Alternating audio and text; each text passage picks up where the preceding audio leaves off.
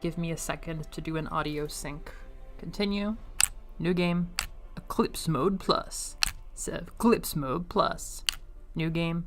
Continue. New game. Eclipse mode plus.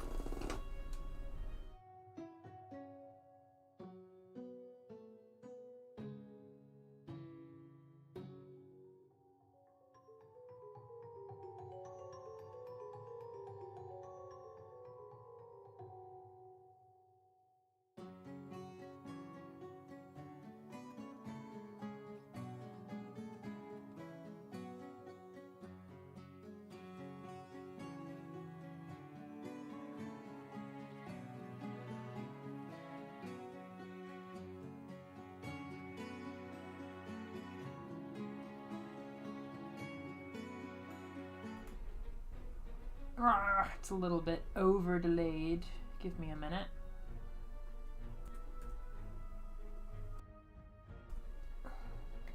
This should be fine. Eclipse mode plus. New game. Continue. New game. Eclipse mode plus. Setting. Eclipse mode plus. New games. Continue. New game.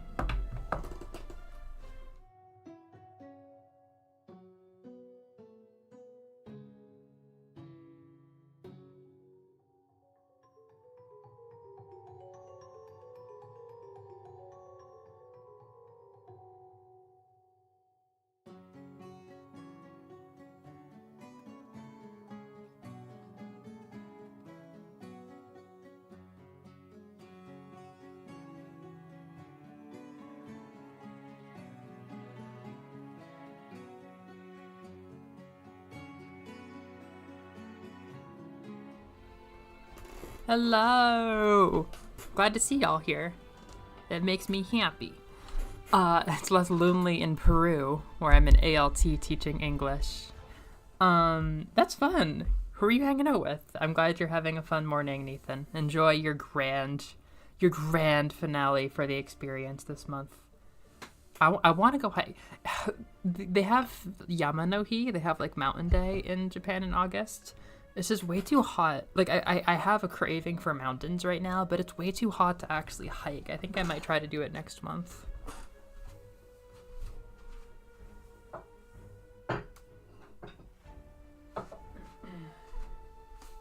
Okay.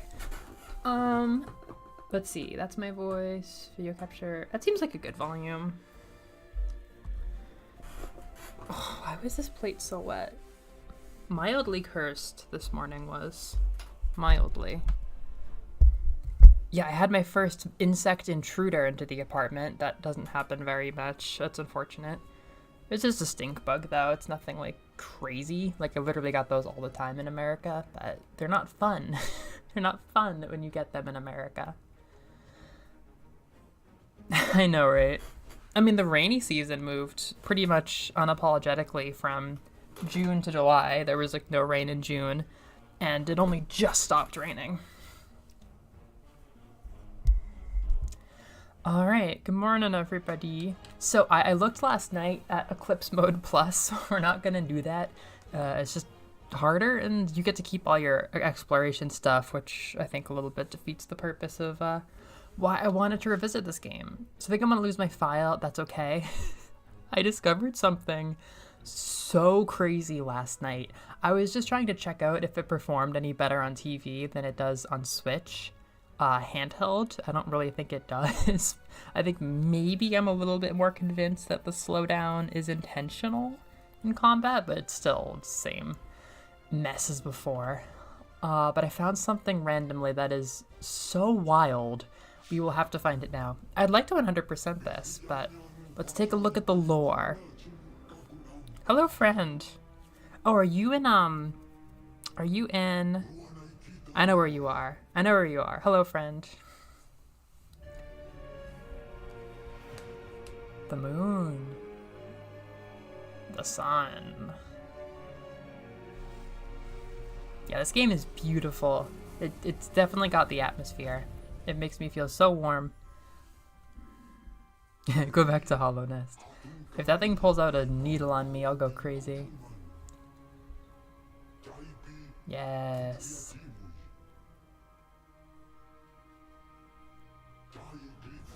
The eternal eclipse. This is not Spanish. I've been wondering if this voice acting is in Spanish. I don't think it is. It must be an older language, like a pre-colonial language in Peru. I would guess. I would be led to assume. So yeah, this is Imp of the Sun. We are a product of the sun, which is like a god figure in this world. Everything is based a bit loosely. It's like not directly based on, but it pulls a lot of inspiration from Incan mythology, but maybe also other pre-Incan Peruvian empires and civilizations. I believe that it's not just a straight Incavania, but a lot of what you'll see is Inca, or just like non-specifically Peruvian. I like this game a lot. I bought it very randomly because I like Peruvian music. I like a lot of the mountain. This is the Andes, right? We're in Peru, so these are the Andes. And there's a llama. And he's our friend. We'll get back to him later. So the lore is that for some reason, things are out of balance and the sun has been blocked out by the moon. So we're trying to gently persuade the moon to fuck off and let things go back to normal. That's why we were created. Yeah, cute little guys sometimes do have to have very epic missions. I've been a little bit mixed on how cute I find the Imp of the Sun. I like controlling him. Last year when I played, I was like, he's just a little bit too much of like a baby boy to me. But now I don't know, maybe I'm like Mega Man pilled and stuff. Like look at his posing. He reminds me of Mega Man a lot when he runs or when he jumps. Like he's kind of Mega Man coded. I think I've softened to that kind of character. He's alright. He's alright, but where he really shines is his friendships. So let's start making those. You came from the sky, and you're made of fire. So Grandpa was right. The sun did send somebody to help end the eclipse. I must say, you're not what I was expecting at all for someone that's about to fight against a corrupted empire. Anyhow, what's your name? Imp. Imp, probably. That's not a name. Otherwise, I'd be little girl, and Granny would be old woman. You know what? From now on, I'll call you Nin. Nice meeting you, Nin. I don't know why she calls him Nin, but he is gonna be Nin from now on. I'm Suyana, and I love collecting things. If you find a collectible, be sure to bring it to me.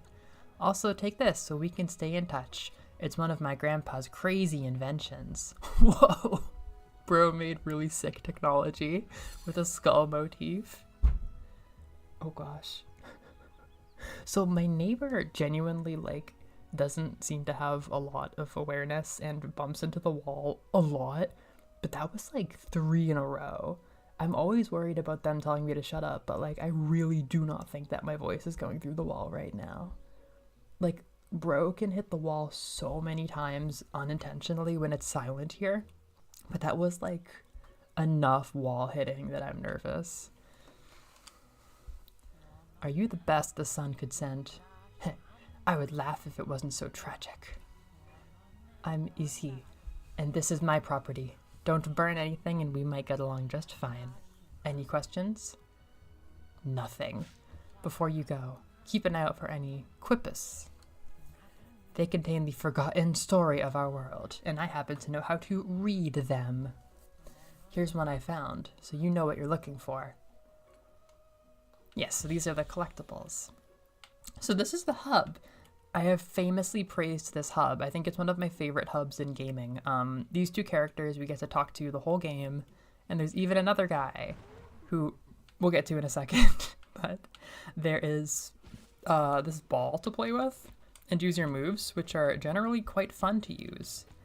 There's lots of upgrades. You've got your Metroidvania like movement upgrade ability thingies, but you've also got like a skill tree, which maybe we could hit now.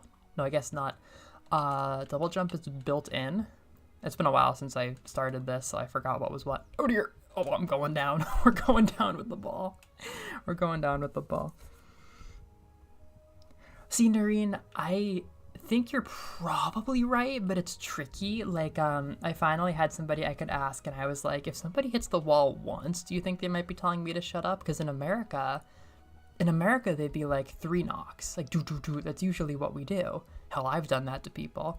I was very pissy in college, but she was like, oh well, that might be too assertive for some people in Japan, so maybe 1 is fine.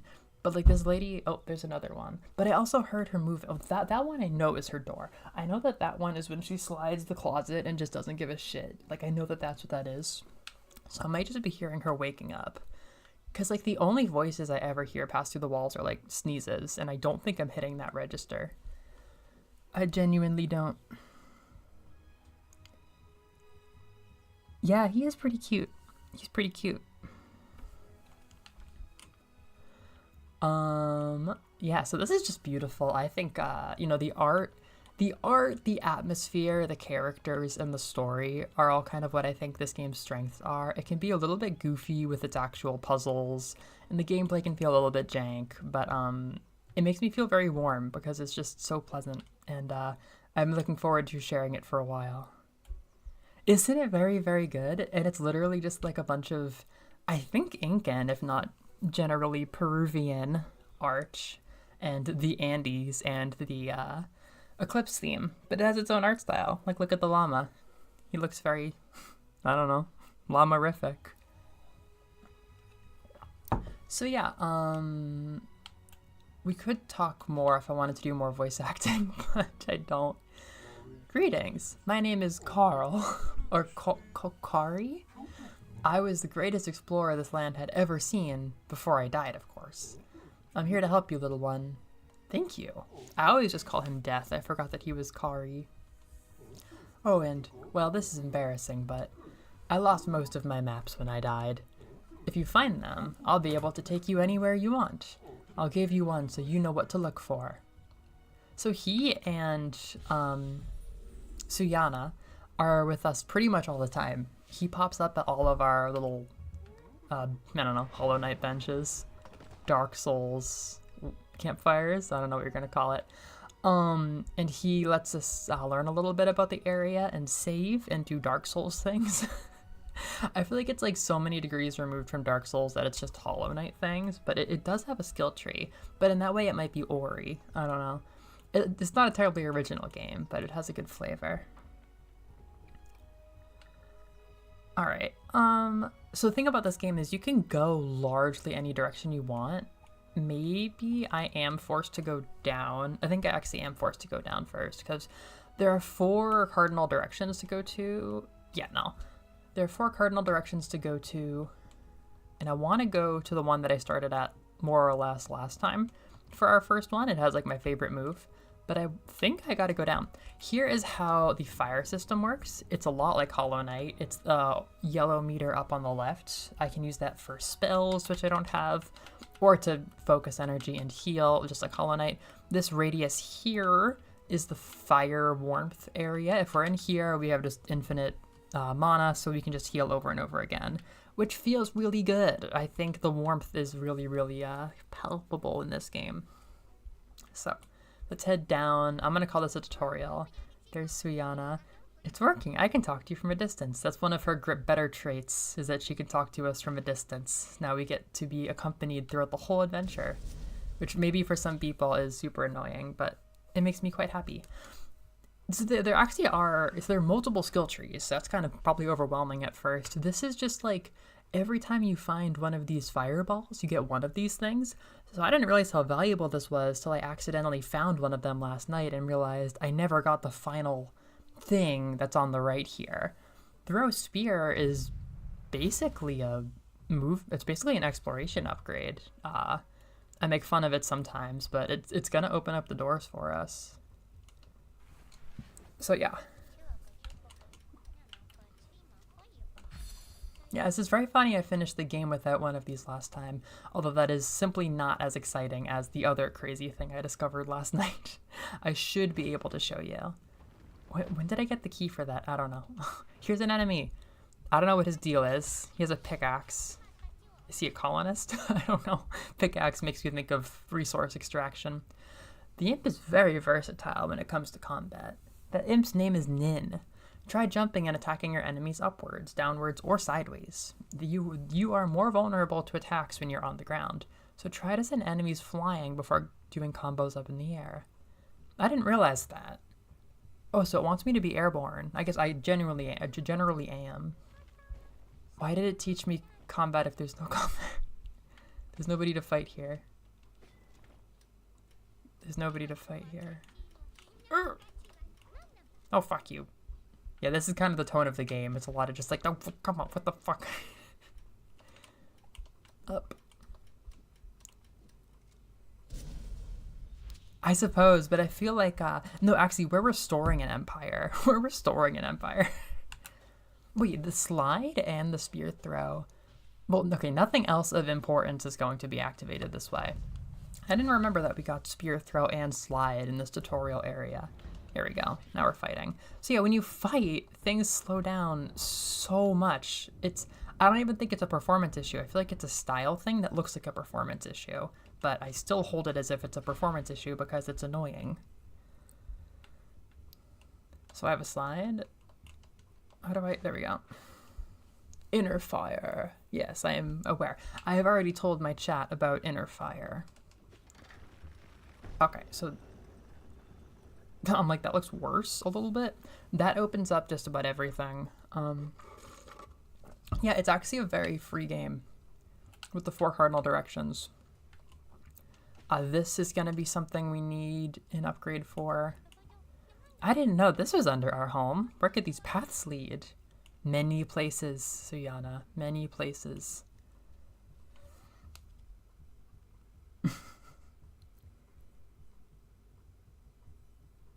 Yeah, it feels like a glitch. You could do it in Axiom Verge or something and make it feel like a cool Matrix-y glitch, but yeah. All right, in a second, I'm gonna try to check the audio levels. Oh, here we go. Yas! Mine. Okay. Even if this game is a little bit janky, it's a good time. Like, it's so janky that I will say straight up, I beat the final boss in my first try with just like a super janky tactic. It felt so cheap and bad. Like, there are elements of this game that feel so cheap and bad. But it still just got such a nice little heart that it makes me smile. So that is a Suyana type collectible. She'll be very happy to hear about that. What? Yeah, there's a whole other system. It's just like pure leveling up your stats. I don't have a map, do I? Do I have a map? Yuck. Oh yeah, the map is actually not that good. But I think it's designed in such a way that you don't often need it, which is impressive.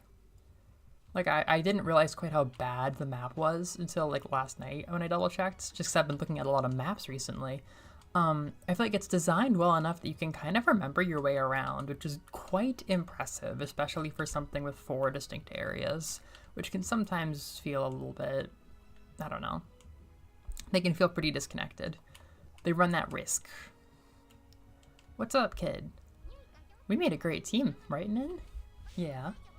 Well, not all of us are blessed with fire powers, okay? I don't know what I said, but I think I took the rude one. Or maybe it was ambiguous. It's difficult to have friendships. Yeah, no, support me. You make this game worth it. I think the animation is so good. I think it's so fun having just like her pop up or death pop up. Like, everybody is just so well animated that it makes it feel very alive. I think I really wanted a Metroidvania that felt lush and warm versus like spooky and cold when I bought this, so that's partially why I like it so much, is it was like really good timing. Okay, let me listen to the audio real quick.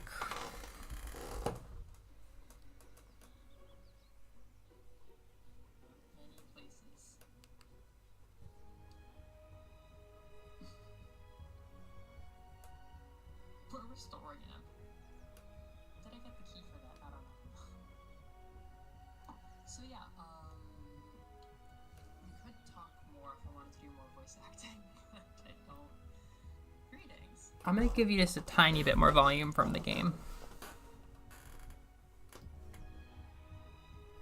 Alrighty then. Yeah, I feel like this game is going to be pretty hands-on and active, so I'll have to take pauses. What's up, chat? What have you guys been doing? How has your week been? I had a very weird week. I'm absolutely kind of sick. Like, even yesterday I wanted to go to some crazy concert pretty badly, actually, but I felt this like a little bit too sick. I felt too shitty. I kind of knew I'd be dumb if I did it. Yeah, so the hub has a couple of these fellows to do. Oh, playing on a TV, I can appreciate the spear throw a lot more. Oh shit, I didn't realize what that was. This is where we just were. Like beyond a shadow of a doubt. I thought maybe it was a new puzzle. No, it's just how I get back up. I shit on the spear all the time for how like kind of lame it looks. But yeah, now that I can see it clearer, I can see the blue and yellow, I can see it spinning. I played my whole first file on Switch Lite, so I wasn't able to have like perfect visibility. And it might not have been performing as well as it normally would too. Oh wow, you can do the falling up air and then frickin' chain it. Yeah, that's pretty nice. Hot and damp. Yeah, it's damp. What were we calling the damp 3? There was something in somebody's life we were talking about that was called the damp 3. Alright. I gotcha. So I'm doing spears? Ba-ba. Oh, this will open up the chance to do the other thing. One thing about this game is it's open enough that you can end up finding puzzles in the later areas, or rather you will find puzzles in the later areas that you can just kind of cheese because you have an ability from a different area. And it's a very interesting feeling. Oh, the Shrine of the West key. I think that's where I was headed, the Shrine of the West. One sec.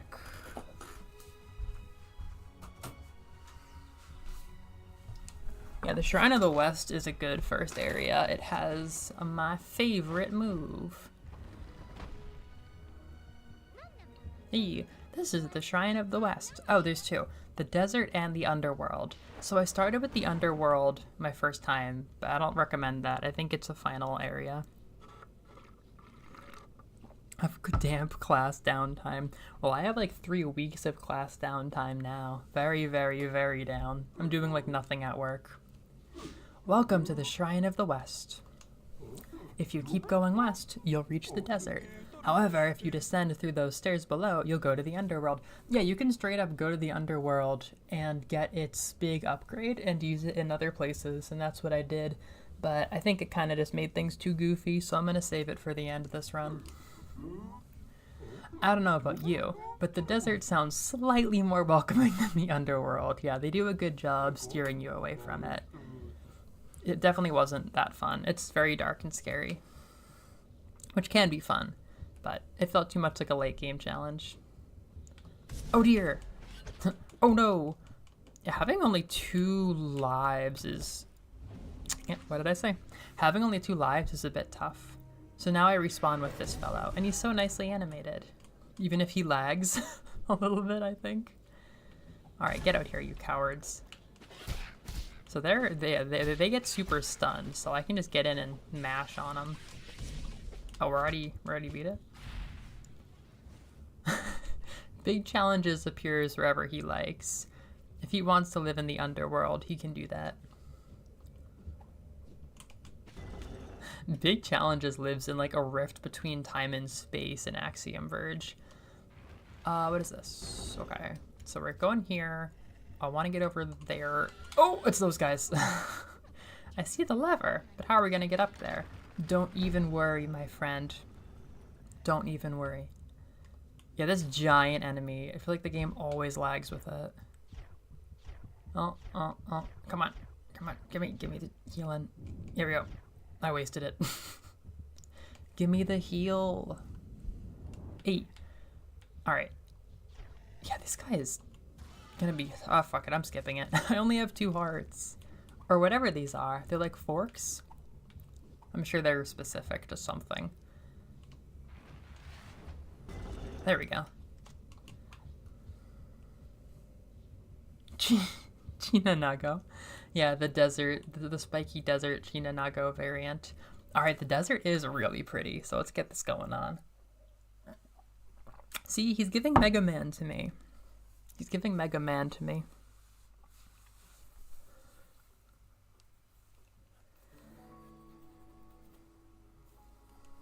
Yeah, I was reflecting last night on how random the lady next door hitting the wall is. I'm like, there's no way she's telling me to shut up. But like, there were like so many knocks. I was like, fuck.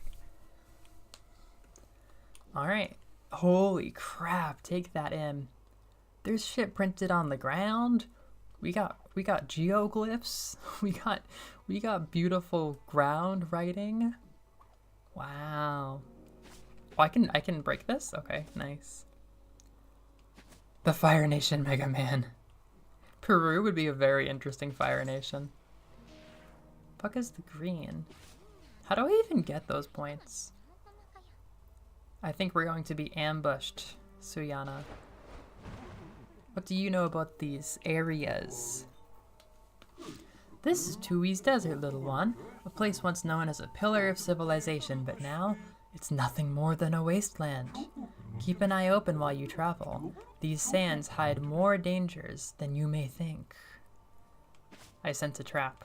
Oh, I see a diagram of a trap.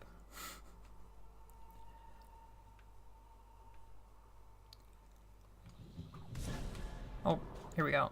Here it comes. Oh god. Okay, I got it. Oh, wait. Oh no. Oh no. You're going up. You're going up. Yeah, this is kind of this weird, like, cringe state thing when everything is slowing down. Oh, I really want some upgrades. I'm used to having a lot more flexibility than this. So it's like a crit right there. You see how that damage is red and very pointy? It's like a weak spot hit. It makes the game lag exceptionally much. Yeah, but again, the enemies get stunned so much that if you just keep slashing, it works out. Oh shoot. But no, I do remember that being tough. Wait, I might have lost my progress. I might have to redo that fight. But like the way that it even stutters when like he's spawning me in is so sad. Okay, I'm glad that it saved my progress there. That's very sweet. Good game. Good game alert. You're gonna earn your way up to the B+ tier at this rate. I was looking at, I was ranking my games really intensely this week, and I love my B tiers quite a lot. Like, there can be a lot of love, and I can still call you a B tier game in my heart. All right. We have 848 bony points to use with Captain Death, so let's take a look at that. Level up. So it's not like a level 1, level 2 thing, but this is your main skill tree. Oh, there we go. There's the health upgrade, inner fire, and your attack. Yeah, they're all good. I kind of balance it out. Look how nice that looks. I love the UI in this game. I like Incan art. It just, everything feels so friggin' warm. And I feel like even now Peru has a lot of fashion and designs and stuff that have this very similar, like, warm feeling. All right, look, I'm a new imp. I'm a new nin. 9-inch nails. I'm a new me. Boop, boop, boop. Get over here. Get over here. I'm not done with you. Aha, I broke the pot. I'm gonna say if we go up, it says we can't go through. Ooh, we got the trees. We got the rocks. We got the breakable pot. Oh my god. We got this guy. Oh, I remember him. Yes, attack him under his shield. Spank, spank. Oh, yikes. There we go. I feel like I'm gonna die to some random collision damage or something. Ah! That's even randomer than I could have expected. I don't want to die like this, but I think he can hit me if I'm up here. I don't want to die in this place. Get fucked. I'm in a bad... yeah, I didn't see that going well. Ah, Ines Nin, the erotica author. I've not encountered their work.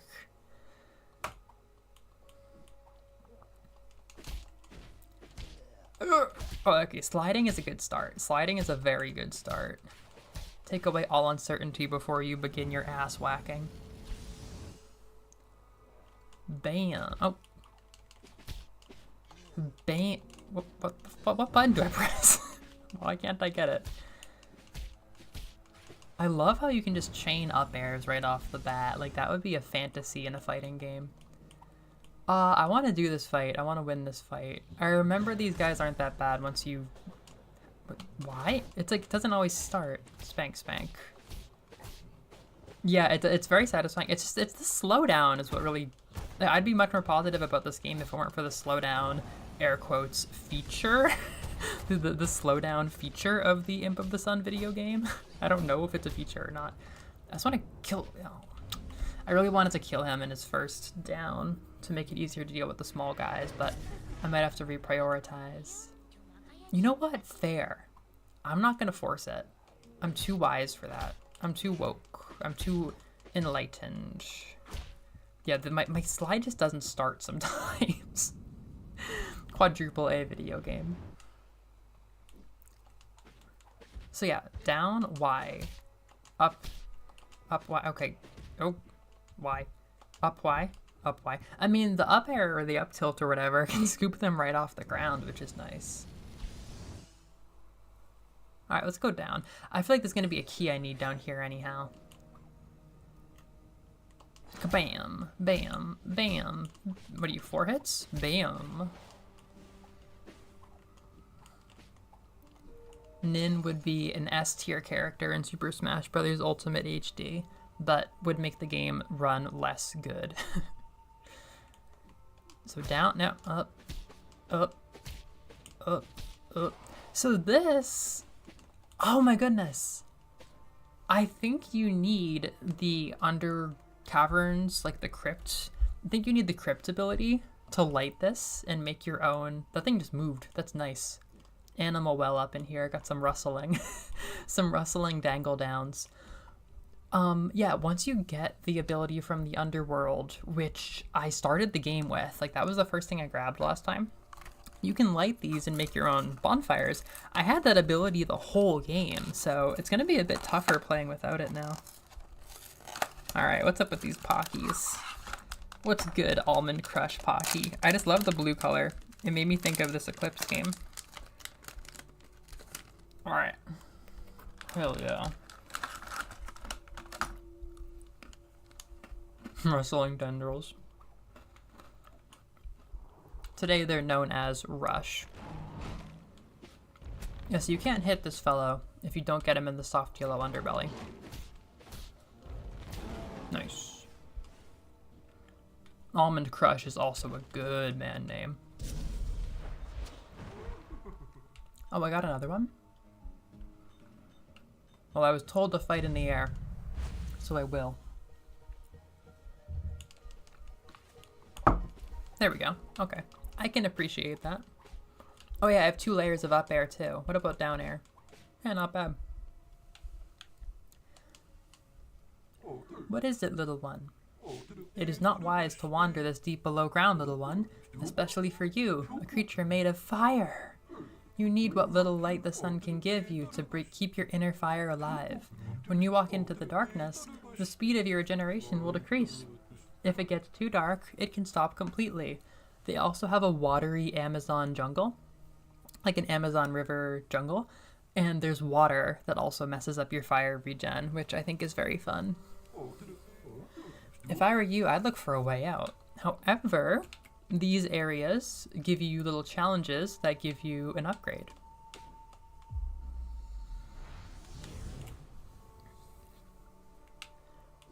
Alright.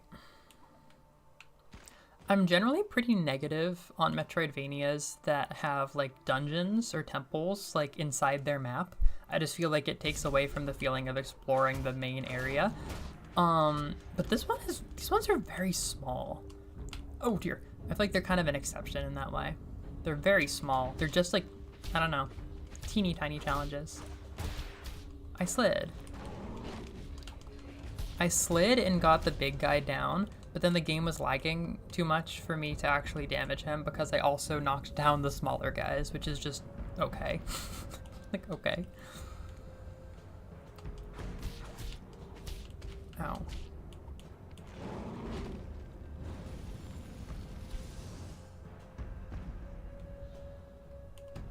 Goodbye. What? Okay. Face my wimpy, ineffective spears. Oh. I got you. Ah! I got you too. I got you both. I don't got shit. I'm gonna die out here. Oh. Bro Castlevania'd me.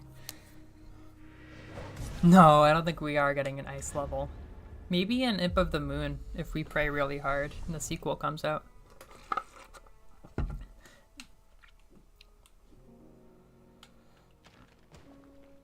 There is no word of Imp of the Moon being in development, but I can dream.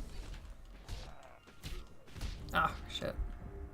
Oh, fuck you. Unfair.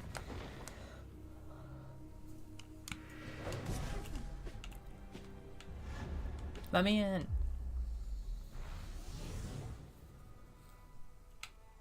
Okay, we got this. We got this. I have seen reviews of this game where they're like, the action is so tight and well put together that if you lose, it's on you. And it's like, I don't think we played the same game. I don't think we played the same game. I feel lethargic and bumbling when I play this game. Oh god. Fuck you.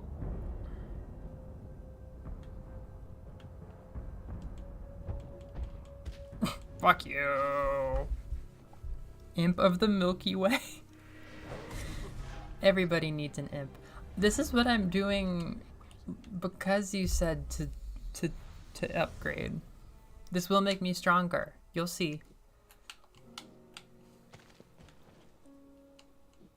I'm gonna do it. I guess I should pick off the little guys because they keep... I was holding down. Piss off. Ugh. Okay. A hallmark of Ori-inspired games is that they make me really, really frustrated sometimes. Alright, bring it. Down, down.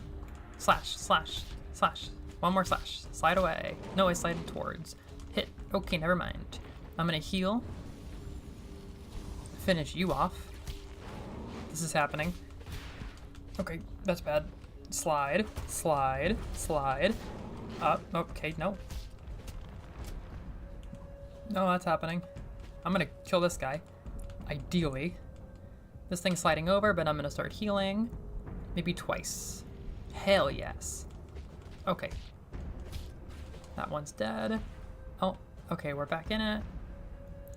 You spawn right here. Thank you. And now for you. All criticals all the time, ideally. Okay, it's a very quick get-up attack. The shrimp dog figures. I think this is the shrimp dog. I think we're about to meet it. Whoa. I've completely forgot about this enemy. It's like a one-time sub-boss. No. So it's spawning spikes in the ground, and then when it gets up, it shoots more stuff out sometimes. Damn, that's really dangerous. You could hurt somebody doing that. These are tree spikes. This is kind of a lot of attacks for a sub-boss. I'm attacking you. I'm attacking you. Oh. Please. Oh. Oh. Oh. Okay, I guess one of the attacks hit, but it like pushed me back so far that I couldn't hit anymore. We got one hit in there. I'm worried about getting hit right now. Oh. Yikes. He's doing his stuff, but I want to heal. Okay, hit. Oh, this is good. Yes! That's a really cool boss, but I was pretty nervous the whole time. Just felt like I'm not very in control of the situation. Air dash! This is like my favorite move in the whole game. This move is so good. This move is so good, chat. Yeah, I don't know. These must be some kind of like Peruvian duties. Like, I don't know. They have so many bones sticking out of them. Or at least it looks that way. Like these whiskers, those look like bones. Yeah, just being slow and saying what I want to do out loud instead of mashing and being frustrated has been helping. Because like I just don't always feel like the attacks I want to do come through. This is all experience, right? Yeah, I'm gonna get a juicy level up. I'm guessing that even if I was able to beat the enemies out front, in front of the palace, there would be an air dash check that would stop me swiftly. Okay, sweet. I will say, I want to try and 100% this time, and now I'm starting to regret that the map's not very good, because, like, I don't know. I don't know if there's any rooms I missed in here. I really couldn't tell you. This being a kind of pocket dimension, hopefully not, but, like, it's very hard to tell. It is, like, when you're losing control, it certainly is. Alright, I'm gonna pop out, I'm gonna recoup with the death guy, and I'm gonna take a quick break now that we've gotten set up.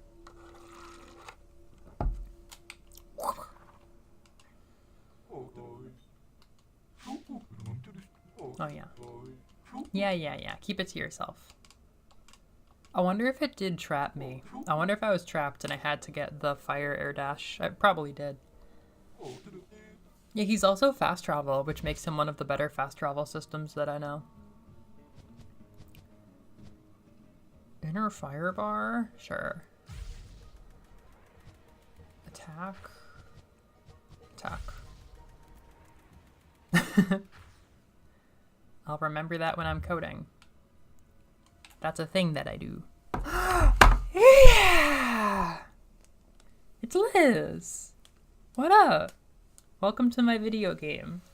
We're in kind of the Inca Empire, kind of a conglomerate, just kind of Peru world. This is Imp of the Sun. I was literally just putting my controller down to take a break, but I will give you the tour when I come back. Enjoy it. It's really, this game can be very janky, but I think it has a very good map and progression system, and I think ultimately it just puts you in a really good mood, even though it pisses you off, which is true of literally both of my Ori-related games that I have. So yeah, we can enjoy some more atmosphere. I'll show you the desert now that you're here, Liz, before we head into the temple. It's one of the prettiest areas.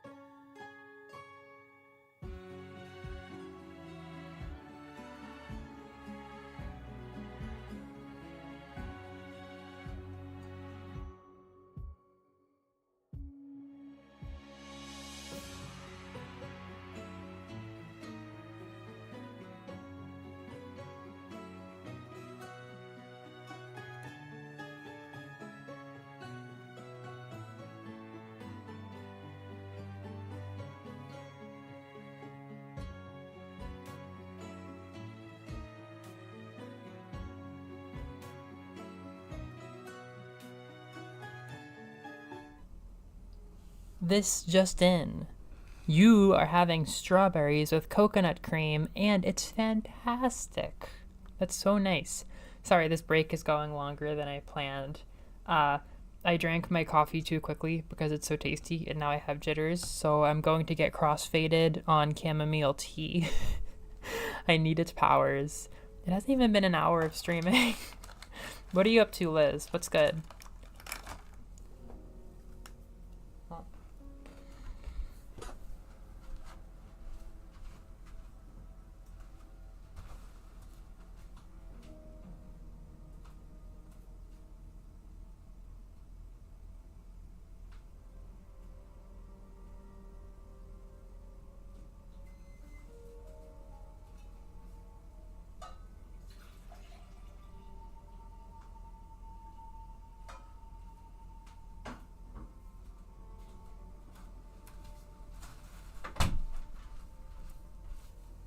Alright.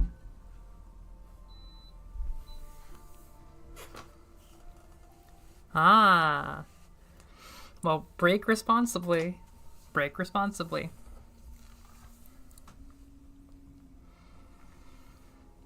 What are you up to, Juno? What's been good lately? The developing Ichigo news. Alright.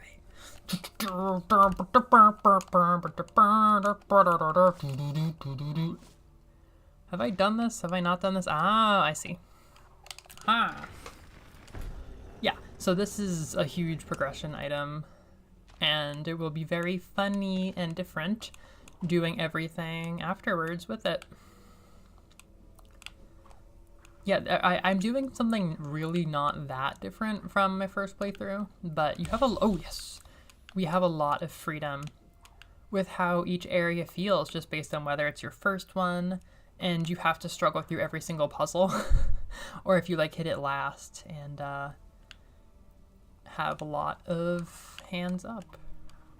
Oh, that's awesome! That's extremely fun! The gang. I'm very glad you guys get to hang out.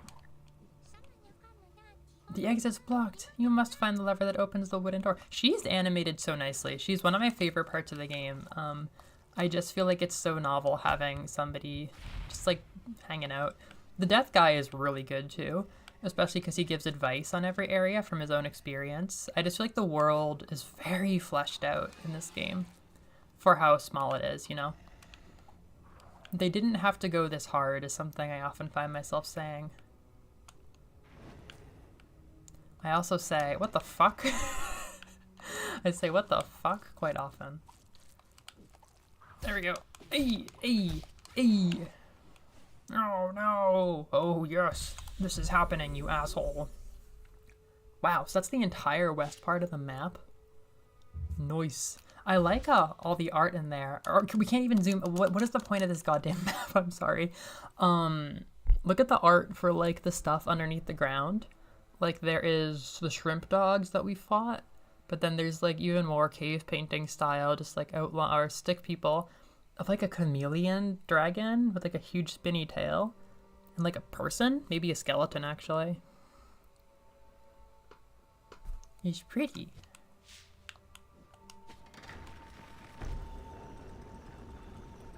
Look at this, look at that asshole. Look at that dude with the big glassy eyes. Yeah, look at that big asshole. What a dweeb. Look at this dweeb. He's like, I'm just down here doing my thing. Don't bully me. Don't you go and bully me. And it's like, no, it's starting, motherfucker. It's starting. You absolute topaz dweeb. What is a yellow gem? Is topaz not yellow? I think it is. You opal motherfucker.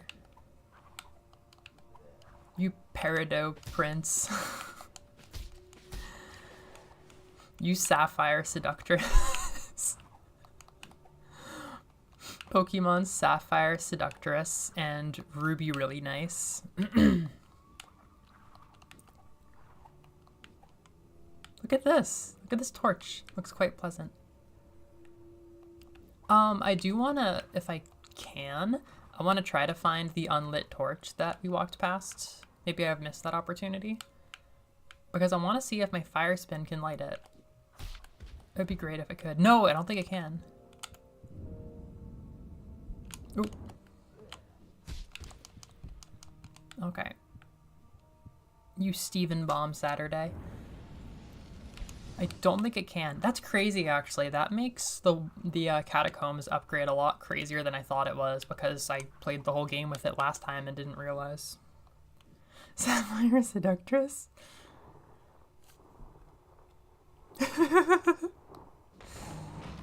Yeah, she's going through the phases. I shouldn't have bullied her. Her life is really transitioning. What did I do? Oh, I have to I don't even fully understand what I did. Or maybe I do. I suppose I do. Give me a diagonal, brother. Give me a diagonal. Okay. Give me a consistent diagonal and I'll show you an Imp of the Sun that is so full of joy in life. Oh, there we go. That was truly not that bad. Finally out. Yes. You're so right. I think the spin finished with about as much damage as a normal attack. Oh, yeah. Oh, we like to move it is what we do. That's what we do.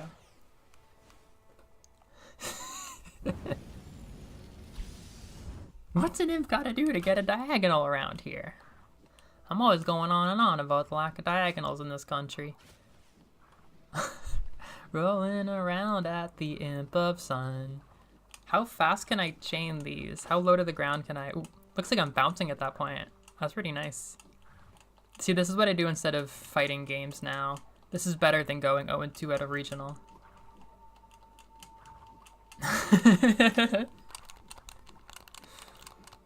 Good boing. Good boing. It doesn't even have a bouncing feature. I'm just making it look so bouncy. The game is choosing to autosave right now. Like, yes, this is important. Jot that down for later. Yeah, this is a beautiful area. Oh.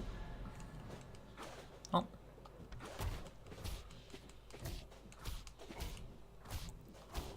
I really like the feeling of jumping up and just pounding on them with my hedgehog spin.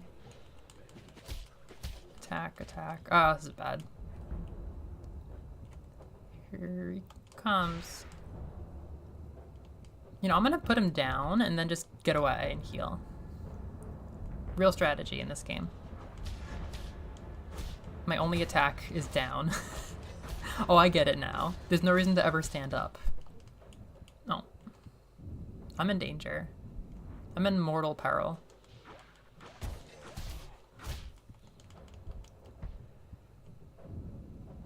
Huh?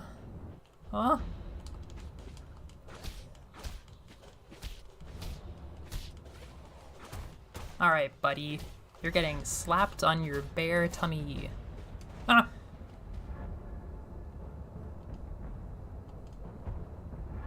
Okay, heal. This guy's really tough. What? Fuck it. Perish. Okay. Sex. Ooh, the tech. Ooh, the tech. Yeah, this game is a very high-tech ceiling. Oh my god. Fuck.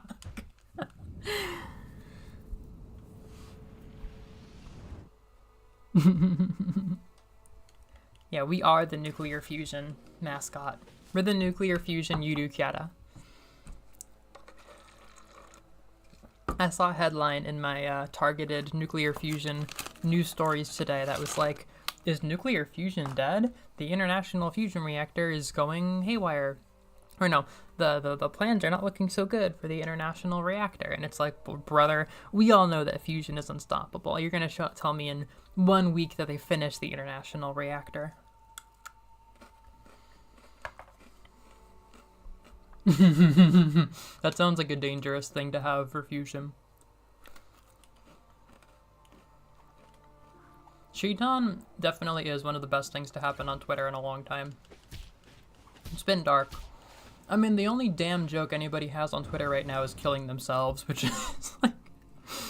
I was reading the leaks for My Hero Final Chapter, and when I left the top tweets and went to like the most recent ones, just trying to see some more leaks, like, I kid you not, I'll be generous and say 1 in every 3, but more like 1 in every 2 reactions was killing myself. Oh, one reason not to kill myself anymore. I'm killing myself. I'm killing myself. Like, anytime there's news about like a game that people are into or like an anime on Twitter, the only joke is suicide in 2024. And I don't mean to stigmatize people who need to talk about this kind of thing, but I don't think anybody's life is hanging on whether or not they can say that they're killing themselves over a gacha card looking good. It's genuinely been frustrating me because I was struggling with intrusive thoughts not long ago, and it's just like, where does this insensate need to joke about killing myself come from? Oh, I think it's Twitter. I think it's Twitter in 2024. Like, a gacha card will drop and everybody's like, I am killing myself. And it's like, I don't think you are. I don't think you are. I really don't think you are. It's really infuriating. It's like the only gacha Twitter joke right now. It's really infuriating.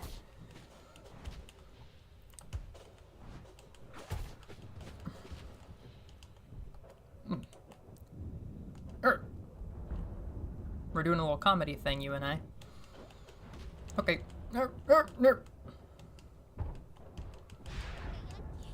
Don't say it too soon. Don't say it too soon.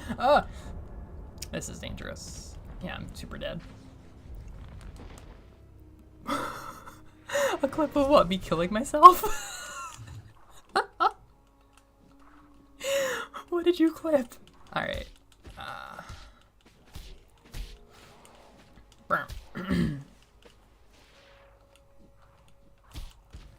Rolling around at the speed of... Ow. Well, what healed me? I suppose maybe it's that green ball. We're not finally out. I'm putting us back in. I'm very glad you clipped that. I'm very glad.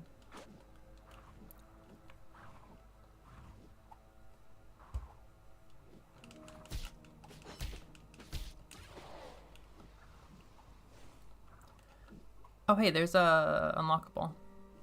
Was I aware of this? Did I know this? Subjecting myself to every single puzzle that the game has in order to get 100% is definitely going to be an interesting flavor. Goodbye, Cert. Goodbye, Cert. The ceramic of Tui. It would be nice to double back to the hub. I suppose it wouldn't actually be that hard to do, would it? Because the grandma specifically can give us some cool cutscenes and stuff about the lore if we find certain unlockables, and I find that is quite fun to look at before you go to fight the boss. It's world building, if you will.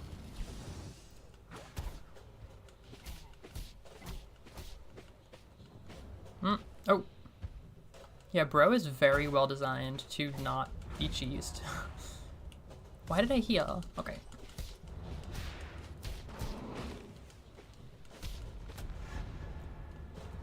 Okay. Bring it on. Hey. Send me to the Guinness World Records of the Sun, and they will tell you I am the greatest at this game. Oh, this is very bad. But consider this. One of them's gonna pull out a handgun and start shooting at me through the fucking floor. Like Chushin Guda. Woohoo.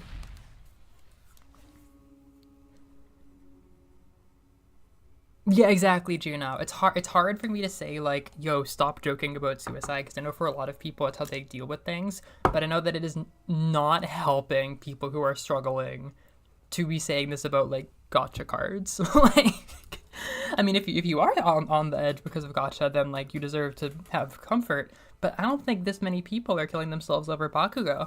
I don't think they are. I don't think they are. I think I just put Melovania on a list, probably.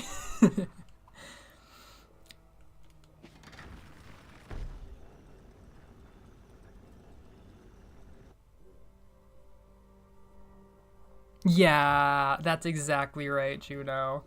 I think people... Oh, this is also a... I can't believe how useful the Crypts unlock actually is till I don't have it. Oh, see, I didn't even consider whether or not there was like research on this topic. I was just like, I'm sure some people need to talk about it. I think making it a joke is ultimately probably not helping that many people. I mean, I'm sure some people are being benefited by, like, hey, we're all talking about death, right? But yeah, you gotta imagine it's causing more problems than it's solving. Or at least we need better jokes. The only jokes on Twitter this year have been reclaimed slurs and joking about killing yourself. And I'm like, yo, this is so lame.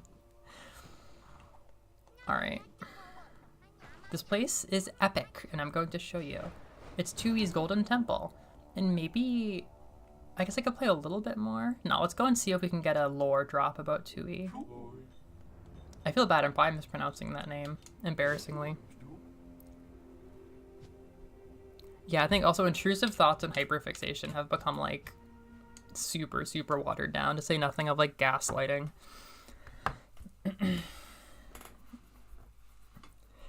I think I was watching an Avatar video essay. What was it? I watched 2 Avatar video essays recently. There was something where it's like, he was so hyperfixated on this that he forgot to do this. Oh no, it was Invader Zim. It was Invader Zim. It was not Gib being hyperfixated on stopping Zim. It was like literally just like some plot detail of Enter the Florpus. And it's like, I don't think that character was hyperfixated on this thing. Like, I've seen hyperfixation. I don't think that's what it looks like. Anyhow, yes, we're back in the hub. We can do this now. And also, I didn't really show off, this ball is epic. Maybe I've already lost it. You can do so much with this ball. There we go. Yeah, I already destroyed it. Or maybe I very conveniently knocked it straight up. Wait. Is it down here? Get out of here. Get back up. Get back up. Get back up. No, the song is so good, the vibes are so good, and this ball is here. So you can just spend forever in the hub if you want to. Oh, is there lag or something? Testing, testing. No, I see no dropped frames, so I don't think it's on my side. Everybody comment in chat if absolutely nothing is wrong with my beautiful stream. She's still sad. I didn't realize how often she's sad.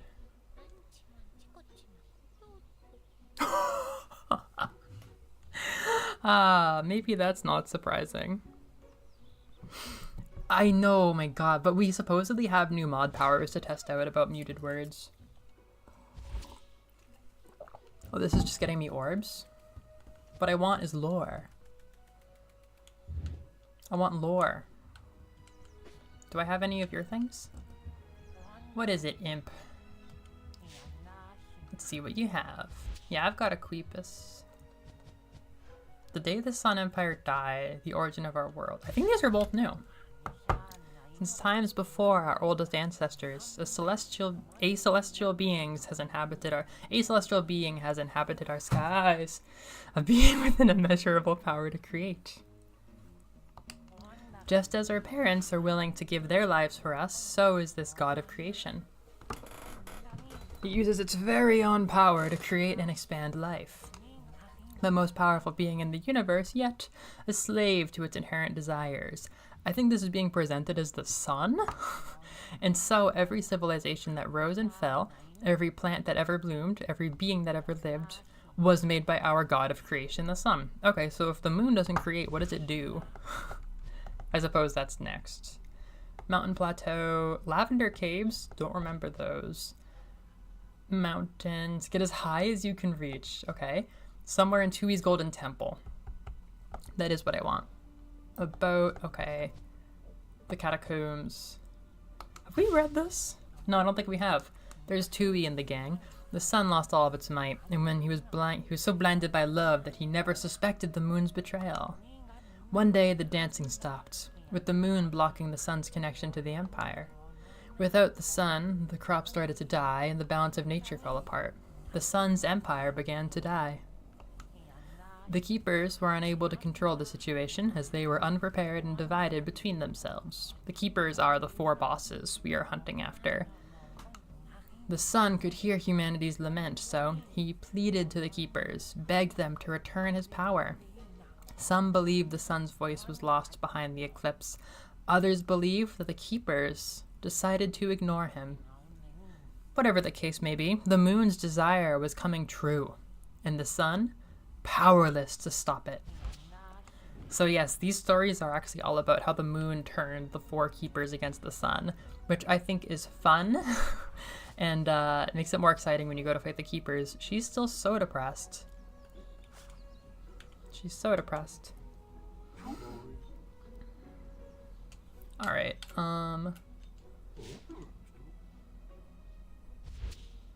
okay. Add 1 to your health, 2 to your attack power. Oh, we're behind on health. Okay.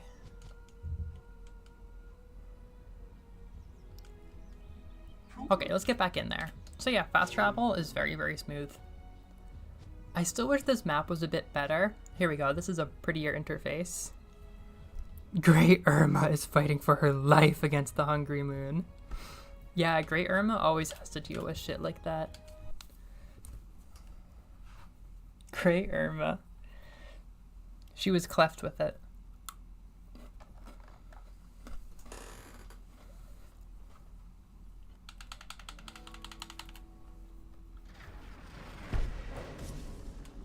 Pocky chocolate's kind of good. It's not always perfect, but it's kind of good.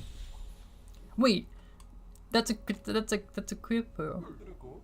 I'm going back home. I already can read the thing that I wanted to read.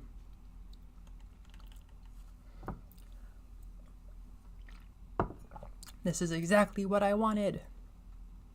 Yeah, I'm pretty sure that this is kind of like a good first area. Pretty sure it is.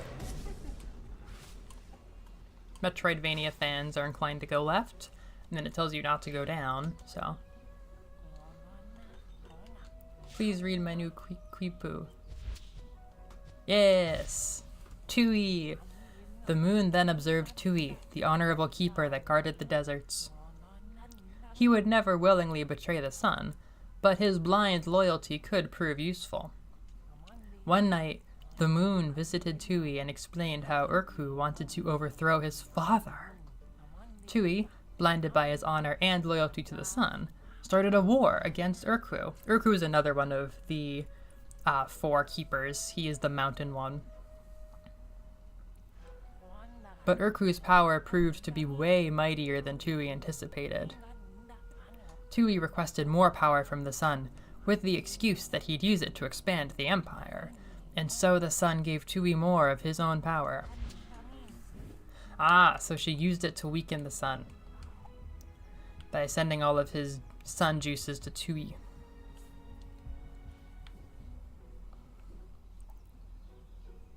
I think I like that a lot, actually.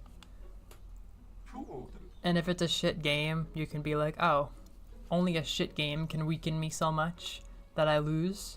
I must really be quite talented. This is fun. It makes me smile that I'm streaming such a random B-tier Metroidvania with so much warmth after making a video on like a free 50-minute one from a random B-tier series. Like, maybe I could do this whole mostly Metroidvania thing. Turns out there's a lot of fun. We have Peru, we have Toho, we have Momodora, we have Uganda with Tales of Kinseta. We have Kingdom Hearts comparisons with Tales of Kinseta. There's much to be done. I look at, like, I watch a lot of competitive Pokemon videos because they're fun, brainless stuff, and it's like, man, there's just that not that much to talk about in Metroidvanias. But we could talk about the Incan Empire. We could talk about the Incan Empire if we wanted to talk about something. Or that dog vase I destroyed. Alright. Find the 2 gem keys. Yes. So these areas are a bit like dungeons, but they're also just the main overworld at the same time, which is hashtag good design on my mind, in my mind. We have Numazoo. We have the Numazoo Aquarium. We have Dracula's Castle. I've been reading a little bit about Dracula this week. I've been curious because we have multiple vampire games now. Touhou Luna Nights is ultimately a vampire game. I was reading about what animal. Why are some of these assets randomly so low res? I've been noticing some assets are just like ridiculously blurry. I was reading about what animals Dracula has power over in the original Dracula, and kind of like why, why those animals, like rats, wolves, dogs, that kind of thing. It's very interesting. I was never aware of that. Of course, bats. Bats are a part of that number. Oh, what is this? Oh. Yeah, these puzzles are not always bangers. Sometimes they just kind of exist. What the hell? Fight, fight, fight. Hello. Ooh, ooh, ooh! Starting the combo and continuing into the up air string. This would be the best Smash 4 character. Uh-oh.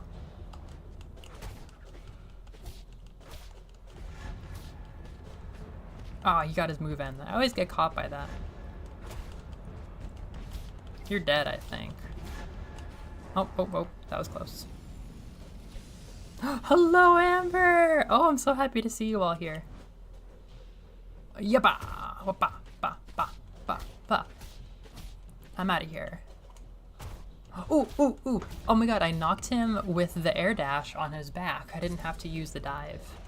Or the slide, rather. Oh! I did a combo over the snake spawn area, and I finished him off before even touching the ground. This game would actually be such a favorite of mine if it didn't feel so awkward with like the slowdown. Oh my god, descending with a down air and then doing 2 up airs to finish them. James Bond shit. That's James Bond in Melee right there. Bam! Yoo-hoo! I think that's where I'm using the key. There, okay. Ah, this is Zim Discourse. What's Zim Discourse? I mean, I've been noticing at least a little bit of Zim Discourse since touching some more fan pages. LMAO. Okay, jerk, I'll just transcend you. Yes. We're popping. Yes, we are popping. We're having fun. Yeah, so this is Imp of the Sun. It's a Peruvian game about Peruvian culture.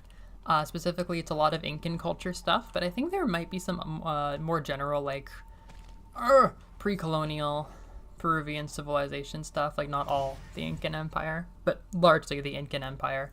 I think the Empire of the Sun concept itself is very Incan. And also Japanese, but ideally not so much anymore, eh? Look at that asset flickering. The trans... Oh, that's interesting. Oh, I'm glad they went to your aquarium that you love. Yeah, the pitch here is, it's very beautiful.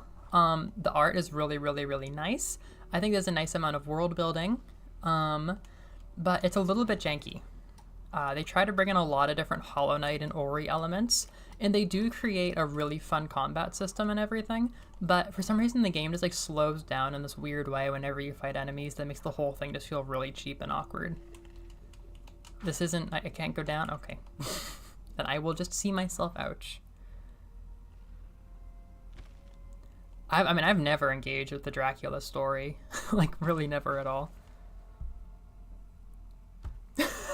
I didn't realize how many freaky things Dracula could do. It seemed like that story was so much more grounded than, like, the Dracula fiction that came after it. Like, I've read tiny bits here and there. They never seem crazy enough for, like, a man to be crawling on the walls or turning into a bat. I can't believe I did this whole thing with the catacombs power my first time, because like this right here I could light and make a torch. Not that it's like a crazy benefit, but wait, hold the phone. Hello? That's not what I thought the phone was being held for. Maybe I need to go down. I kind of want to meet the original Dracula now. Oh, it's spooky. Well, fine. We do spooky here. What? It seems like that was designed to stop so many of my different attacks.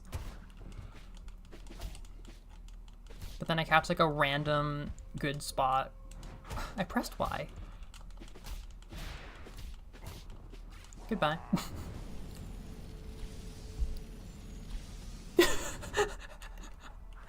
Jonathan live posting about this event. We go down. Oh, we got the key. Oh, this right here. Yeah. Catacombs power. I have also seen something for the jungle power. Oh, shit, skull. I just got like triple comboed by that. Did y'all read this in English class, or were you like, I'm gonna learn about Dracula today?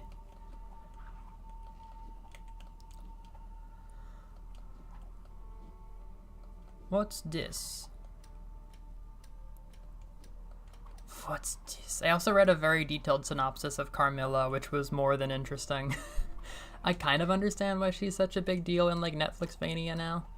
Like, yeah, I mean, if we're just basing everything on Dracula because he has historical relevance, then Carmilla also deserves this. But I don't know so much about Sekhmet. I don't know about Sekhmet with Castlevania Nocturne. I'm glad that I got hit 3 times. That helps a lot.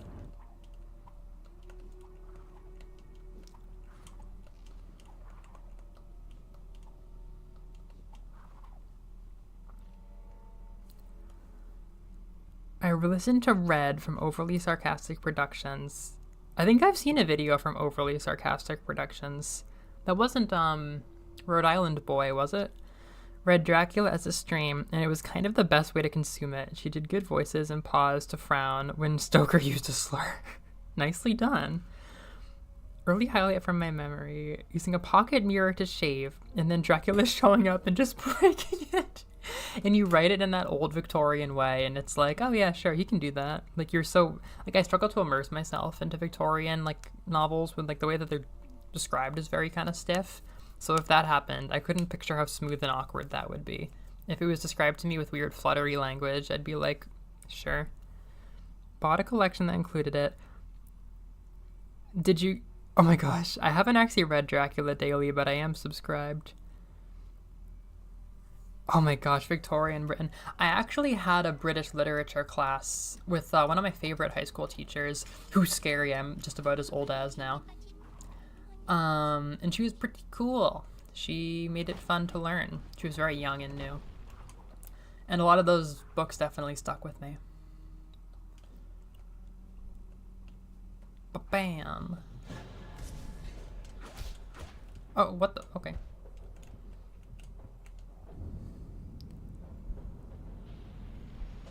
Alright. Yeah, so you have a soul meter, kind of like Hollow Knight, but it's warmth. It's like fire. And sometimes you can light your own fires once you get enough power, which is really fun and thematically cohesive, and it makes you feel cozy.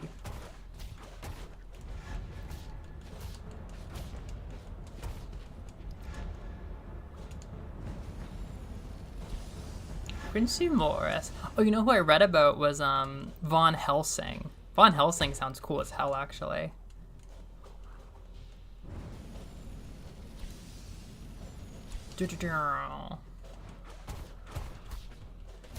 Huh. Sweaty men heaving their chests.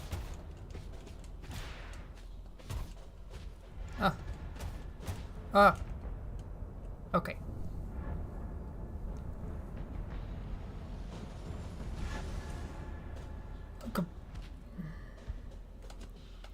Yeah, my slide is just not registering, which is cute and charming.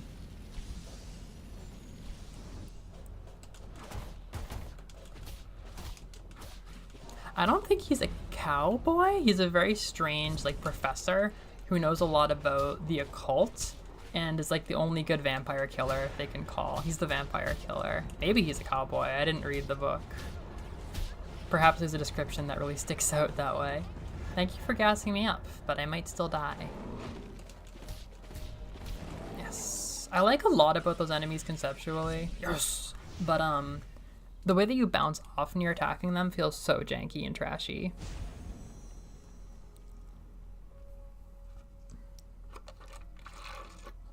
Quincy Morris, the American cowboy. Delightful.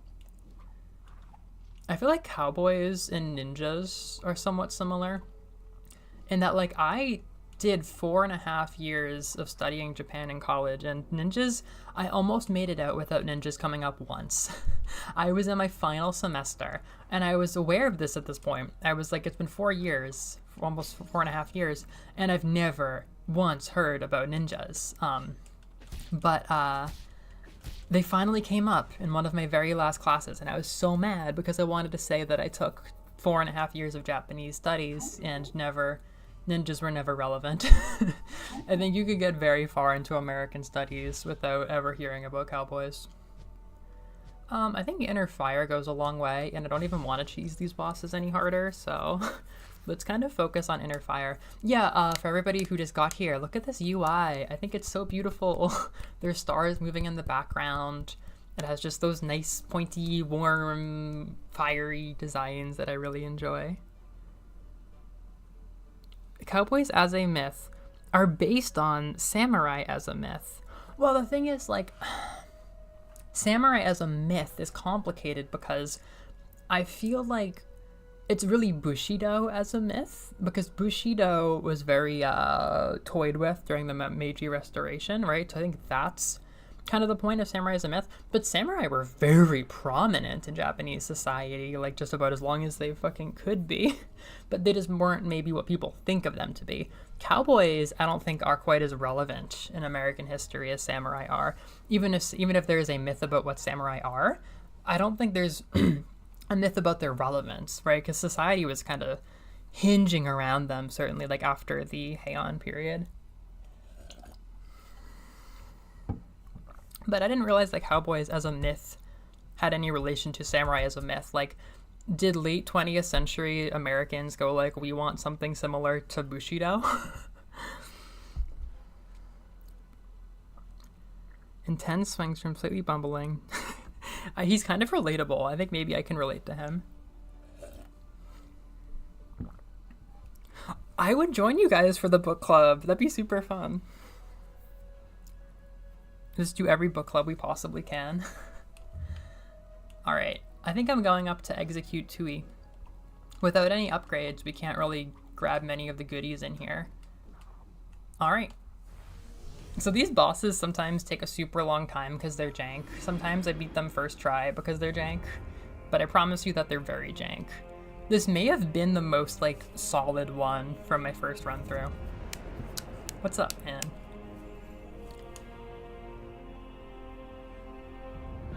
Let's go.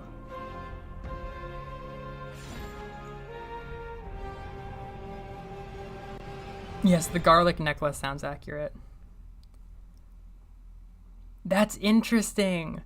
Oh, so it's Hollywood's fault? I was gonna say, like, I don't think samurai were very relevant in America. Or samurai, cowboys. You know, cowboys are they're so specific, like geographically specific too.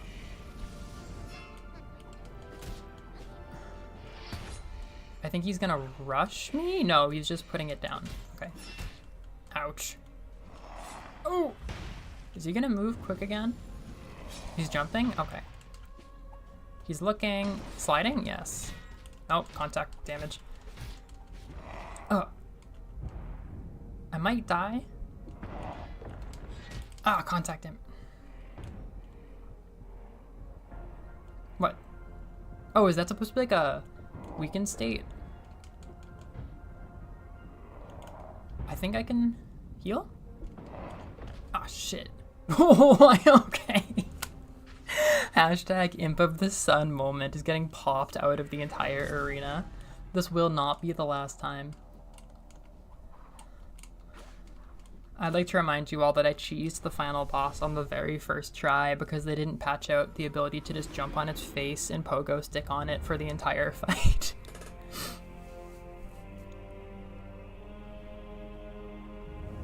I would love to join for whatever you set up for Dracula readings.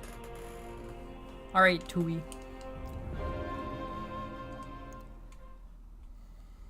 Let's go. Oh, ouch. That hurted. That hurted. I think Invaders... I don't know why this comment is still on my mind. I think Invader Zim discourse is valid, when you look at fandom's desire to ship things and realize that there's an ageless alien who's like, I've been listening to Invader Zim trivia this week. He's like probably around 150 years old, which still marks him as an Urkin adolescent. Funny how every fiction has the same issue repeated over and over again. He's still an Urkin adolescent, but he's older than any human on Earth, is one of the watermarks there. So no, you cannot ship him with Dib. You cannot ship him with Dib. That will be a problem.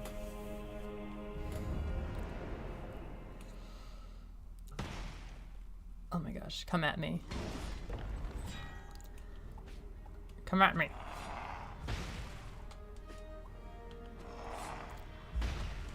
I think you could probably combine Jiro with Gaz, and then that's all you really need for my channel mascot's personality. I think whatever happened if you mix those two things, you don't have to go any further in terms of character complexity. I think that's literally just me in my simplest form, and the part of me that I would put out as my YouTuber persona. I think those are fantastic, fantastic characters. Ah! Come on. Ah! I think I'm safe. Alright. Make a mistake.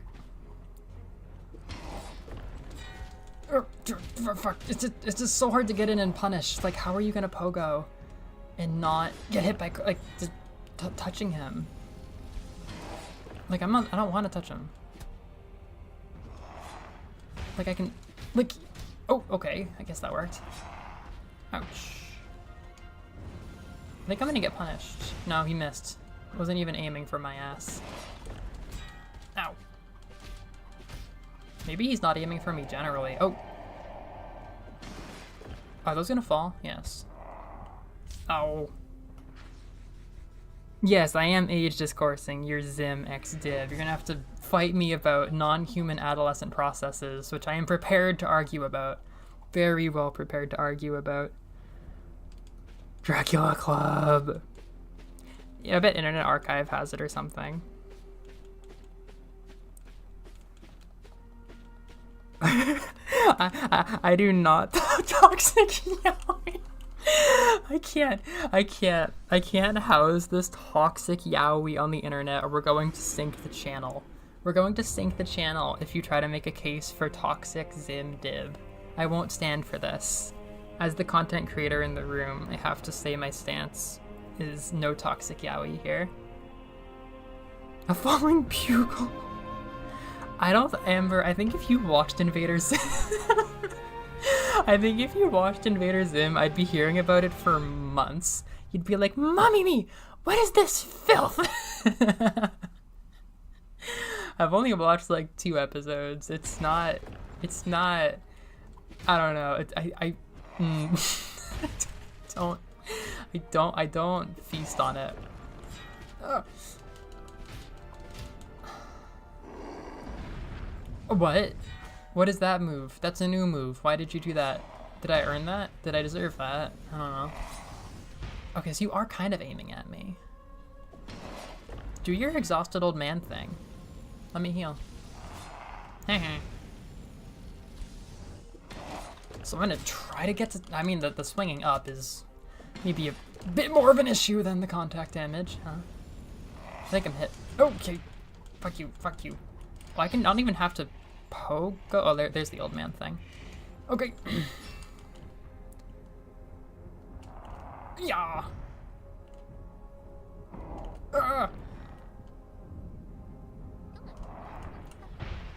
Yeah, oh god. Yikes. Okay. I'm ready for this. Oh, I'm not. I'm simply not. Oh, I'm simply not.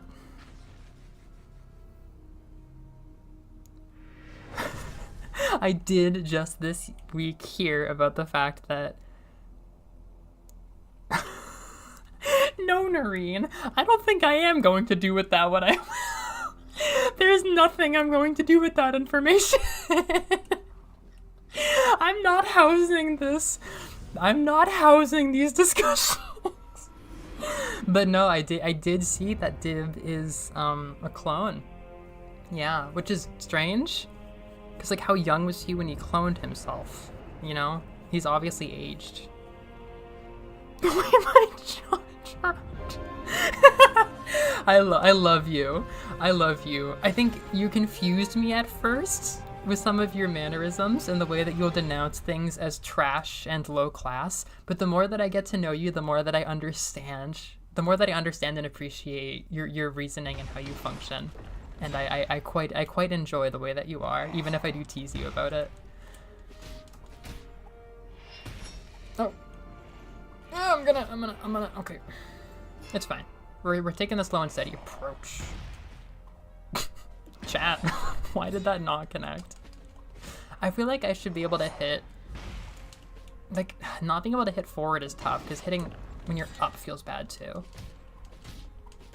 This game is like the definition of a mixed bag of quality.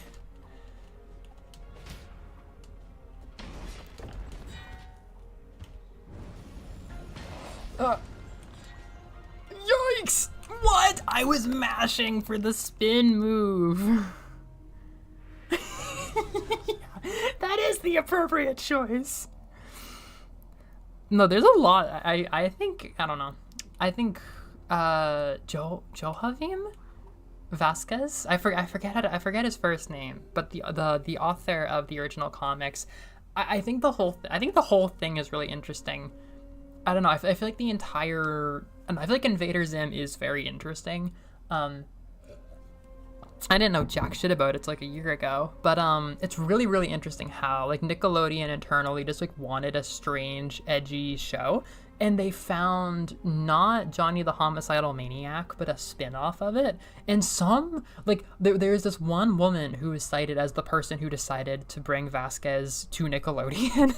Like one person is cited as the one who made the decision to like start this, and she was like, yeah, I think this person should make Nickelodeon cartoons, and everything to follow was so problematic, like just complicated and messy. It's really interesting hearing like quotes from the team and like what they were, like what they wanted to do and what they couldn't do and everything, and kind of like, you know, I think honestly Vasquez sounds like an interesting fellow, because he's like, a lot of his art is just about like kind of unfortunately like being let down by the systems around him and frustrated and like knowing what he wants to do but like not being able to do it. It is like struggling in life, which I think, to be honest, like when I did actually watch Invader Zim for the first time, I was kind of like, this is kind of a mood. Like there are elements of it that are like I don't think it's a mood for kids, but like, you know, as an adult, like it's funny. It's funny seeing this. What the fuck is happening? What's going on with the mushroom? This is the wrong cutscene. This is for a different boss. It's playing this is for the jungle boss. Why did it show me the art for the jungle boss? That's not the right art. I love this game. Are you okay, Imp of the Sun? Why did you show me the beginning of the cutscene for a boss that I'm not fighting? Okay.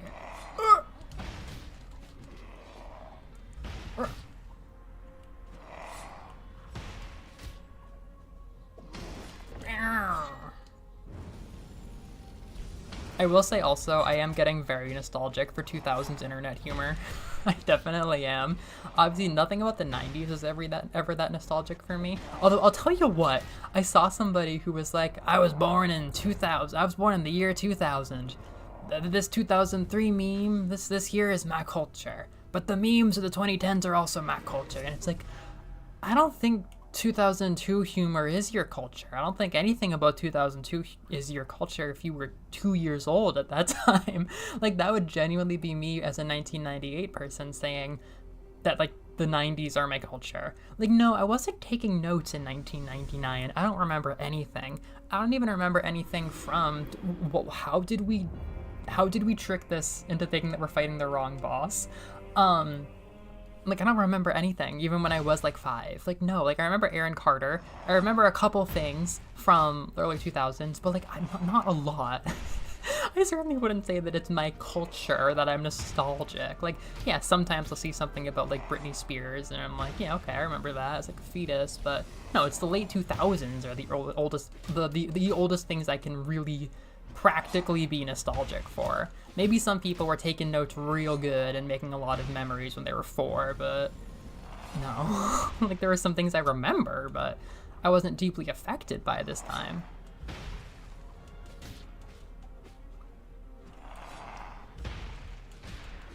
Uh-oh.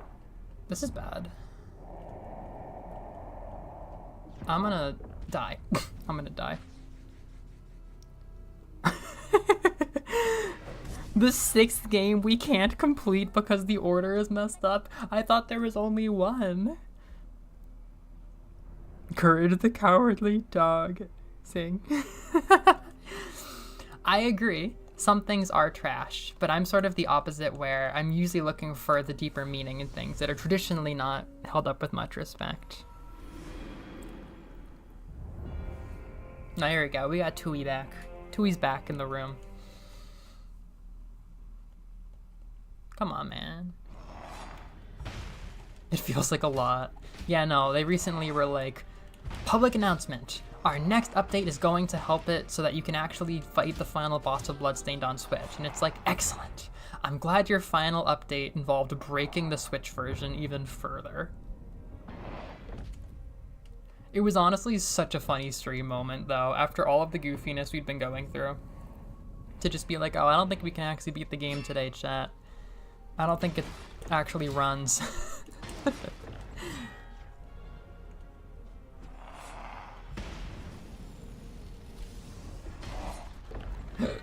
Okay. Bam, bam. I'm getting good at hitting that safely, but it's right here where things fall apart.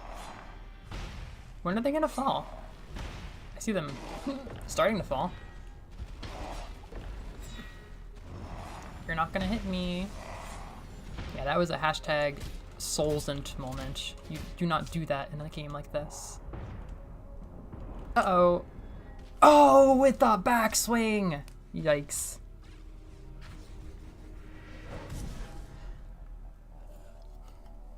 I mean, you shouldn't have many games that you can't beat because of technical problems. Usually you don't release a game in that state.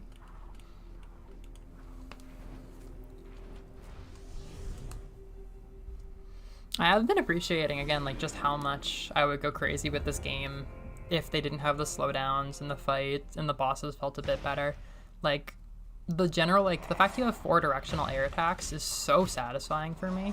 Like, those are some of my favorites. Super Smash Bros, baby. Better than Hollow Knight. Better than Hollow Knight. No. Ah. I think I'm dead. I think this run is over.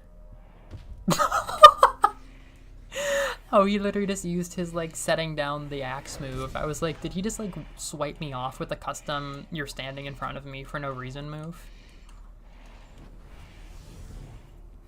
Okay. Okay. Come on.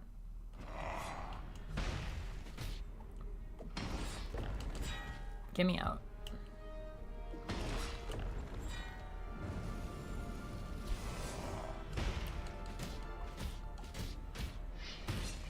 Okay. That is a terrible feeling. That is a horrible feeling. Yeah, no, he just like whipped out the axe to finish me there. It is embarrassing that in my memory this is one of the better fights. Like, it is actually very humbling to say that about a game that I like. Like, it's close to being functional. Like, it has everything on paper. It's just really fucking annoying. It's just really fucking annoying. Uh-oh. What are you doing? I don't care. It's the upswing. It's where they get you. Okay. Yikes.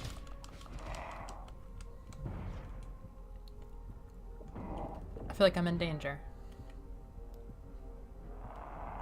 This is a good time to heal, I think.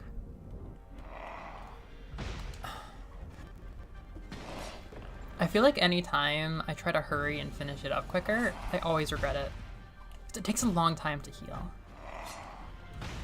Yikes. Maybe I should use more dash attacks, actually.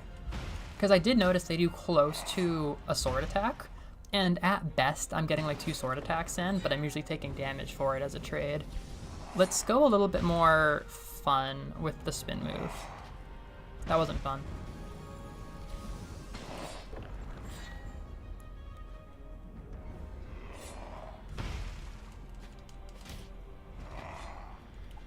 Uh-oh. Okay. No, okay, I get that. No, it's understandable. Bastard! Oh no! I was like, I got this, I'm gonna get out of here. Okay, I maybe, maybe, but this feeling is so specifically, this fight is badly made, that I kind of doubt any Miyazaki game feels exactly that way.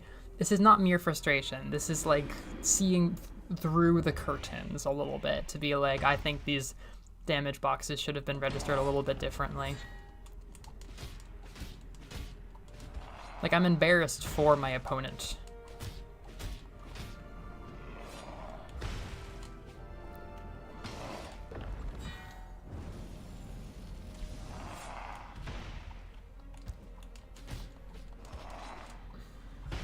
I think I've got this heal. Yeah. I said that about doing the air. Ooh, that was a really good move, actually. Doing an escaping air dash was kind of sex. Oh, okay. I think I actually was not quite doing this right. I could have got a 3-hit in there if they actually registered. He hasn't switched to his stalagmite move yet. Oh, I may have been misunderstanding this fight a little bit. I'll be fully honest about that. It would make perfect sense if it was built around the dash. Because, I mean, the sword has felt so bad every time, but it's like, what else is new? This game feels really jank. No, I'll do this. Oh, shit! Okay, both of those didn't go the way I wanted them to. Oh, I got through? No. Oh, shit. Well, that felt a lot better, at least. What are they censoring? Oh my god.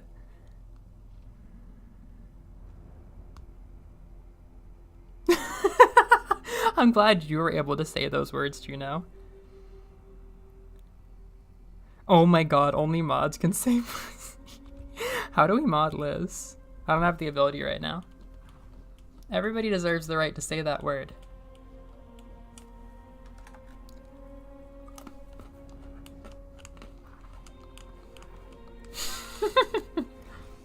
Full honesty, I did not see it as a Harry Potter thing. I thought it was about Splatoon and nasty pussy when I first saw that. I'm like, oh, Splatoon? Splatoon jokes?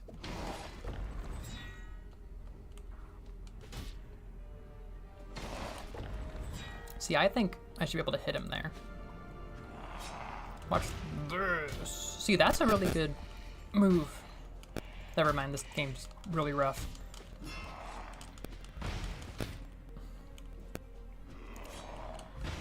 Unbiased and not at all looking to complain about the game when I write my review.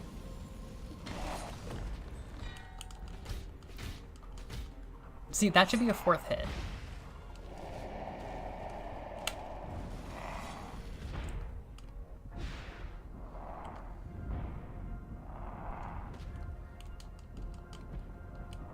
Well.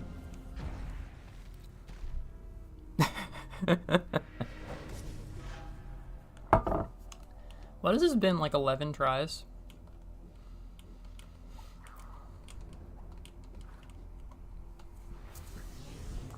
For like the end of a world boss, it's not terrible, but feels pretty random.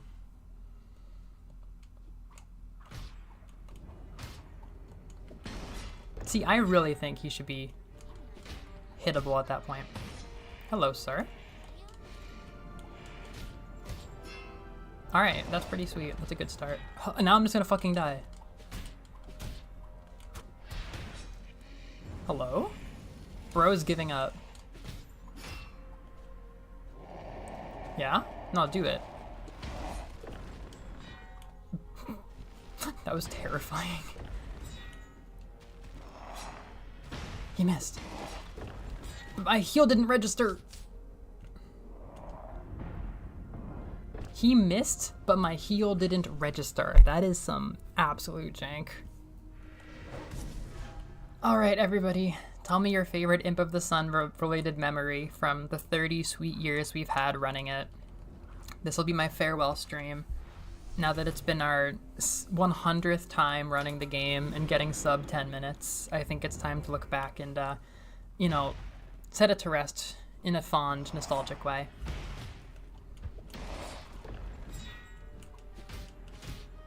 Ooh, that's a real. Remember how well that last fight went? And then it didn't end?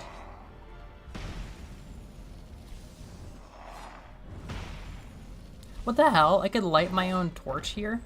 That's really interesting. Not that you'd have much time to use it, but it would go somewhere. I'd be healing right now, but I'm not. Bro. That was the wrong move. I know your kit.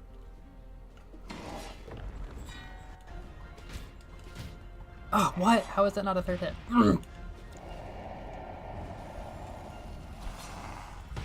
Hello?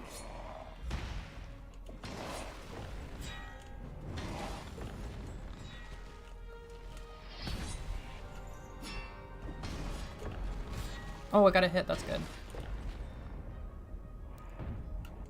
Heal? That was mortifying. I liked when we met the llama. Ah, sweet memories. It's like, no, it's just, it's like me and the boss are, it's like we're both fighting with like weights tied to our ankles. Like his AI is not always that good. I'm living things that I shouldn't live. But then, yeah. And they imped all over those guys. Yeah, no, they did. Never forget that. Sweet memories. Back in the day.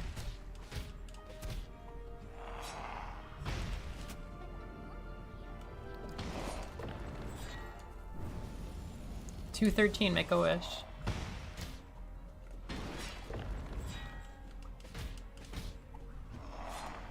What? I'm a heal. What? Oh, that was a very good play.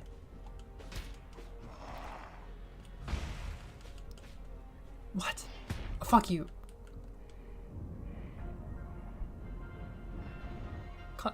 Come on.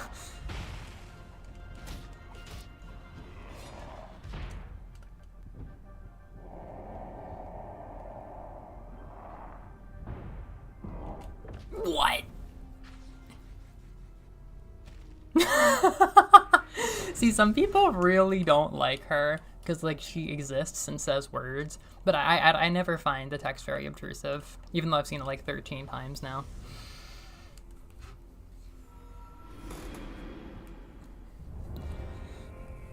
All right, Tui. What's it gonna take, buddy? What's it gonna take, old pal? We've been at this fight for 35 years. Ooh, I'm getting better. I'm gonna have this fight down to such an awkwardly intense science by the end.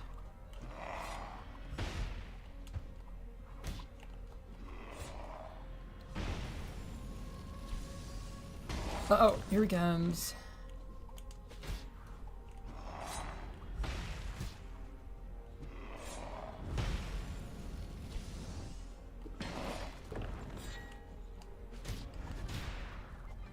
Yeah, bring it. I'm not even gonna heal. You're locked in now.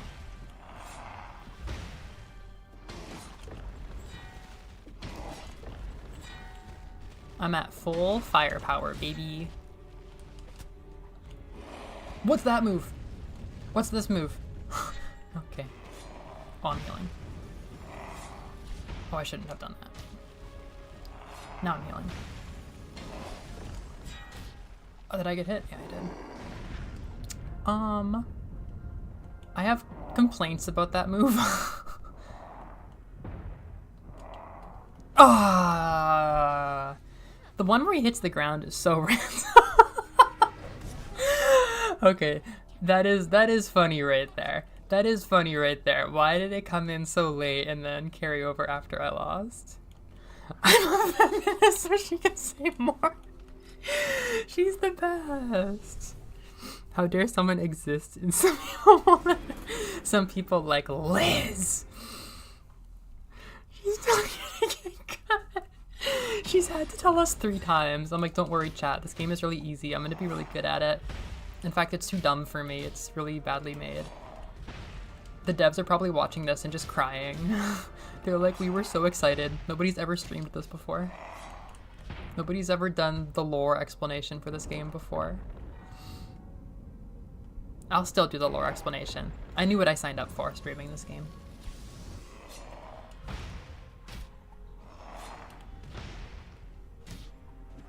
One issue is I went back to the old me and I started slashing on his face just about every time.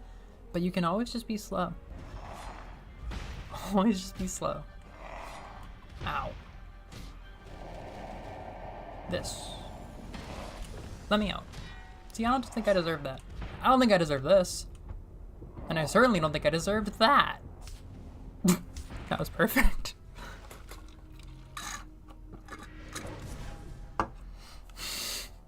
The manager of Peru. The manager of the Incan Empire.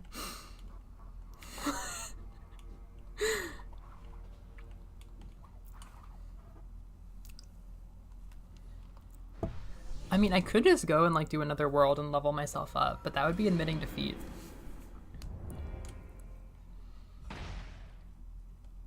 Get over here. I'm a master of this fight.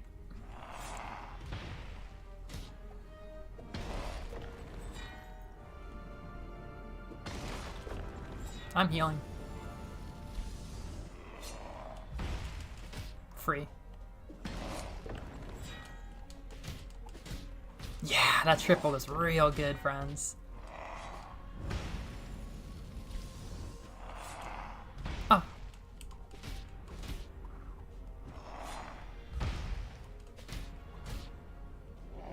Whoa. Whoa, there's a scar and it's on his face. Whoa, Nin, look at that scar on his face. Hey. Don't go and hit the ground or anything. Hey, fuck off. Hey, fuck off.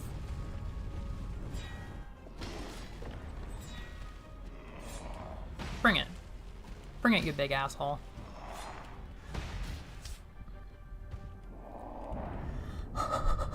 I literally just locked in to be like, it's you and me. 1 hit versus like maybe 3. I'm doing this. And all of a sudden the floor became lava and it was over. How should I avoid that attack? It seems like the whole floor turns to lava at the same time. And the only way to stay in the air enough to dodge it is to do your roll. But then your roll hits you up into the stalagmites. That might just be like a free damage for him. Alright, Tui. Let's do this for a 17th time. Yeah. Bro is like, I'm gonna let you start with 5 free hits.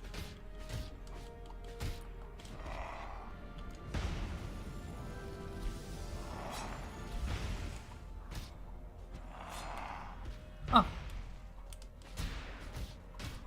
Love getting that escape move. What you gonna do, champ? Come on and hit me, slugger. What the fuck? What the fuck? No! What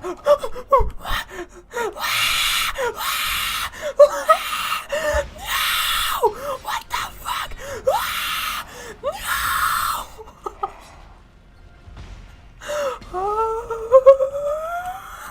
I can't trust anything. That was a solid 90 seconds of complete disorientation in a fight that I've done about 20 times. Something just completely wrong-footed me.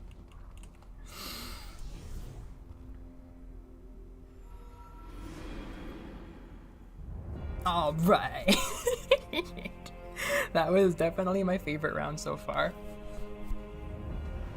Sorry about the AC, I'm just like letting it run like a fucking streamer plebeian. I bet you're all like, man, it's that buzzing that's making this unwatchable. And yet I persist. Come on over, buddy. Oh, fuck. I've always hated you. Wait, guys, look. On his face, right between the eyes, there's a scar. I'm a bad feminist for complaining about this. Oh my god! Come on! Just do it. Oh, he has very low cooldown after that move. That actually really adds up in the last phase. Yeah, I just don't think we ever needed the stalagmites personally. Oh, fuck you.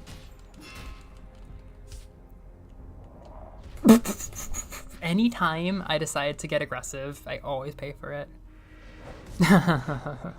Everybody's saying the same thing. No, I can't. I have to win at this level or I am a pussy woman. And I, for some reason, no longer want to be a pussy woman because of gamers.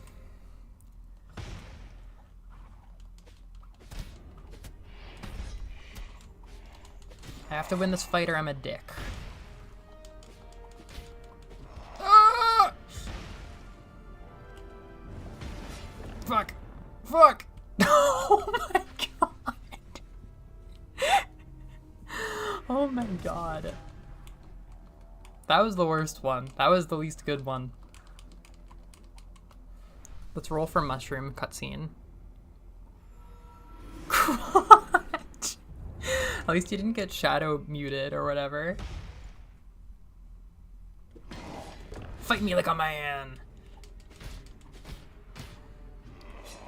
The easy 3. 1, 2, 3. Yeah, the easy 3. And one more. No, oh, no. Let's get the 1, 2. Fuck. Diddle my shoe. Okay. I'm gonna heal and I'm not gonna pay for it. I don't know if I've found a good time to heal in this phase. This right here. Yeah, that is really low cooldown. I can dodge this time. What the fuck? Even with the stalagmite gone, even going all the way up to the ceiling in the pursuit of killing time. Oh, I guess I could do like a slow double jump like this. Like instead of do like a whoop, whoop, woo. That would probably kill time if there were no stalagmites at the top of me.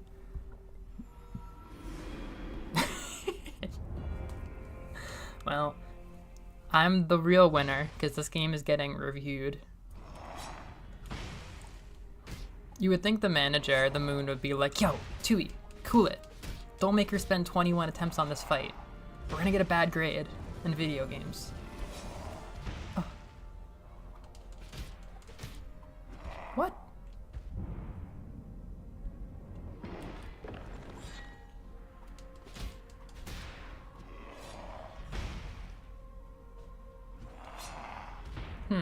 I have a very slow walking startup. Free me.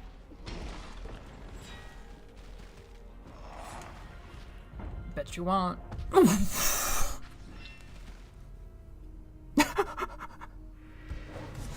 Yeah, you can't swear. Can Juno or Noreen or even Amber, I think you all have wrenches. Could you wrench him? Could you give him a wrench?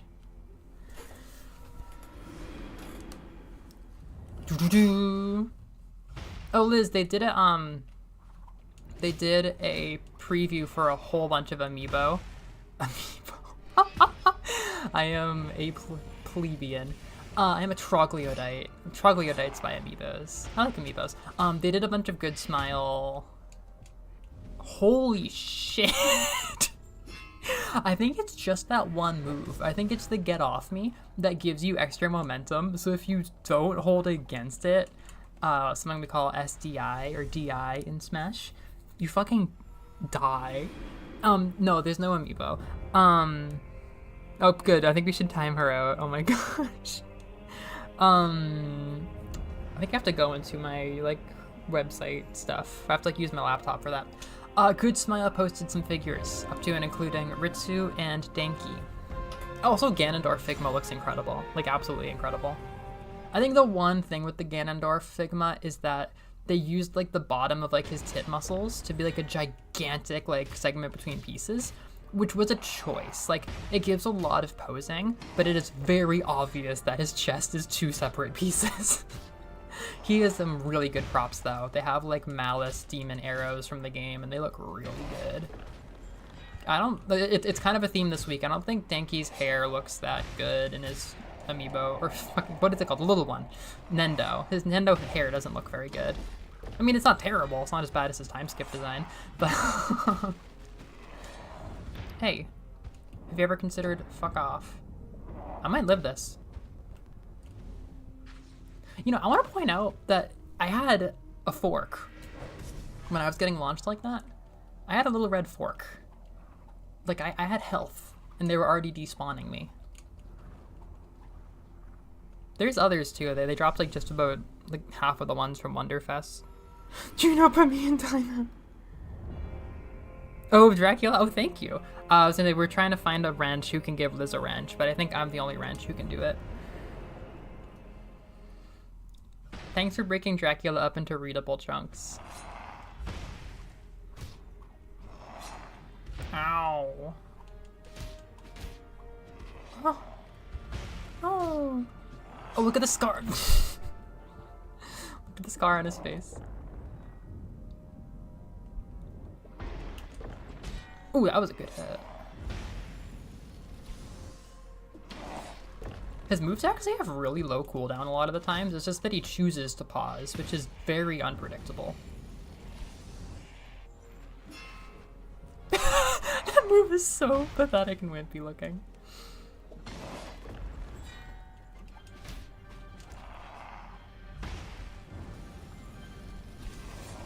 No, you're gonna have to come further. Yeah, just like that. You coward!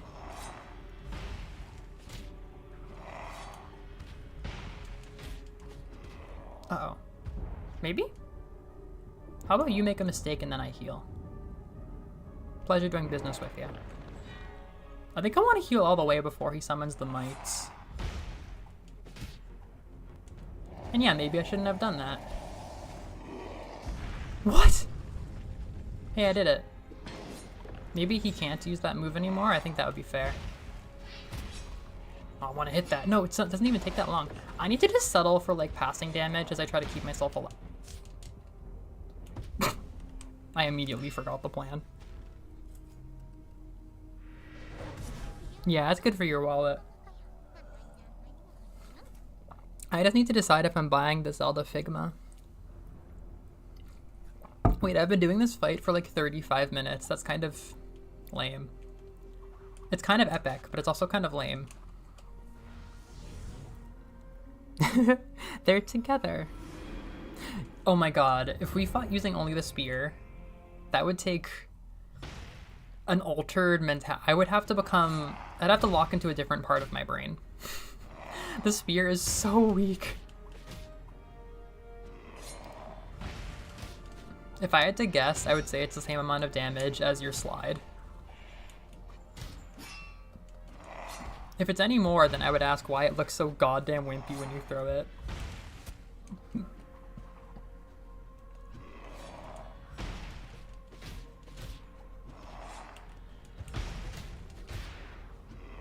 Nick, I'm healing. I'll do it twice. Hell yes. Okay, never mind. Okay, I need to not collide with him during those. I can collide with him now, but I frequently pass through him in that attack and I don't profit. I think I'm gonna stop doing it. Heal? Sex, drugs, and rock and roll. Oh, great hit. I think we got this. My chemicals are chemicaling. No, not like that, King. Over. Come on down. Ooh, that was a great hit. I'm done with you. Let's have a talk about it, why don't we? Alright, you satisfied with that? Oh, one last time. I don't know if you've taken the time to do this or not, but look how pretty the battle background is. Very well, you have proven yourself. But my power alone will not be enough. There is someone guarding the heavens. This being is more powerful than any keeper, and if she sees you as a threat, she will do everything in her power to stop you. I've faced her countless times, but each time she sent me back to this tower. I guess he's not explicitly aligned with the moon. Maybe you, with all the power of all the keepers, will stand a chance. We could have just talked this out, probably. Go and save the sun, little warrior.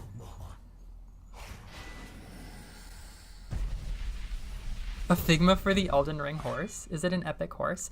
So I never really used these moves, but maybe I will more now that I'm using a controller instead of like delicately holding my Switch Lite. Pony girl figures. What are we turning? I don't approve of such illegal actions when I'm speaking on YouTube.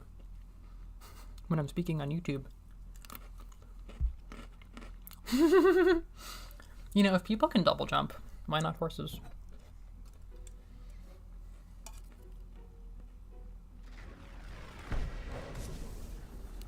Oh, never mind. That's the kind of torrenting I can support as somebody being watched by the YouTube police.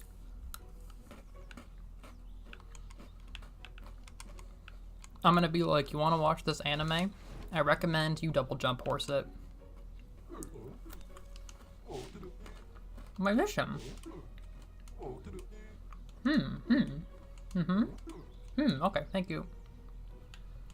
So, if I wanted to just do my favorite ones this week and then do the kind of annoying ones next week would suck. So let's do one of the kind of annoying ones. Well, next week actually Nathan's gonna be here. So we gotta talk about a game. I wanna do a Kirby stream since it's gonna be their goodbye stream. I want to do Kirby Superstar specifically, if they're up for that. We haven't talked about it though. Why do you look so down? Is it the state of things? I feel like I'm standing in front of a campfire. Are you becoming more powerful, Nin? Yes, I am. I knew I was right. That's why you defeated the Keeper, to become more powerful so you can end the eclipse. Yes. If that's true, then let's keep going. I can't wait to see the sunset once this is over. You're gonna see the best sunset ever. Top 10 sunsets of your life. Oh my god.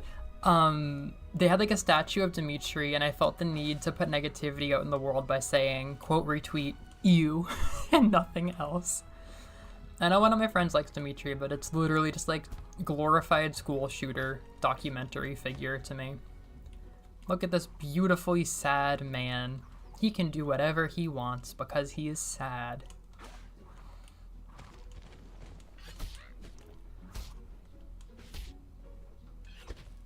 Perish.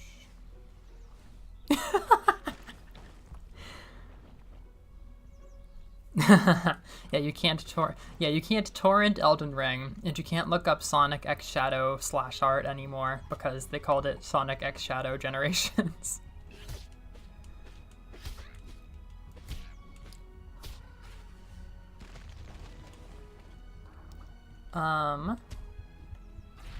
This must be a puzzle? We know a few things about puzzles here. What? Less than a puzzle, this is a death threat. So we're gonna go to the Amazon River. We're gonna go to the jungle area.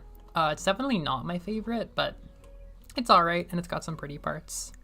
Catriel's gonna be like, this isn't a puzzle.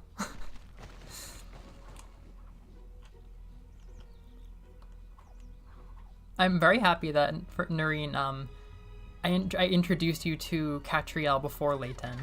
Now you're like me, and she'll always be like the classic one. I mean, if you can skip a puzzle, you might as well. See, she says that because there's so many things that you start to skip once you have upgrades. But like, what was the solution to that? That didn't feel like a skipping. Or maybe it did, eh? Oh, maybe I was supposed to go down there. Yeah, see, I think this one enables the most, like, skips. I think the fire ability from the catacombs causes a lot of just kind of, like, gameplay challenge reductions. But this one I think lets you skip the most things.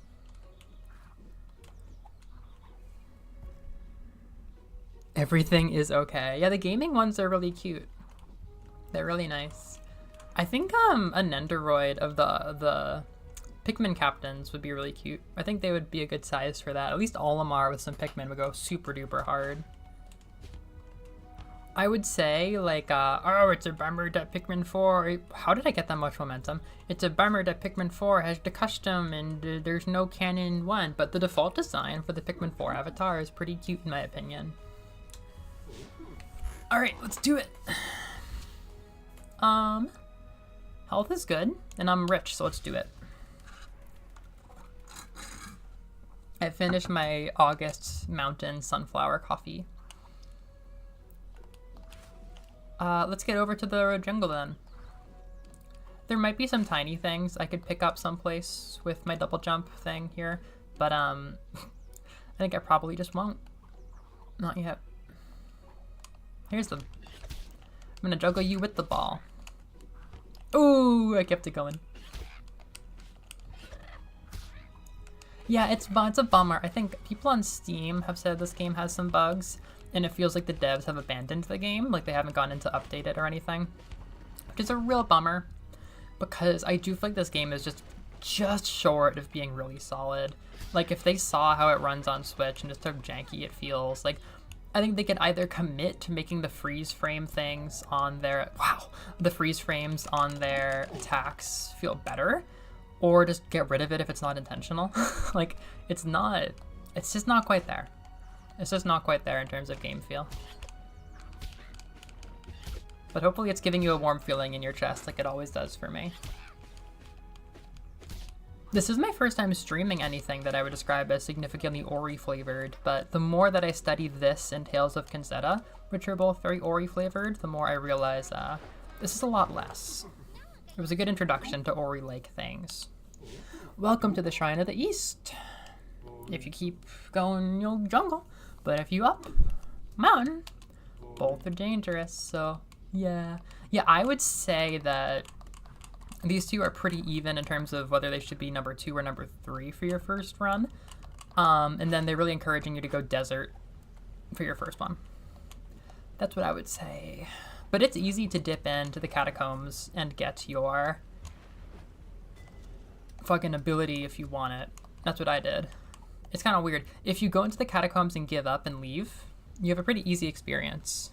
Starting with the, I guess the 2 fire moves is what they'd be. It feels so good to get around. Well, it feels like half really good. It feels half like shit, but it feels half really good to get around because of the roll that occasionally comes out. Occasionally doesn't. Sometimes the game feels like that. It was good. It was good August Mountain Coffee. Very sweet. I was very happy to have been drinking it. Now that we are parted, I feel a hollowness. What the fuck? I will survive. One of these times my roll's gonna come out. That would have changed everything. Everybody, if you could have one anime figure of your dreams, of like a game character or an anime character, even a cartoon character, what would it be? What would I do if I had infinite power? Not Nin. I wouldn't do Nin. I don't like this right now. Oh, I see what this is supposed to be. This has nothing to do with my small orbs. Omo comment mountain coffee. Garuda Warframe. Have you shown me Garuda? Is she the claw one? A Warframe figure would be so cool. They could get so many details in there. Kafka? Wait, what kind of Kafka? Himiko or Azula? I want to see an Azula Figma. I'm very Figma brained right now. Maybe you would prefer an Endoroid or something. Oh, I'm doing this? This is like my puzzle to do? Okay. I was getting mixed messages. Thank you. I'm going in my boat. Oh yeah, we use the boat this way.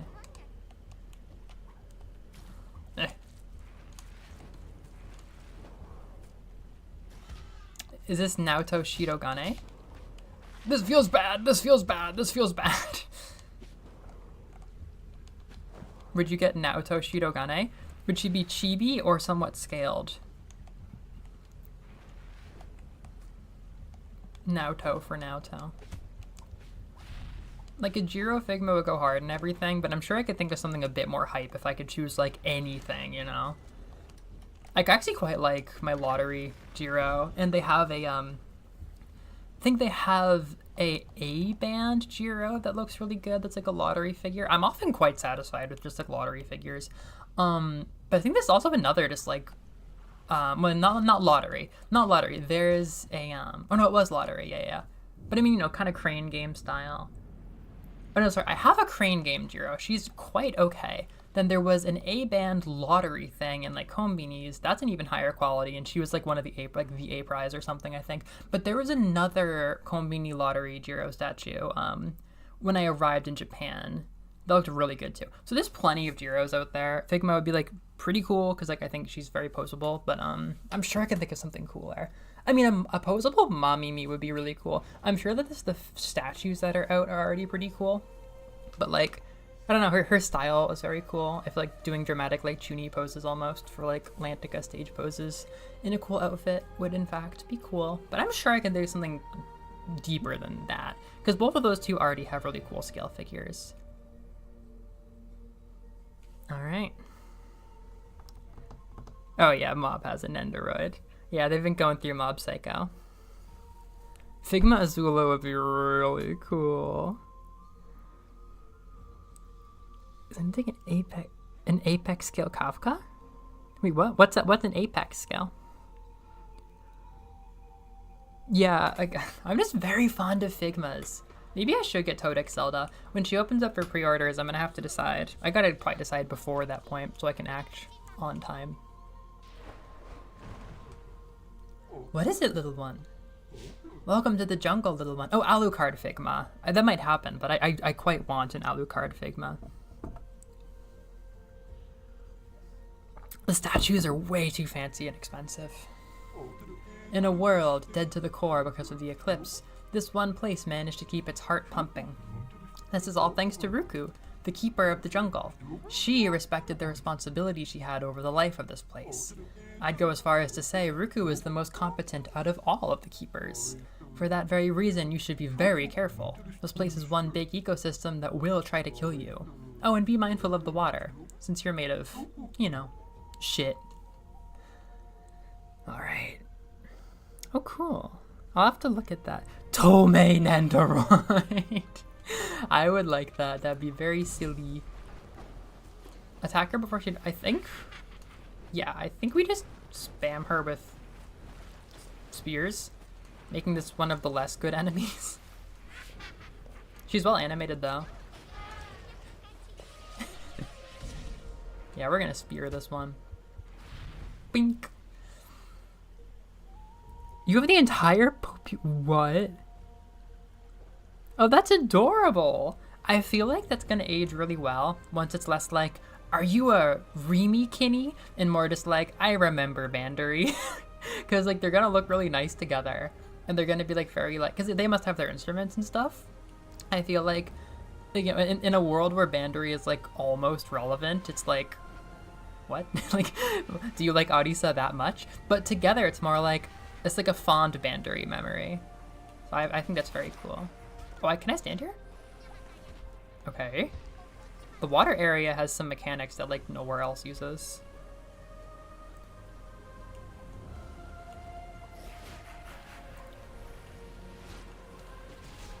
So it auto locks, okay.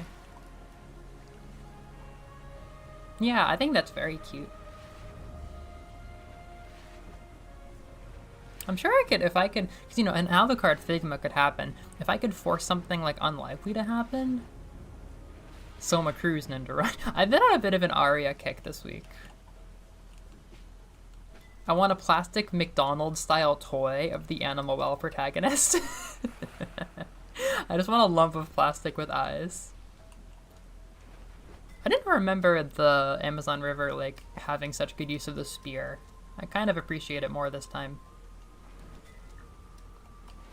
And these floating enemies are alright too. They're very different from our friends in the other area. And simply having enemy variety is always a benefit. You're not always guaranteed that in this life. We're fighting? Oh, who's this fellow? I actually used the spear to buy myself a moment. I think I'm safe to heal. Yaw, yaw, yaw. Yaw, yaw, yaw. ZR. I guess I kind of use those moves, but God, not very often. Ah. Oh, that bro got one shot by the fireball. I'm gonna use that. Never mind. Woohoo. Finish. Epic.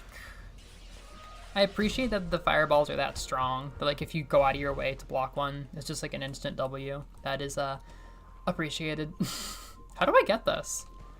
This is not your average little guy. Wouldn't Soma be really pretty?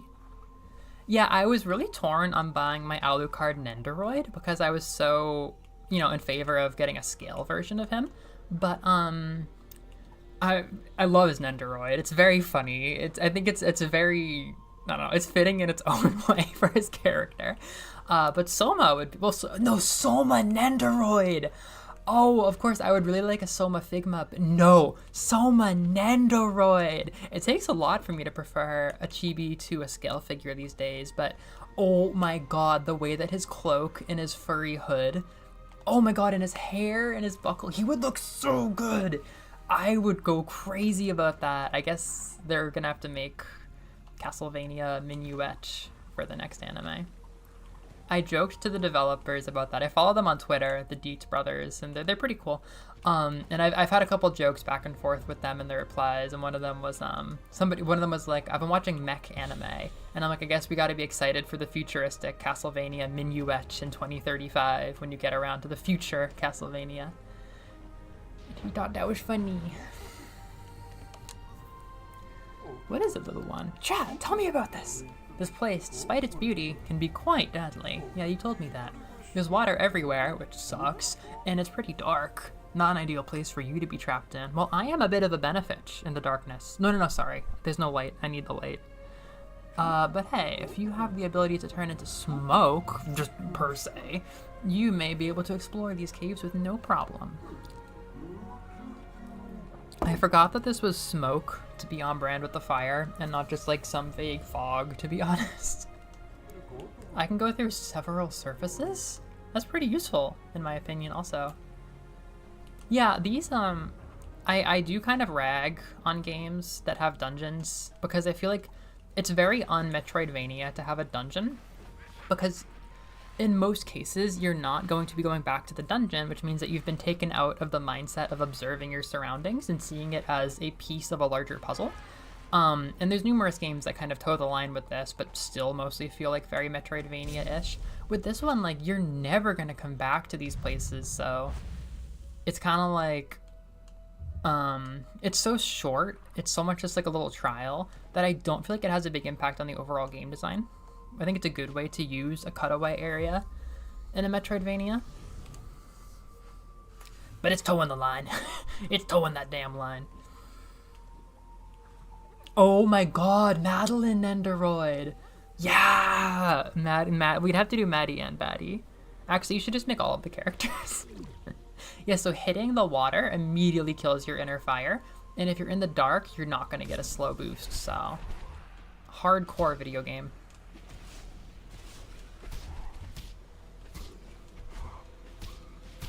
But now we're getting boosted. Bring it. If we have a fireball, then I'm not using my super move. Yaw! Chris Deltarune. Well, bad news about that. I guess, I don't know if you forgot or you don't know.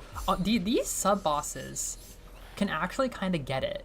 The way that they're like epic, like off-colored versions of normal enemies. I actually think that's really cool. It doesn't feel like a rip-off or anything. It's really cool. I'm gonna get you. You don't know. I'm gonna get you. Whoops. The Friskinendo? Oh, that's a bummer.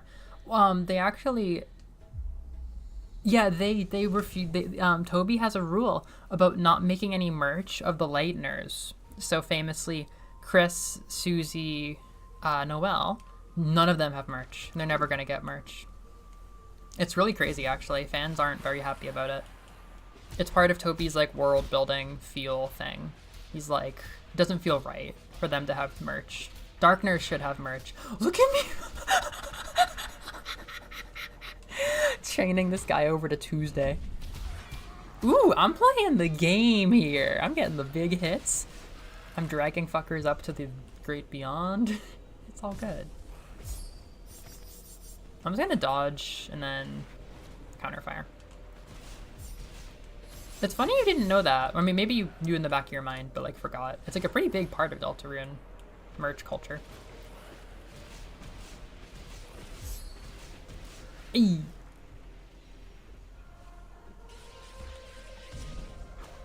Yay! I'm gonna be Smoke. This is definitely my least favorite one. I mean, it's kind of cool. But... yeah. No, there's zero Susie merch. It's because the he hasn't outright said it, but it's because of like the world building, and I think it feels wrong. It feels like the idea of being able to buy plushies in the real world of the Lighteners from like, you know, the real world would be bad for Deltarune. I mean, Smoke Farm is useful, but like, oh God, I turned it off. I turned it off. There are pins? They do? Blaze it yourself. Well, we'll get to blazing it. Oh, you can get a plush Phantom. They probably already have one. Wait, I want to go back in there. Because now that I said, I think there is something to backtrack for in most of these areas. I forgot about that. Susie's so cute. Yeah, Susie's epic.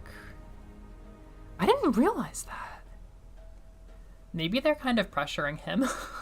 Maybe he's conceding on his vision because like it's kind of really hard-assed to not make any merch of some of your most popular characters. Yeah, Spampton or I'll say Lancer are kind of the big ones for merch, I think. Maybe Queen? I don't know. A Birdly? Nope. No Birdly. No Birdly Dirtly do. Can I? Yeah. What the fuck? Get me out of here! Get me out of here! I wanna die! Oh, I'm mistaken here. I'm light as a feather, so I can walk over those. I completely forgot. I thought I would pass through those. To be fair, you pass through grass, so like...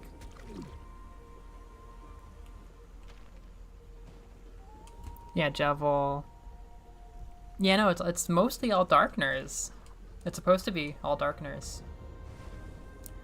But yeah, I would like Susie merch. Susie is cool. Whoops. Oh, fuck this. Fuck. Fuck. God damn it. Just kill me. Just eat me.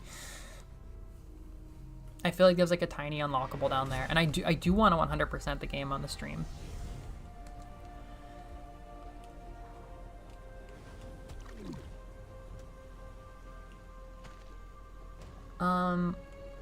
What other video games do I love?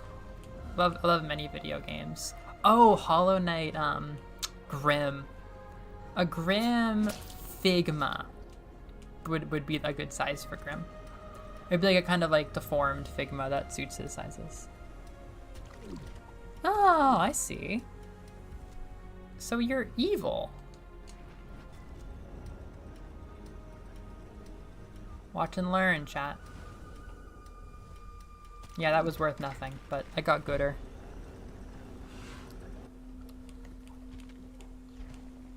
Ugh, seriously?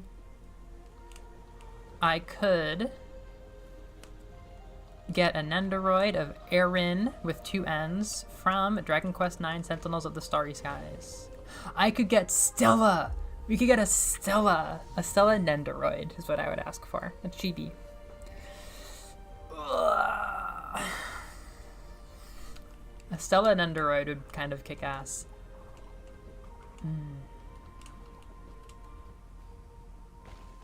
Piss. Oh, Kirby enemies! Yes. Now you're thinking with Nintendo power. Now you're thinking with logic. Ugh! Ba ba ba ba. Ba ba ba ba. Is there a Professor Layton Nendoroid? I kind of think there is. Give me the fire. This is the shit that Dracula shoots. They probably have that in the books. He's like, the Belmont and a speaker magician. That's just what he says. Oh, this is the thing. Oh my god. We're gonna have to get that so late game. This random fucking innocuous block has one of the funniest things I've ever seen behind it. I never saw it coming. I had no idea this kind of thing was in the game. There are many worms in this world. Layton Nendoroid sounds peak. I would also like Figma. The famous Star Fox character. Alright, I think we're in. So I was struggling because I was expecting my Pro Controller to last like forever because people speak so highly of their Pro Controllers. But, oh, there's a backtrack thing. It is shocking how much uses the Catacombs item. Yeah, I thought this would last forever, but I was playing Splatoon too hard. No, I was playing Pepper Grinder. I was playing Pepper Grinder and holding on the R trigger so hard that I kind of like dislodged it a little bit, and it started to feel kind of like shit. And I felt terrible. It felt so bad that like my left trigger felt fine, but my right trigger felt horrible. And I was like, I need to get this repaired or something. I hate this. Like, I don't like using it anymore.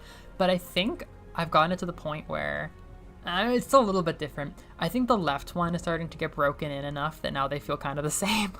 So I'm like, oof, I was saved by them both being bad hardware. Now I don't notice it as much.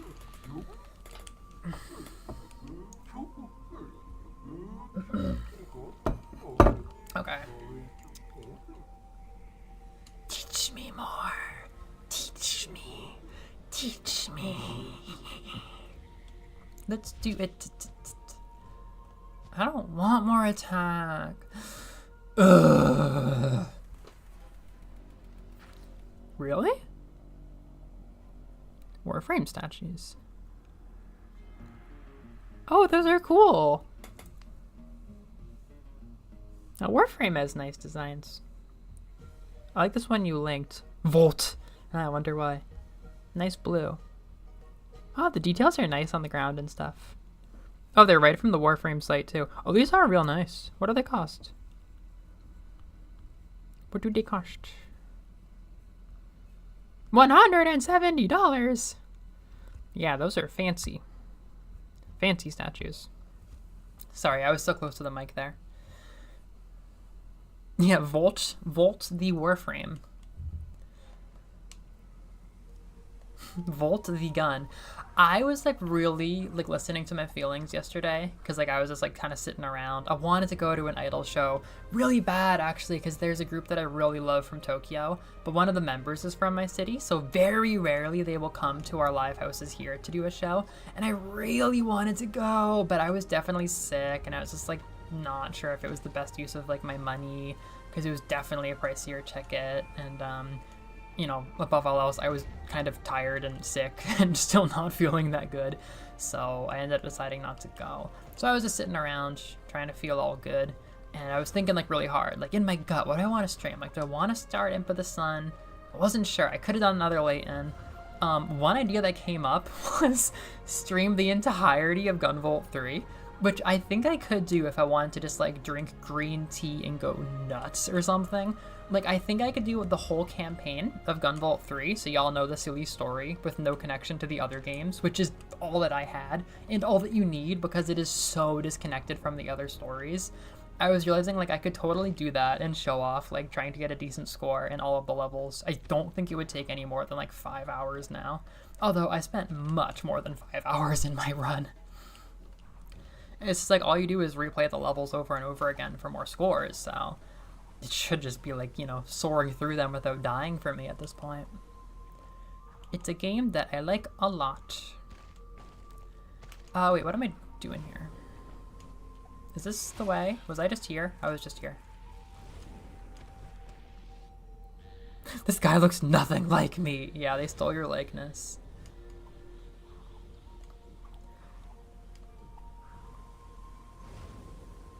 Wait, which way am I going?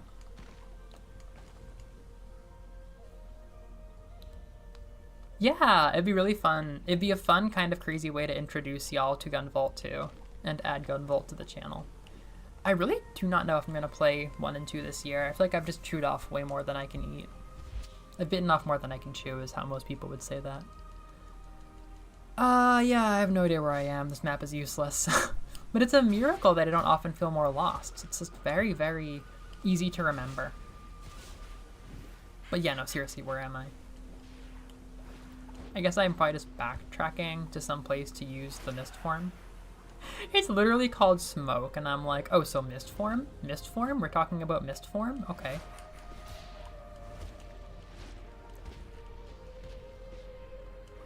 Does Bram Stoker, Dracula, ever turn into a cloud? Fuck. Meg. NB Electric Volt, you say?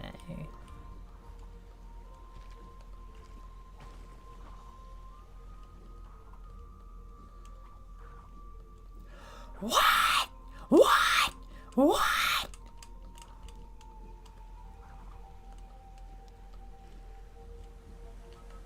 Yeah, I am super fond of this game, even as I sit around bitching about it. Like, no, we shouldn't be married? How did I get through that?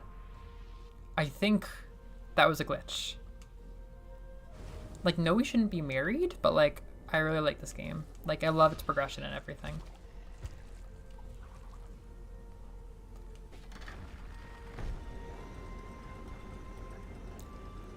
Yeah, it's for some reason a Castlevania thing. It's at least an Alucard thing, but I assume that it's also a Dracula thing. There are many things in Symphony of the Night that I was just kind of surprised by because I don't know enough about Dracula in Castlevania or the larger mythology of yokai. But when Alucard turned into a wolf, I was like, what the fuck? Since when is this a thing? I never knew about it in any version of a Dracula story. Like, turning into a dog, like, what are you talking about? It's bats. But no, he has like control over rats and shit. I have an academic article about it to read at my desk. Here,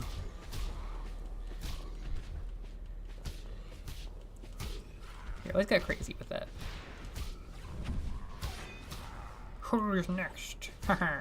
Good luck fighting me. I am the imp of the sun. My friend calls me Nin. I have one friend. I have one friend and a lady who makes fun of me, and also death.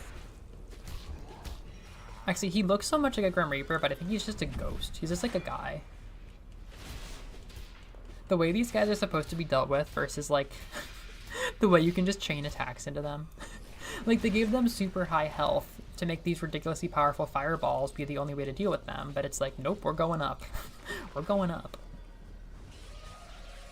Bam!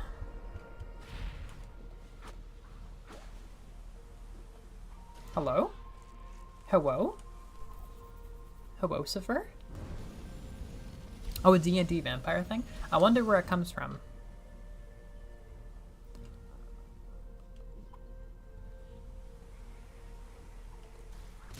Mine. Yeah, I suppose you can just skip that puzzle. Why not?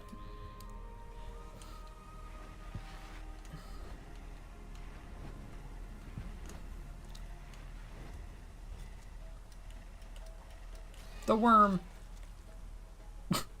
That's all I have to say.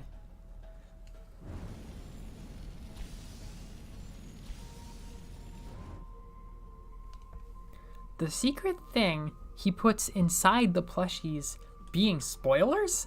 Have we done surgery to ascertain what these secret things are? I think it really has to do with the nature of what Darkeners are versus what Lighteners are. Like, I think it's really about world building and not wanting the Lighteners to feel like they're toys. I think he wants the Lighteners to just feel more like they're real people like us. Which, admittedly, celebrities do have plushies. Admittedly, celebrities do have plushies, but how was I supposed to solve that puzzle if I didn't have the fire spin? That was super annoying. Look at the way the camera's stuttering on this. And now I can't leave here because I don't have the firepower. Wait, do you have to do surgery on the plushie to get what's inside of them? What is it? That must be a spoiler. Holy shit. It's not surprising to me that people have destroyed a Spamton plushie.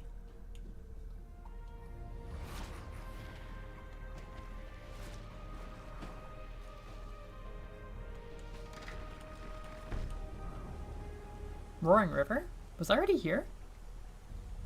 I guess not. Should I be here? I think I should. What is it? What's going on? Aha. That's okay. I'm not letting her be left alone. I'm going after Ruku. No! I've been humbled.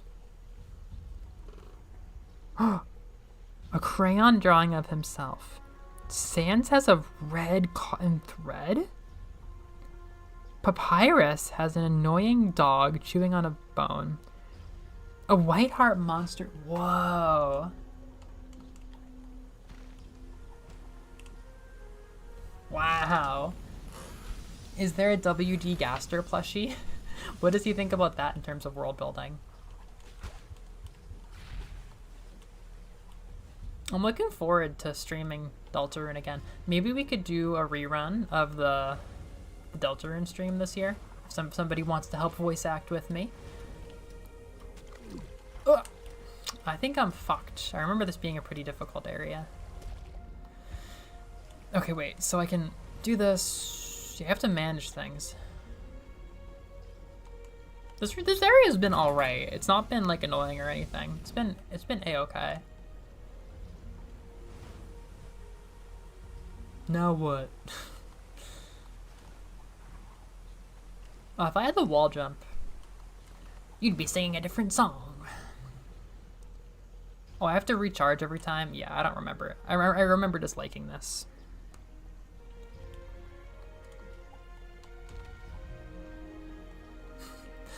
Liz, for the sake of lost media preservation, looks at their Lancer plushie and decides to start doing surgery. Wait, what the fuck? What do I do here? Oh, okay. Everything makes sense to me now. I like the patchouli knowledge memes where it's like, me when I know. Patchouli knowledge. Me when I know. Okay. Now I have to hurry. Hold up. Okay, I didn't think through how that would actually work. This is a fine amount of gas to bring, I think. I know you never would. Your happiest baby boy. So I hit this, I sink down, probably get more juice, and then head over. Head right over. If I were crazy, I could make it go up. And I did sign up to be crazy, but let's do that later when the game is easier. Yeah, as a Metroidvania, I think this game is quite wonderful. It's just the action feels so jank. And I used to feel like the puzzles felt kind of cheap too. I don't know if I feel like they're that cheap this time, but what do I know? I'm just a kid. I'm 26 years old. Ruku's Lake? Fuck no. I'm gonna die in here. And I don't want to die in this place. Some food in my throat turned that into a totally different Slipknot reference. That's the second time I've instinctually referenced a Slipknot lyric that I probably haven't heard in 2 years this stream.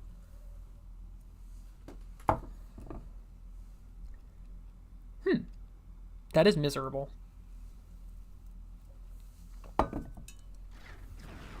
I don't feel like I've firmly committed to what my mystery bonus willed into existence figure would be yet. Soma Nendo is pretty good though. Actually, no. It's a DQ9 Nendo. It's like Aaron or Stella. If there were an Aaron or a Stella, or Pavo, just putting that out there. If there were an a Patty. Okay, pretty much anybody from the Quester's Rest or Stella, if they were a Nendoroid. Did I say amiibo? Nendoroid. If there were a Nendoroid of them, I'd probably have them on my desk. Like, if I worked in an office, I would still have them there. Like, they would always be cheering me on.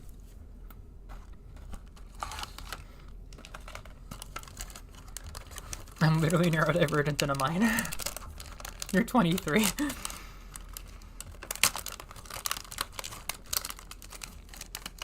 Yeah, I made that thumbnail. I made that joke about Miriam and Yohane beefing before I knew that Miriam was 18 years old. She's too young. Oh, good. Yay! This tutorial area, pretty awesome. The hub basement. It's A-okay in my books. Pretty epic. Yohane's voice echoes in your mind. This looks like a place we should come back to later. The genre of post that is Yohane or a Toho character directly stating how a Metroidvania works is a very good one. A Pippis? Pippis are freaky. I need water.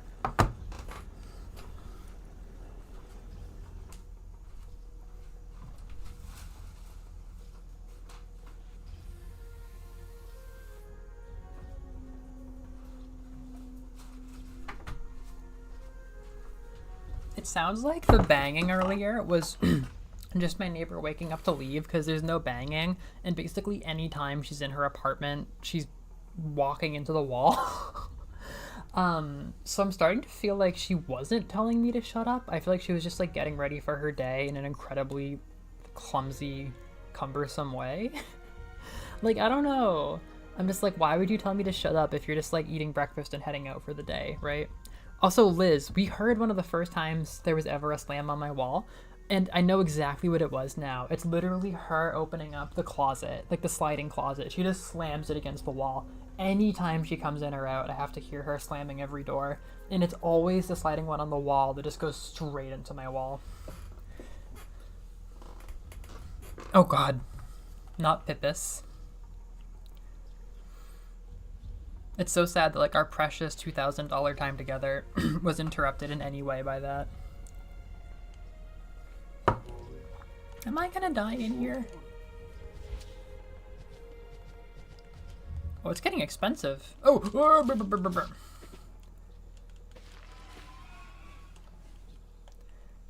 Oh yeah, did y'all know that Zim's voice actor is Billy from Billy and Mandy?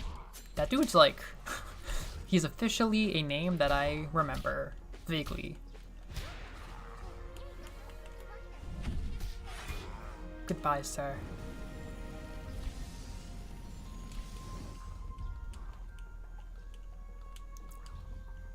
Hello? 2 gem keys? That's crazy. Yeah, isn't that wild? Well, look at these houses. Oh, this is epic. I want to go up here. Whoa, this is a really cool area. My dad would go crazy for these skeleton dudes. My dad is obsessed with skeleton dudes hanging out. I don't know what he would think about Brook from One Piece, but he very much likes silly skeletons hanging out. That's like his whole thing.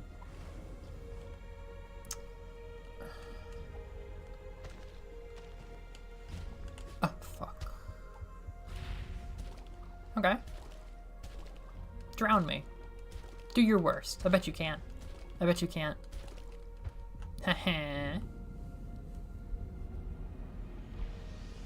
Right? How it's very funny that I never knew that. Not that I'm crazy into either of them, or I certainly wasn't before recently. This is kind of wild in terms of voice acting. Bro is AAA. Ruku's oh, it's a Quipu. Hey.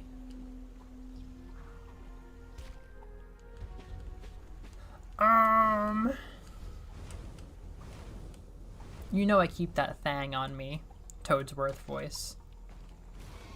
I grew up with the GameCube Mario games. Toadsworth is baked into my mind.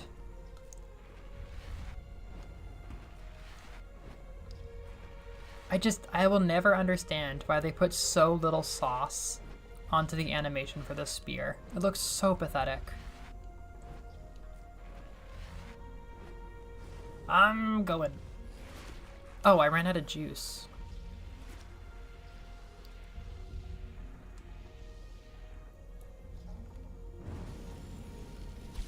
Okay.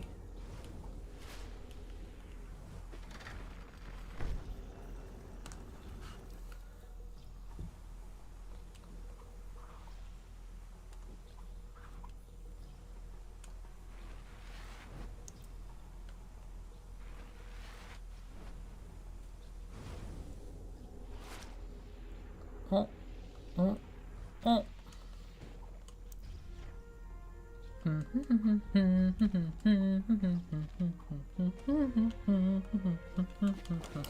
I forget what I opened, but it's probably this.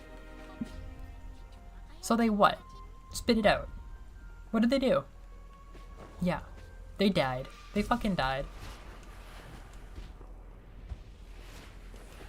Don't be a coward.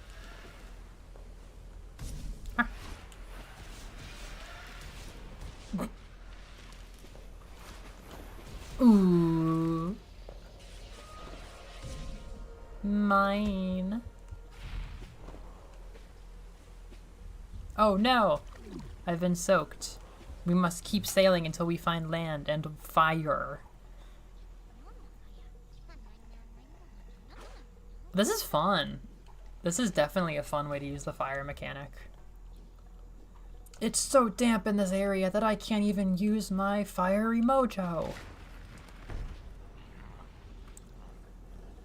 Thank goodness for the Dracula balls. Okay. Well, that guy's going up. There. Aha, my Dracula balls. Okay. I'm just gonna go down. Oh, it crashed. That's interesting.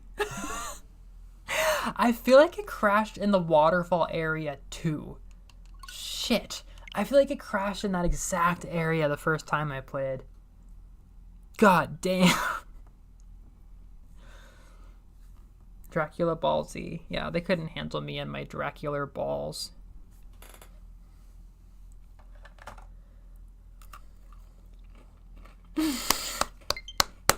Imp of the Sun. This is why you gotta go back and listen to my top 10 games of 2023 before I introduce this game. You have to understand, like, the emotions I was trying to convey when talking about this game and putting it over Axiom Verge 2. Axiom Verge 2 is a wonderful game, but I like this game more. It was the first time I ever talked about the game on the channel, and I'm like, ooh boy, you guys are gonna enjoy this one. Oh god. I think I have to do everything. Everything involving the boat all over again. And I'm honestly not upset. If it happens again, I might be upset. But I'm kind of here for it. I was kind of digging that. So I guess we can go down those? I really didn't think we could. Onwards to adventure! Oh dear, this really is a lot of gameplay to redo. I was probably really close to a bonfire. Hold up, King. I have collectibles to collect. I'm really close to getting up there. We should talk about Billy and Mandy again, because this stump now reminds me of Billy and Mandy. I'm very close to getting up there. I wonder if I can do it.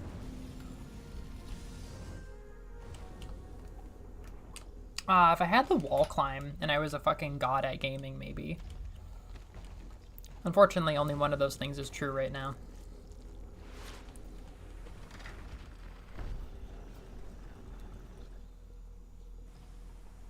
Billy is Zim. Yeah, the Billy is Zim stump. Everybody remembers where they were when they found out. Oh, this is also around where the game crashed. I'm tormenting this poor man.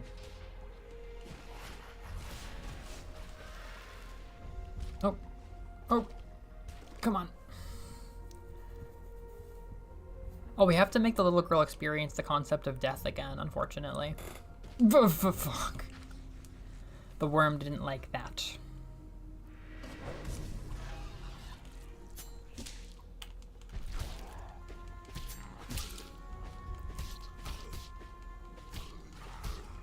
Persh. Persh. Persh. Okay. Wish, wish, wish. Wish, wish, wish, wish. Yeah, they died. They fucking ate it. They're dancing with the chameleons now. And I'm glad that they died. In my case.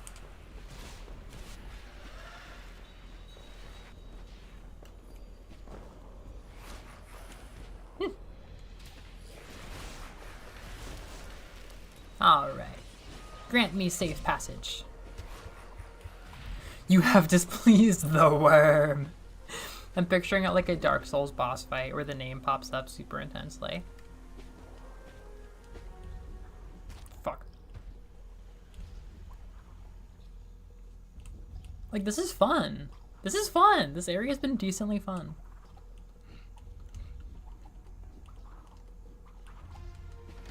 They're beating me up off screen right now.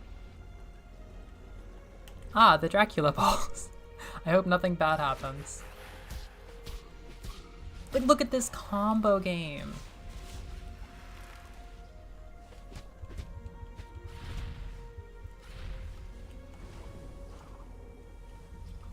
Yeah, I'm definitely skipping this.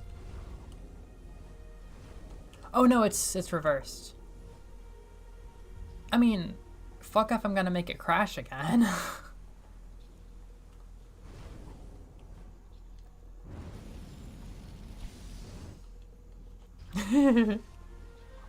I would listen to a goth band called the Chameleons. Just about any kind of goth would do. Fuck, I didn't see that coming. I saved my ass. Initially. Oh god. Don't come any closer. I have toothpicks. Hello? Crazy times. I hope one of these hits the mermaid really badly. You know, Amazon River mermaids can kind of get it. That's a pretty crazy concept. Like in the ocean, what are the odds you're gonna run into a mermaid? They got the whole world to make their kingdom in. In a river, they're gonna grab you every single time you fall in. That's so much scarier. I think she got herself on that one.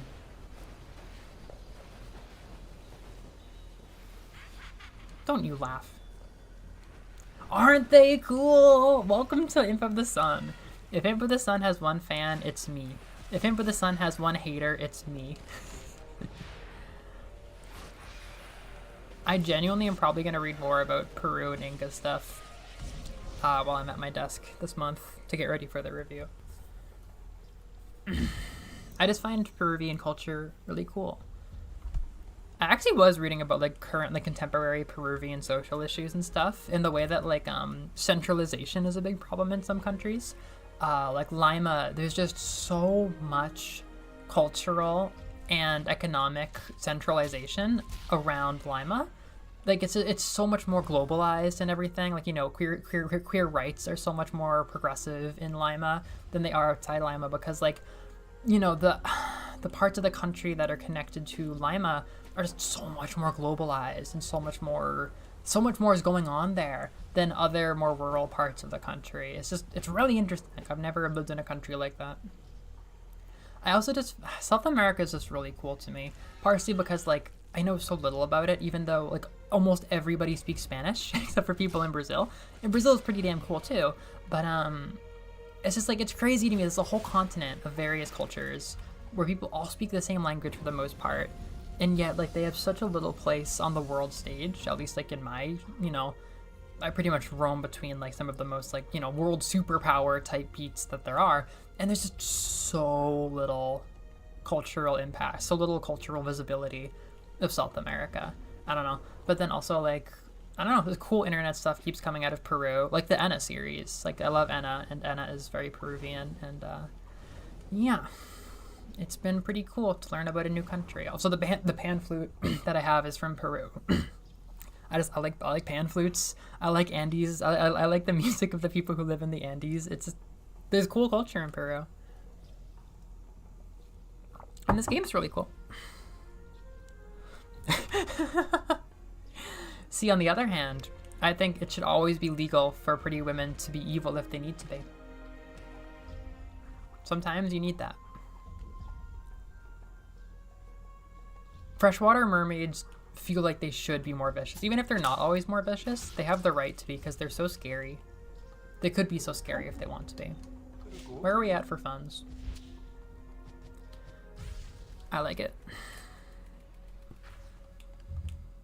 The Amazon River is crazy. But the Amazon River is so fucking big.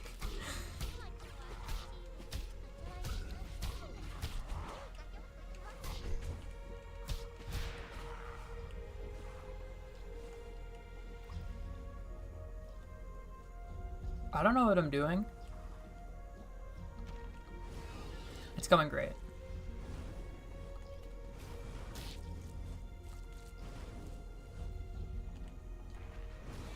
Oh, that was a save and a half. I have concerns. Yeah, I saw that coming. My eye. We got my eyeball. Look how pretty.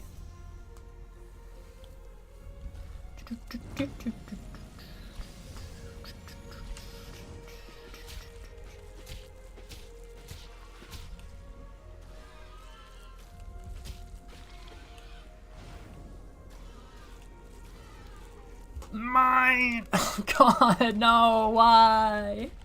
Why have you damned me like this?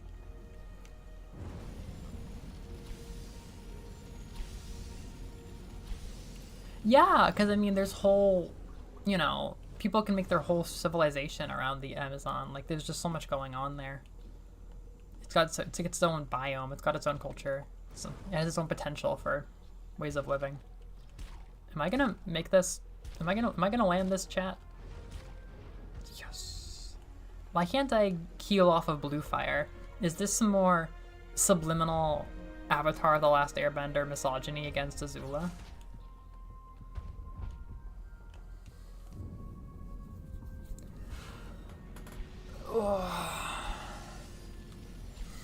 Okay.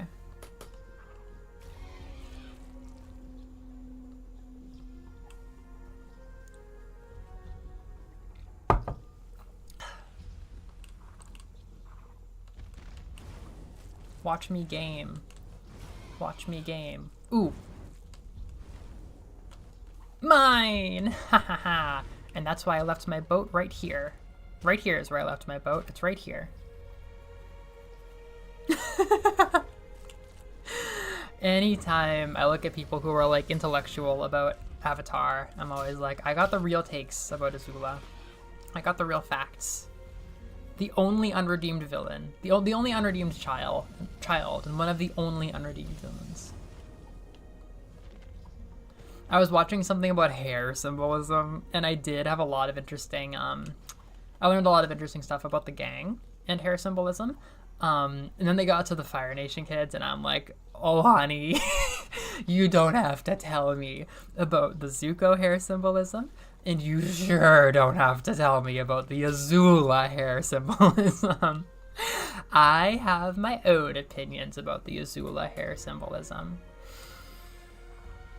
I am informed.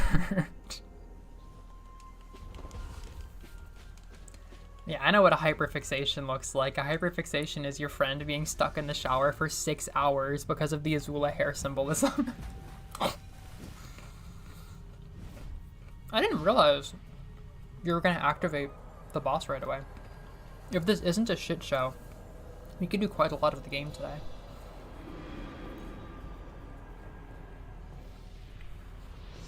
Hello, Bruku.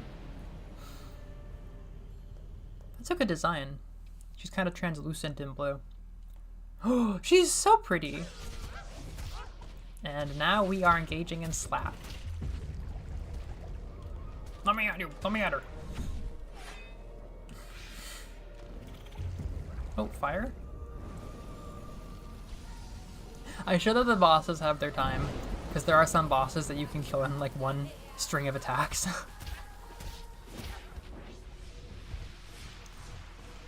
Maybe? No? See, I was taught to fight these, and I'm not... Okay.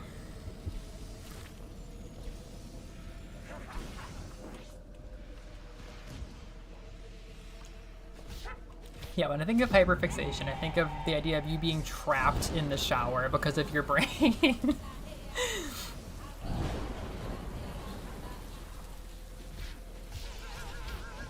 Some people kind of conflate special interest and hyperfixation, and I'm like, honey, I know that I don't have a hyperfixation. I know that it's different when me and Liz get invested in things. I mean, you may have both, but I definitely do not have hyperfixations. Oh shit, I'm dying? That's different. Don't come around. Oh no!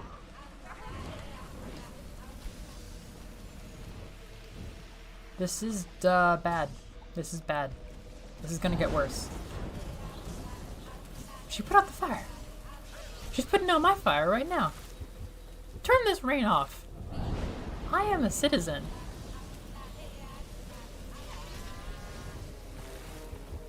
Alright, Ruku. Bam. Bam, bam, bam, bam. I mean, I'm just gonna stand here. That's what I'm gonna do.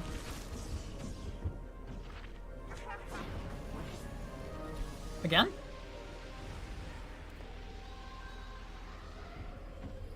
I pay my taxes, turn the fire on. I have rights. I have rights. This is the lamest way to deal with this.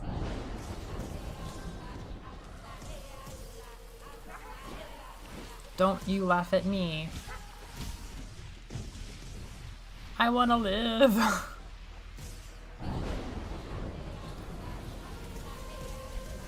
I'm just gonna like manage my fire and kind of whittle her down. Here we go.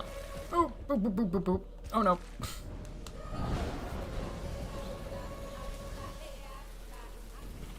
Ah.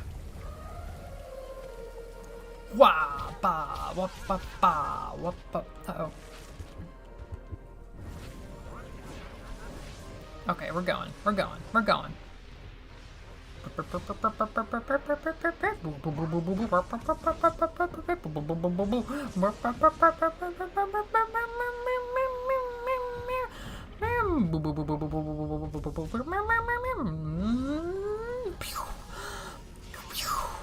Here we go. Ah!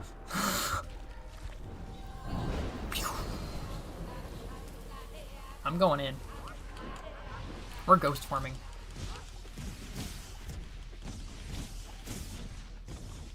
How much damage did I do? It's taking a long time, I'll tell you that.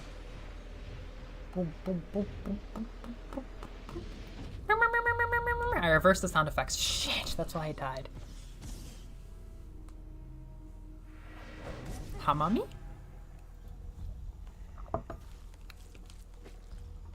Perish before my blade. Perish. Yeah, Liz taught me everything about Azula while we lived together.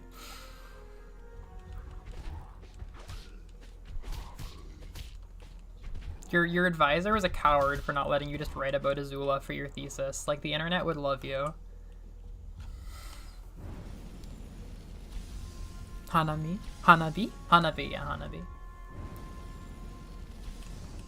Yeah, how do I balance doing damage to her and staying alive? That was like, got pretty slow by the end.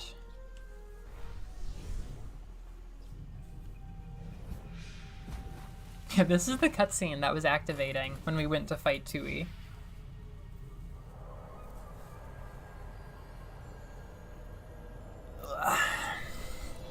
I have a lot of energy today. I think I could easily go for another hour. The caffeine maybe is a part of that. Maybe it's the chamomile.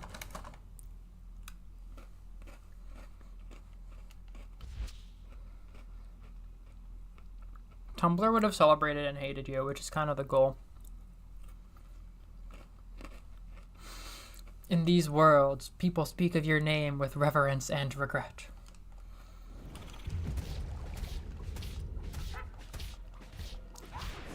Holy shit.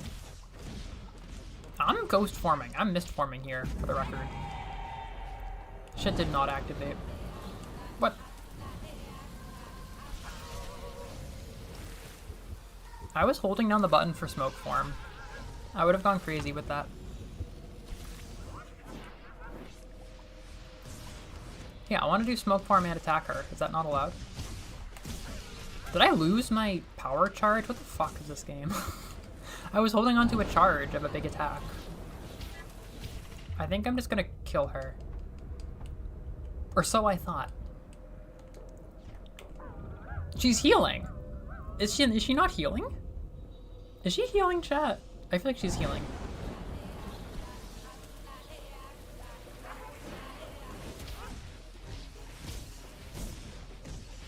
Okay, she's definitely invincible there. But like, what else is new? Yeah, she's healing. She's healing, chat. This is a war of attrition. What? Lady, come on.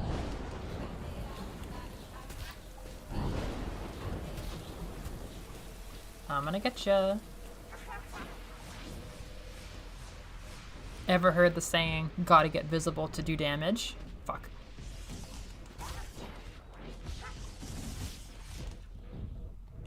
I feel dumb. Now I feel smart. Now I'm starting to feel dumb again. Now I feel smart. I'm feeling less smart, but it's an okay amount of smart.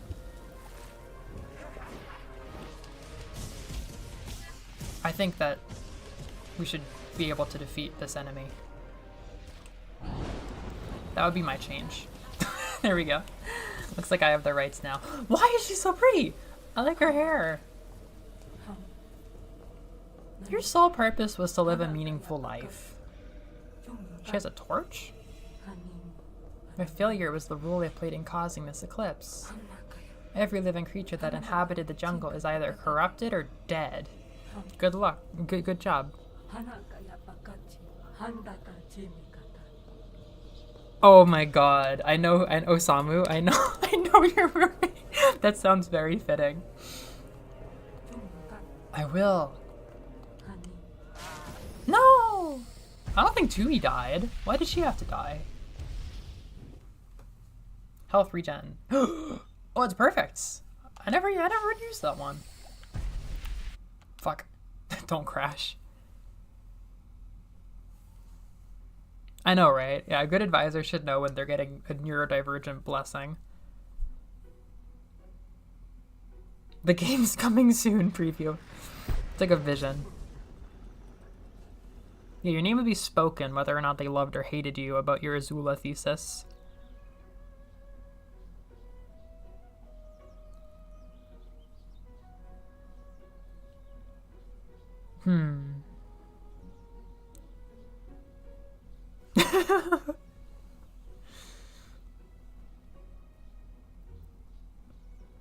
He's a second-gen Romanian? Whoa! Holy shit, that's crazy. That's really cool. I used to have a mutual on Love Live Twitter who was Romanian, and it came up somewhat often. Distorted frames? Distorted frames? Describe the distortion. Is it the game slowing down? Because that is also here. Okay, good. Eugenic undertones. It would be good to understand this. It would be good to understand this. Alright, well, we did it. Combo, huh? What's up, King? I want to chat about this place.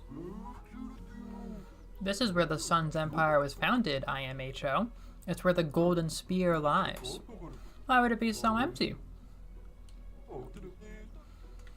Suspicious. You are the sun, aren't you? That last keeper looked pretty tough. How are you feeling? Alright. Alright. Well, now that I think about it, you're like a newborn. Maybe everything is new to you. Or maybe you were created without feelings. Well, pish posh.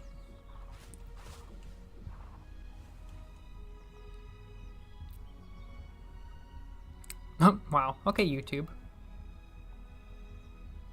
Oh, I'm very glad that that's not something anybody else is seeing.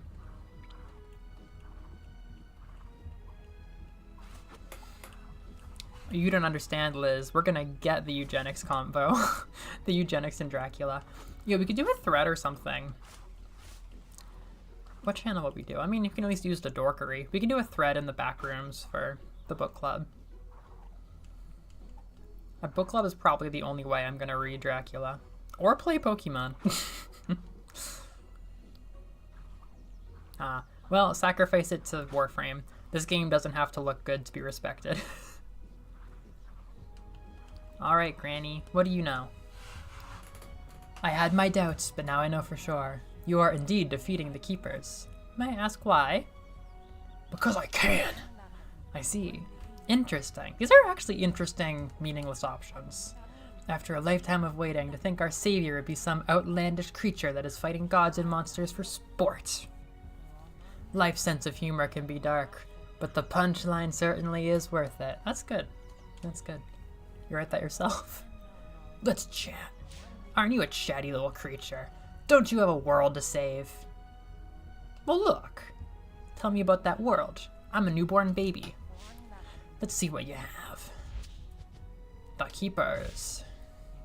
At request of the moon, the sun created 4 keepers, one of whom is strangling somebody in a basement, to keep humanity in check. Define in check. Tui, the keeper of the deserts, Urku, the keeper of the mountains, Ruku, the keeper of the jungles, and Lanthu, the keeper of the underworld. However, as is the case with all life, the keepers had their own flaws and desires. Civilizations rose and fell. Wars shook the land. The sun's empire grew, but the cost of progress was more than the moon was willing to accept. So she decided to put an end to all of it, and to do so, she would use the keepers. Sex. Ruku's disdain. The moon then observed Ruku, the lonely keeper of the jungles. Ruku was indifferent to the war. She only cared about herself and the land she was tasked to protect, which she did such a good job of. One night, the moon visited Ruku and told her that the war was destined to reach her lands.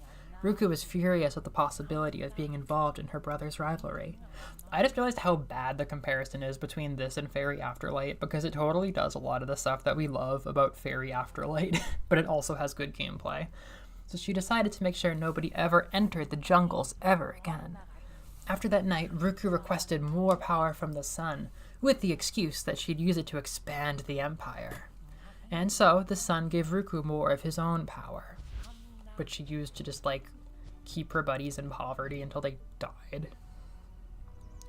Channel for vampires. That could happen. Oh my gosh, that's excellent. I'm very glad we decided to make a Discord for organizing some things. That ball is going. That ball is just going.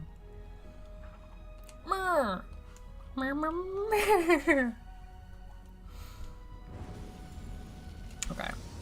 Alright, yeah, I'm gonna take a quick break, and then I want to come back in, and actually, we're gonna poke into World 4, or at least I'll call it World 4, the Catacombs, because I keep remarking how many things. Not only quality of life things, like lighting your own lanterns, but also just like puzzles and backtracking. We could do so much if we just went in far enough, like I did the first time I played the game, to have the ability to light fires.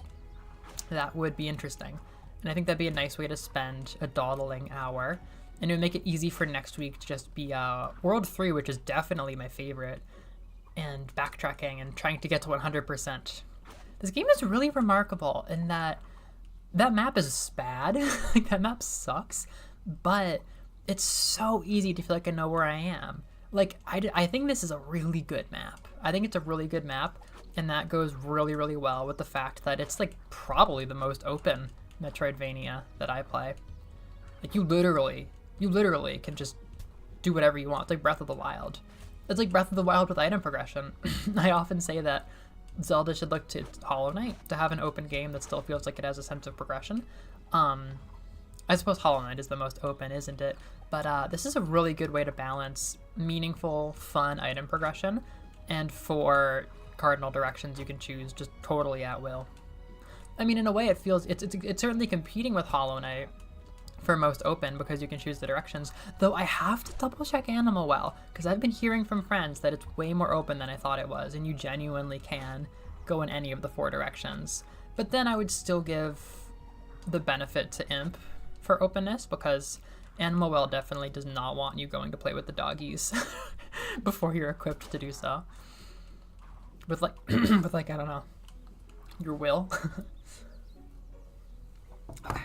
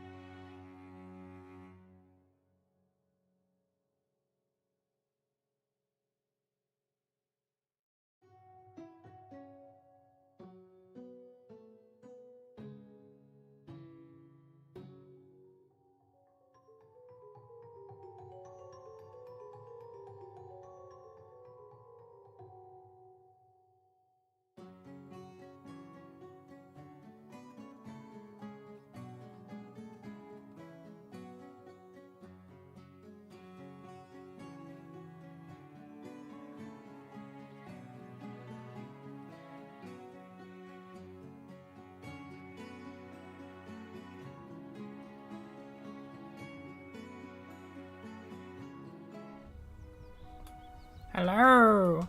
I was already just like buzzing with the amount of stuff I had to read on my phone, just like people talking in Discords and fun messages and stuff. I was just like, oh, nom nom nom nom nom. And obviously caffeine and everything. I was just like, brr. But then I come back and you say, you're buying Animal Well? You're buying Animal Well video game? Why? Wait, you said that's a sign? What is a sign? What was a sign? I was literally just thinking yesterday how I am in pain because I have nobody to talk about this game with. I've talked a bit about it with Liz, but we've kind of talked about all we can talk about with how far this has gotten, and it's not anybody's fault. Like, you know, everybody likes the game differently, everybody plays games when they want to. I don't want to like make anybody feel guilty when I say this, but just like I am such a sharer, and it is a game that seems so fun to share with people that like if I had the chance to work with a friend to solve some of like the deeper optional post-game puzzles instead of like looking it up online, that would probably be, no exaggeration, one of the most fun things I ever do. And I'm just sitting here like, no, I can't talk to anybody about the game, and I can't talk about the puzzles, and it's fine, I'm not exploding. But if anybody did get really into Animal Well, oh my gosh, you don't have to feel bad for me, but if it just so happened that anybody got into the game, it would just possibly maybe be one of the most fun things ever. I'm just saying. This is like if you were the only person that liked Hollow Knight in your friend group back in 2018. It's just, oh my god. Oh my god. I'm just such a sharer. I just love sharing with people. I just love sharing with people when I'm enjoying something. Oh my god, if you got into Animal Well, that would just make me smile so much, so deeply. Oh, I have to like put the feeling back in my belly. It's not a, I can't be wishing for things. I can't,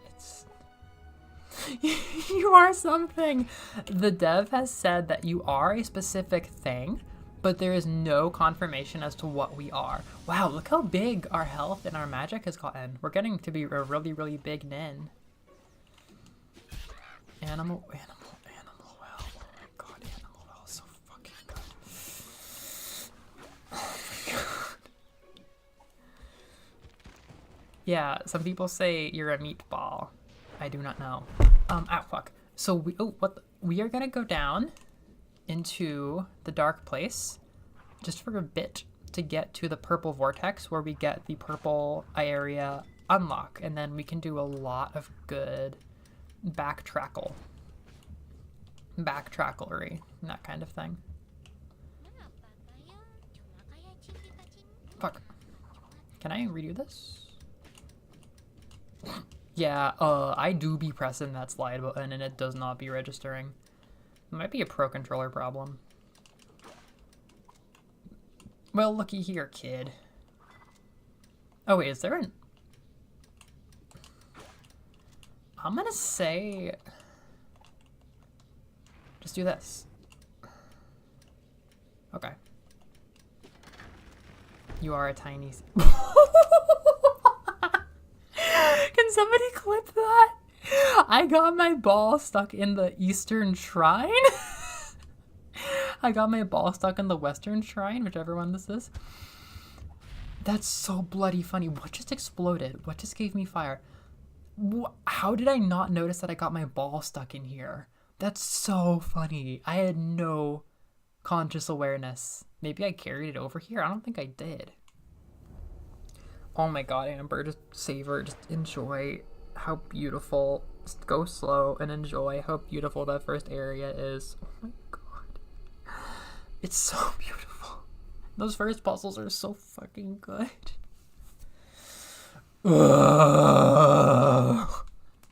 Animal Well. If it wasn't because of your mission, I'd highly suggest you leave and never come back. There's barely any light or fire down here, so your inner fire will be limited. It might not even recharge at all. I don't know. I think it's a scissor button. I think there's a scissor button. If you're watching on your TV, maybe it's harder. I think it might be easier on mobile or like PC. No, I'm not gonna say it was a good idea. I also wandered in here and was so confused and frustrated my first time playing. I was like, this area sucks. It's so scary. Look at them. They're so scary. That's gonna blow up. Hold up. Oh. We did it. Yeah. That's all you gotta do? What is it? That new power might come in handy. In fact, it may just be the key to surviving this whole area. I don't have it yet. Why would you do it? Why would you spoil it? What could he ever be talking about?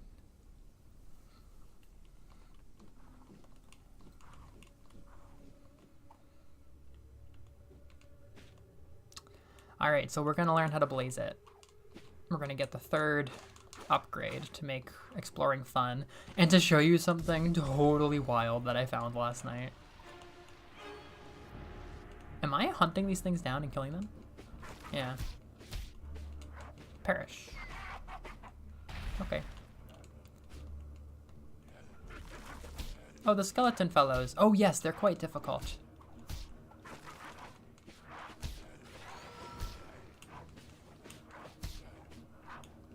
He's in there, I know he is. This is so awkward. Okay. Alright.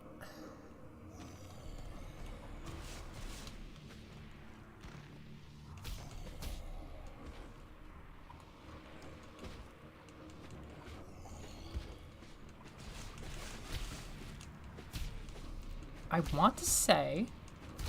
Oh, never mind. It's easier to kill them with Blaze, but I don't think you have to. I thought you needed Blaze to kill them.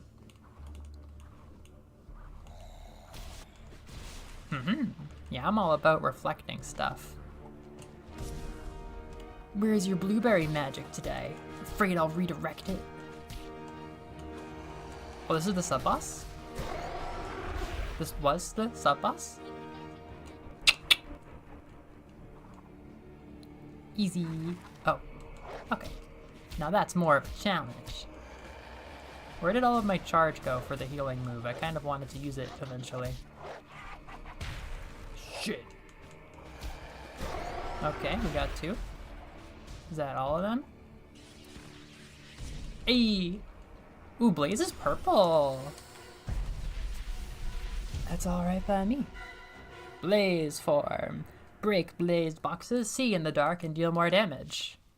Yeah, so this pissed me off because my Switch Lite genuinely does have a bad bumper. Like, the bumper feels very broken when I touch it. And you have to hold this anytime you use Blaze, so I was very unhappy and uncomfortable anytime I used Blaze. In fact, when I was fighting Tui and we were like getting up on his head, trying to get like 3 hits on him, I would be awkwardly miserably holding down Blaze for more damage and mashing on top of the awkward like hurt boxes and everything. It was bad. But yeah, we've been seeing these Blaze boxes the whole game. I didn't realize how prominent they were because I got Blaze first the first time I played, which was just so random. Yeah, so now we can set our own. It's not always going to be relevant, but it can make things easier, which is good. I think the area that I left for, well, not last, right? Because we're still going to have the butt half of the catacombs to do next week or next time. But we haven't touched the mountains at all. The mountains are the best, but they are tough. So I think I'm going to be grateful to have this to bring the frustration down in some areas. But this also just opens up a whole lot of backtracking. It's going to be interesting. I don't know if I'm going to go to Tui's house. I mean, we can get around really quickly, so maybe I will. Going to Tui's house without wall jump, which is what you get in the mountains, it'll be interesting to see how much it affects things. I don't really know how much or how little.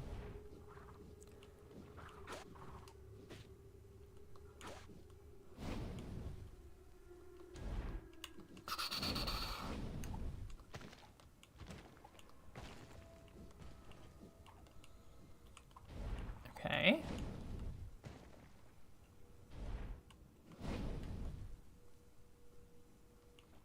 Are we just redoing this? Yeah, I think I did this last time too. I was confused.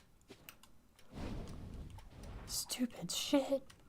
Silly shit. Stupid shit. Silly shit. Okay.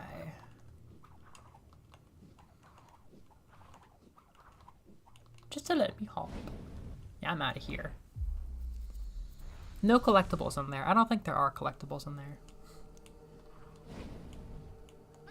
Oh, oh, oh. Scary.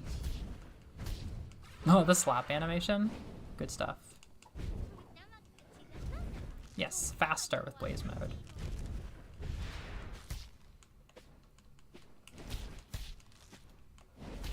I blazed it. I blazed it. Maybe I didn't blaze it.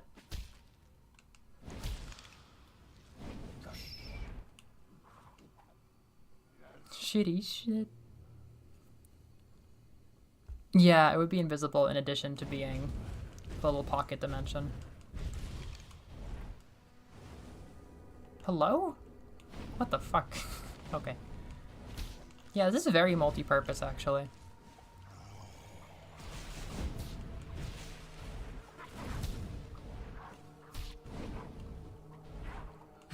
Oh, good. Not that I'm planning to use it, really. I would actually probably rather just find... Oh, this is a... Never mind. That could have been double jump, but it was double jump or fire spin. This is our way back to the middle area, which is a bit more appealing right now. So we're actually headed right back to the jungle. I don't think I'm going to do too much jungle, because I actually do have a thing in mind that I would want wall jump for. But there is something there. Okay. Look at that. Look how easy it is to connect your worlds. I quite appreciate that. So in this game, you have the west and the east mountain and palace being kind of a climby thing. Then you have the jungle and the catacombs being a deep, bowel-y thing. And those two are both connected to the central hub, which makes it a lot less intimidating to get around.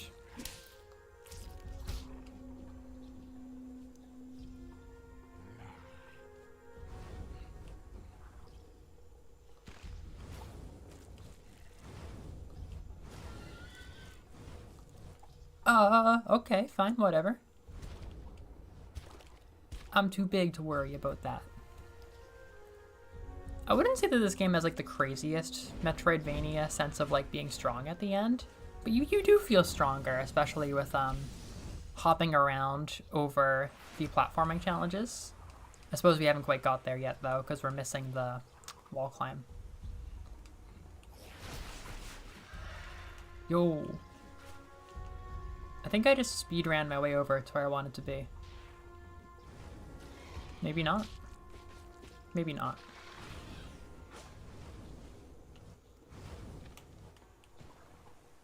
Hello?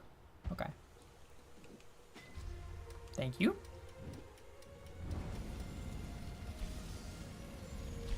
Is this where I want to be?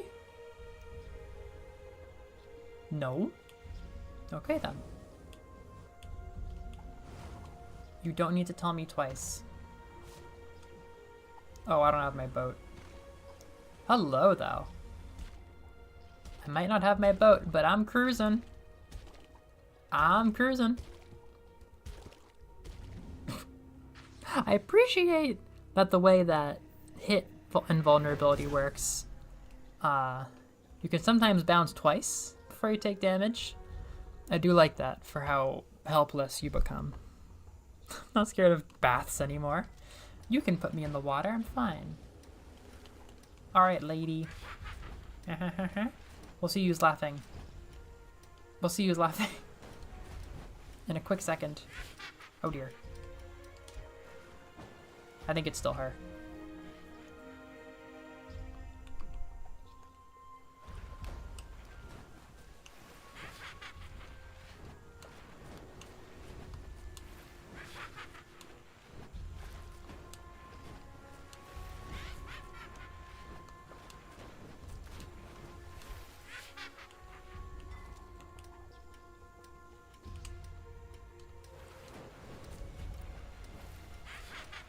Mm-hmm.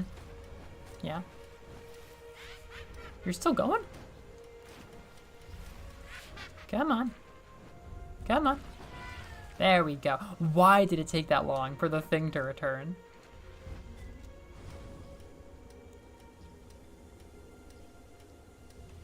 Hello? I'm insulted? I'm appalled? I'm offended? I'm wet. Why did it drop now of all times?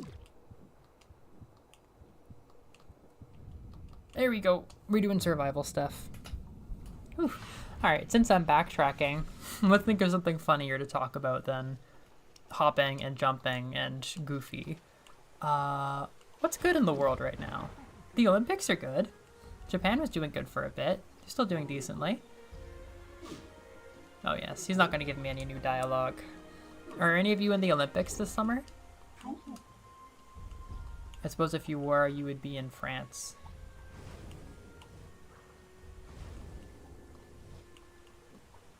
Alright. Oh, fuck. I think the jungle causes more crashes than the average place, but luckily we just saw death. Survival, alright, yeah. It's a harrowing place. Do you think... No. You don't think the boss of the jungle is using crashing to keep herself safe, is she? Do you think she could use that kind of magic, the way that the final boss of Roten did?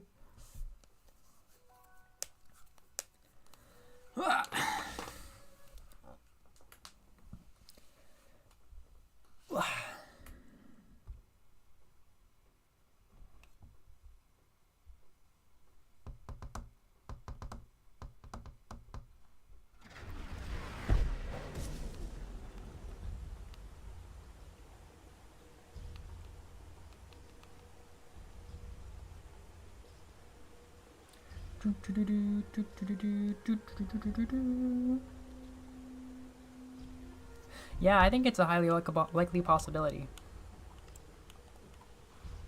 Pays off the developers. She just starts speaking to them. This is just like naturally moving. That's a very rare thing. Naturally moving platform in this game. Okay, I can't get up that way. Lavender Caves? Is this it? Bomb. Hold up. Long jump. Olympics. Let's go. Oh god. Oh, maybe I need to use the worm.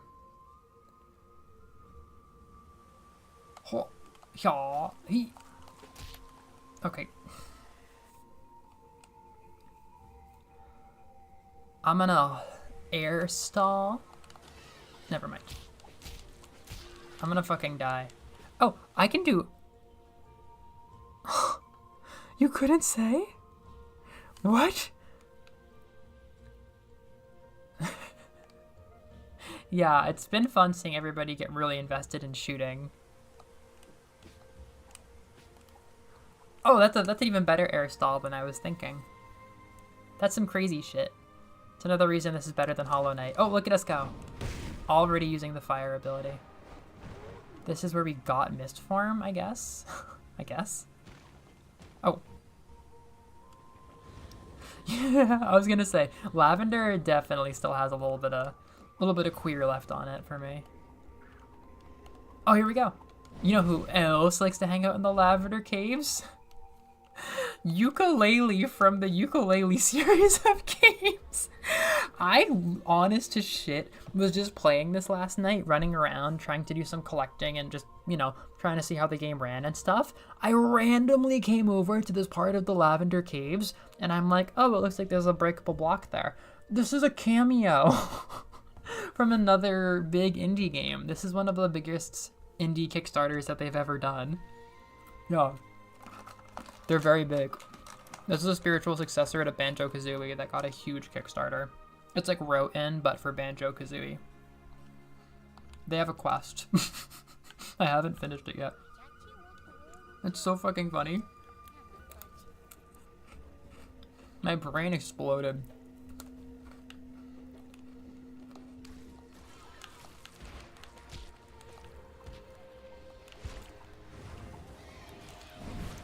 How do I do this? You have? Yeah, no, it's pretty big. I wonder if the devs got connected.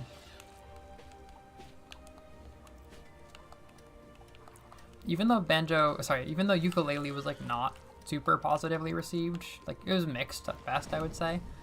Playtonic just keeps working harder and harder on making more games. I've heard their 2D game is pretty good, which is nice because it's like Donkey Kong Country. Hold up, one thing at a time here. Ah. Do I need to? No, I needed to use you.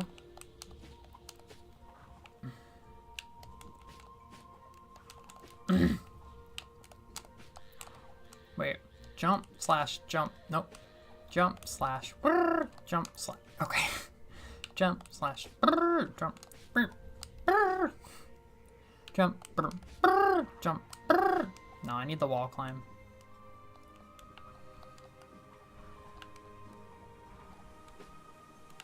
It's shocking how nice the air hang is.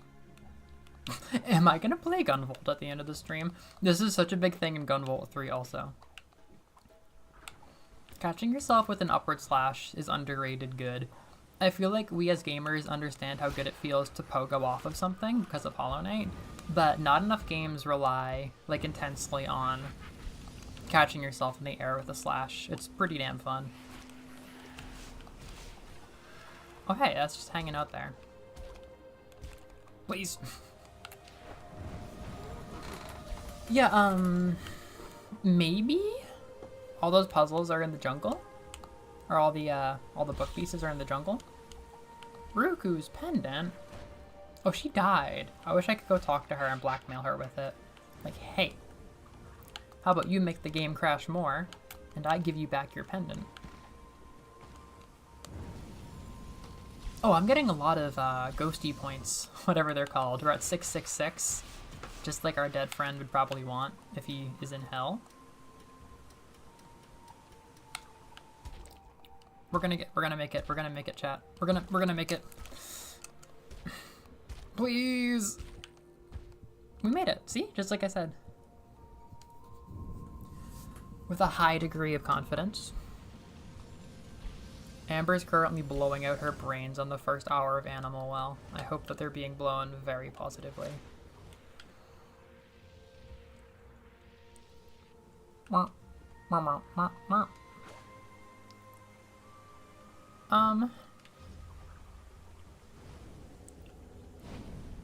Can't I? Okay. We got the momentum too. You know, if I could get that plant to respawn, I could probably get that unlockable. What's going on in here? I'm taking damage. Oh, it's water. It's water.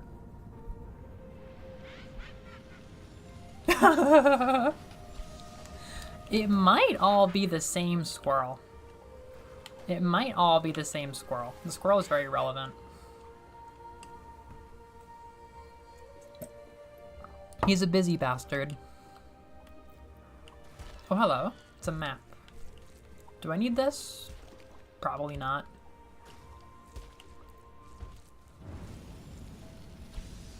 Goodbye, viewers.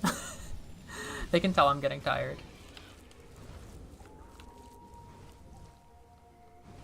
Okay. Oh, sure. Okay, yeah. Big W. It's the vaguest map of all time.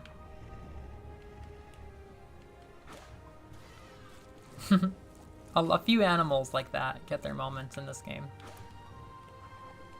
Hello, we got a ukulele page.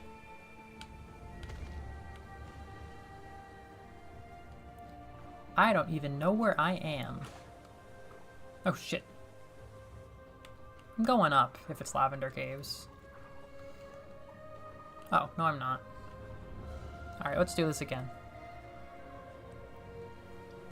Jump. Hang, jump, boom! Nice. Yeah, that is some real ladder stutter.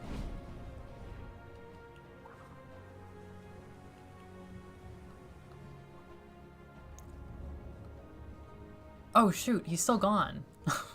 That plant stayed dead.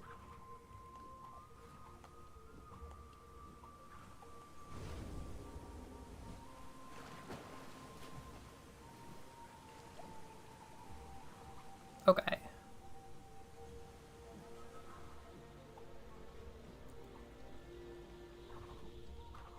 What up, guy? What do I want to do? I think I'm fine on exploring for more ukulele pages. We'll just get the wall jump and come back here later. We can go to Tui's Palace. Although I could also play Gunvolt if I'm only going to stream for another half hour.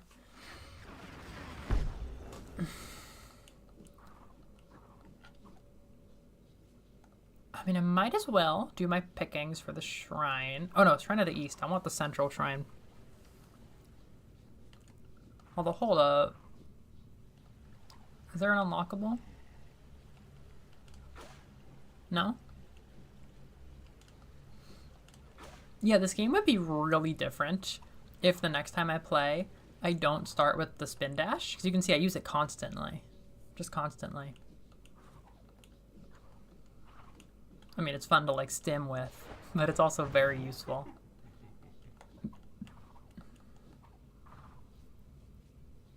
The Slime of the East. I could play Dragon Quest XI, even if you don't know what's going on. I've debated it a few times just because it's fun, but it's very deep in the story at this point. That might trigger a comment about skipping a puzzle. TB quite H.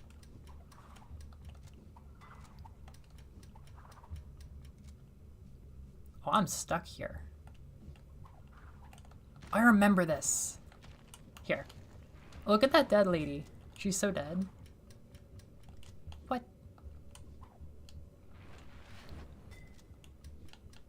Watch this. Yaha. Stimmy they are. That would be a hell of a good one. Oh my god. That would be a really, really, really good one. So much good stuff in Metroid. The ball thing is very satisfying. The ball thing. Morph ball. The bombs are good. The ball bombs are good. The missiles aren't bad themselves. What is Stimmy in Castlevania? I mean, the whip's not bad. Wait, I'm going to the mountain? No. This is next week. I thought I was going home. Oh, I see. It was prepping me with climbing puzzles for this. No! Look at that little person! Little guy. It's cute. No, we're not doing this. Although, if we were, we would do this. Now we can warp in next time. Gato or Vato is super stimmy. That spin jump might be one of the stimmiest of them all. And the air dash isn't bad either. But the stimmiest thing of all is just playing as Kiki. What's stimmy about Bloodstained? Probably really random. Probably really, really random souls. Yes, I think that's very stimmy. Yay! Easy's Land. Woo! Yay! Did I get my ball back? Yay! Woo! Woohoo! Oh yeah! Yeah, I love this ball! Woohoo! Oh yeah! Oh, this is real fun! Yeah! Woo! Oh yeah! Woo! Yay! Woo! It's gone. Yay! Woo! Yay! Oh yeah! I love this. Is my favorite ball! Woo! Yeah! Woo! Yeah! No! Get the fuck out of my way! No! Yeah! Oh yeah! Woo! Yeah! Woo! Yeah! I'm real good at soccer. In for the Sun Olympics. No! Yeah! Woo! Alright. Look at these petals. Some of them are even not white. Some of them are pink. I might just stop it here. I'm like not dying to go to Tui's Land. But we could do something silly for the last 20 minutes. I lost my ball in the underworld. Oh, there is a really, really stimmy thing in Aria of Sorrow. Am I gonna, like, switch over to streaming Aria? I could... No, I don't think I could handle that. I couldn't handle going from how, like, warm and outdoorsy and grass-touchy this is to, like, inside of a Castlevania. Like a cold color Castlevania. I would, like, throw up. It would feel so cold and clammy. But what can I do? I could do anything. I could play through all of Metroid World. I could play through a ton of Mega Man World 2. Am I gonna play Mega Man? I have the power. I have the power. Mega Man is on the table. Gunvolt is on the table. I've never streamed either of those series, so this is actually history. This is actually a really historical moment. Super Mario Metroid World. Colorvo is stimmy? What is so stimmy about Colorvo? She looks so sad again. Our goal for next time is to make her happier. I believe it's possible. I could play a lot. I think I'm gonna close this for now. That was a good stream. We only had 3 crashes. It was fun. I hope y'all like that game as much as I do. It's very silly, but it's very good. Let me be sure that I saved with this guy so he knows how many times I hit the ball. I think we're good. Alright, we should be good to leave. Yeah. That's good. Yeah, Game Feel is what it's all about. We could play Super Mario World. I remember, Noreen, you said that you liked watching me play Mario World. I don't know if that's very high on my list, but we could do that. Oh, I'm glad you enjoyed it. I could show you some Pepper Grinder. Oh, that sounds like a really good idea. That's like a high tier idea. It's also very outdoorsy. I'm not playing fucking Mega Man 0. Just drag Axiom Verge 2. Here's all the reasons I don't like Axiom Verge 2. I can't really do anything in my Tales of Kinzera file now that I finished it. Same with Kanto Roboto. I have a Hollow Knight. Hollow Knight's not the worst idea, but I don't know if I'm in the mood for that. I got games. Nintendo Switch has games. I'm gonna put the AC on. It seems like most people have seen their way out and will not be devastated by really bad sound quality. Mario 64. Hey, you're right. I could play Mario 64. I don't think I will. I could play Mario Sunshine in keeping with the Goofy theme. That's not a bad idea at all. Why is Google listening to me? Shut up. Oh, Yohane. I could do a tiny bit of Yohane. Amma Mobile. I'm not doing that if Amber's playing. I'm not going to spoil anything. Momodora. No, I don't think so. Impa the Sun and Gato Roboto. They are best friends. You met a duck, huh? Yeah, I let Google listen to me a lot because it's so convenient to ask what time it is from up in my bed loft. Or even set a timer while I'm cooking. It's just nice. I'm like, yo, hey, do this thing. There are many times I wake up and I just go, yo, what time is it? And it tells me from downstairs. I guess I could just buy a clock though, huh? Instead of letting it know about all of my evil things that I do. Pikmin is fun. I don't know about that. Cave Story is fun. That'd be very painful. I'm in the final part. We have this tiny demo for a Gunvolt game that looks super cute. Box Boy and Box Girl could change people's lives if I played it right now. It's a puzzle platformer by HAL, the Kirby team. I've never played this game. I bought it in like 2018 and never looked back. Oh, do you miss him? Oh, I'm just gonna cry. I'm gonna cry. Yeah, I'm only gonna be on for like 20 minutes or so. We got to a good stopping point for Imp, and we'll pick it up next week. Let's think of something silly to do for a little bit. Dagon's Quest 2. Pepper Grinder was a really good idea. I just don't know about it. Gunvolt is still like an A-okay idea. Mario Sunshine has been mentioned. Hollow Knight's like not the worst idea. I could play Splatoon. I don't think I could handle that. That feels so different. Yay! Isn't that game lovely? It's very warm. Yeah, he does need a nap. Otherwise, we're going to play his whole game in one sitting. I wonder how long that would take me now. I still think it would be like 7 or 8 hours, so pretty much committing your day to it.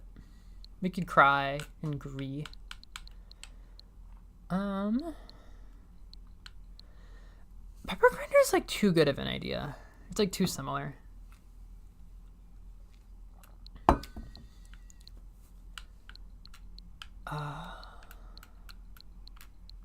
If I had a different cave story file, I would consider it.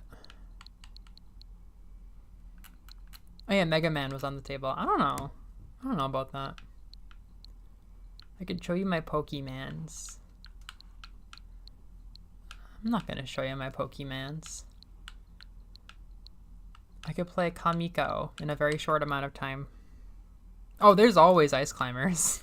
Hey Amber, put down Animal Well. You're gonna play Ice Climbers. Amber, Naoto has decided to go into the well with us. Naoto has purchased Animal Well. Has experienced things such as squirrels and ducks.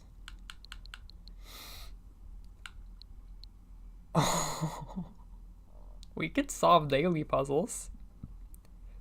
We could solve daily puzzles. That's a really, really high tier option. I think I have to play Mario Sunshine. I think that's the goofiest option. I think that captures the silliness really well. No, you're not. You're not. I'm not dragging you out of your first time playing Animal Well for Ice Climbers. Yeah. See, I foreshadowed this. I mentioned Toadsworth earlier. I did not grow up with this game, which is really funny because I played all of the Mario Sunshine themed Mario spin-offs like Double Dash and Power Tennis or whatever. GameCube Tennis. GameCube everything basically. It all had Nokis and Piantas and whatnot. This is what Info the Sun feels like sometimes. I don't think it wanted to. Look how that man wiggled himself into the seat. Look at that! Look at that. What could that possibly be? Holy shit. Welcome! Whoa! To the tropical paradise of Isle Delfino. Welcome to the tropical paradise of Isle Delfino. Welcome to our beautiful home. You have to go to Dolphin Island. You can't go. You can't go to Jellyfish Island. Amusement park and This game is epic. all this and more await you on Isle Delfino. Come relax and let us. No, I've played a little bit. I've played like 3 hours or so. I actually really wanted to play it when I went to Turks and Caicos to visit my dad, but it was pissing me off too much. It's a lot to get used to. Because even the good parts, like the really deep movement and everything, they take their own getting used to. And then there's the fact that there's just unpolished bullshit all over the place. It has big potential with me because it has like, I don't know, some good points that I enjoy. A lot of freedom of movement, a lot of kind of quirky puzzles. Good thinky shit. I mean, I played it a little bit going to Turks and Caicos, but I actually mostly played Kirby Triple Deluxe and let the rich get richer. I have a whopping 11 shine sprites.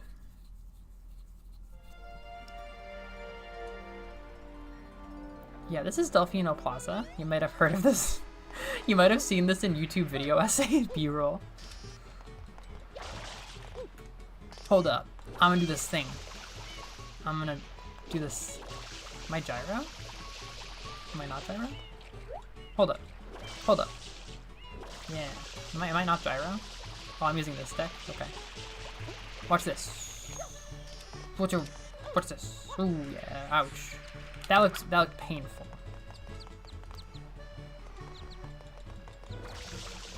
Yeah. The analog squeezies are not in attendance.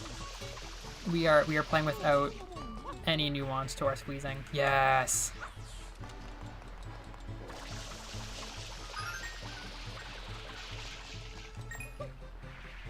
Super Melovania Sunshine. Yosh! I need to get out of here. Yeah, I've done this like a bazillion times, but I've like barely played the game. Get me out of here. You're never gonna win Turf War like that. No, literally, Splatoon is just one big Mario Sunshine.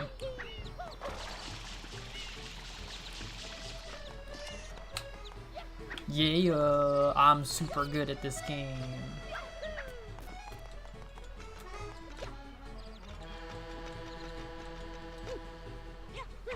Yeah. Flood would fucking... I think there'd be like Geneva Convention things about Flood. Because that would just waste Inklings. Like, that would be a weapon of mass destruction. That's genuinely like bringing a gun to a knife fight.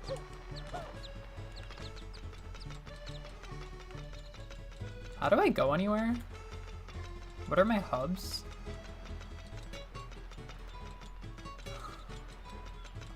This is so quirky.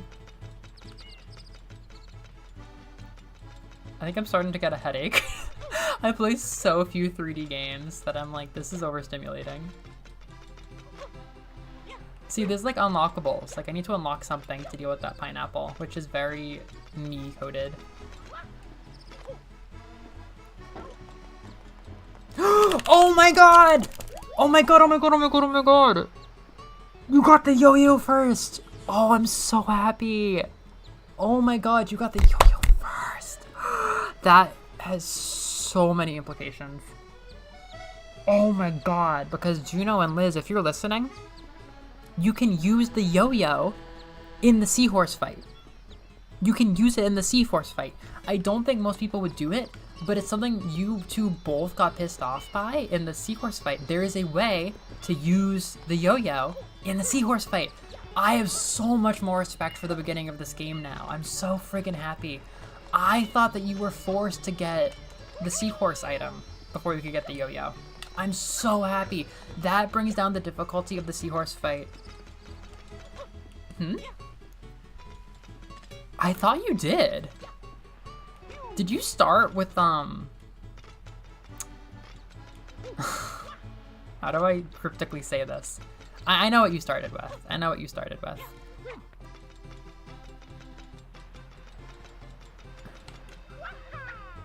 Yeah. That's exactly what it is. You actually have freedom. Oh my god, that game is so much more open than I thought it was.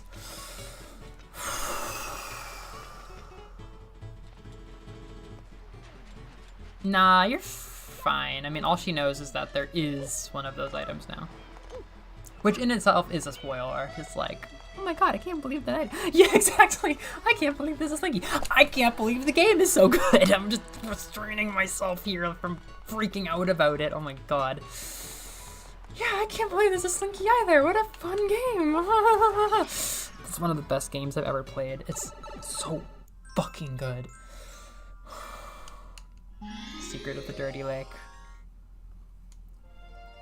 Secret of the Dirty Lake. This lake is dirty, chat. This lake is very dirty. This guy tells you something different every time. I thought we had all this cleaned up, and now this? What in the world is going on in this village? This is really bright for me. This is like way too bright for me. You know, you've really done so much for us, but I wonder, will even you be able to deal with this nastiness? Yeah, this game is Splatoon Enna for me. It reminds me exclusively of the Enna videos. Hey, I think you're in need of a pair of my special sunshades. Oh well, then again, maybe you're not ready.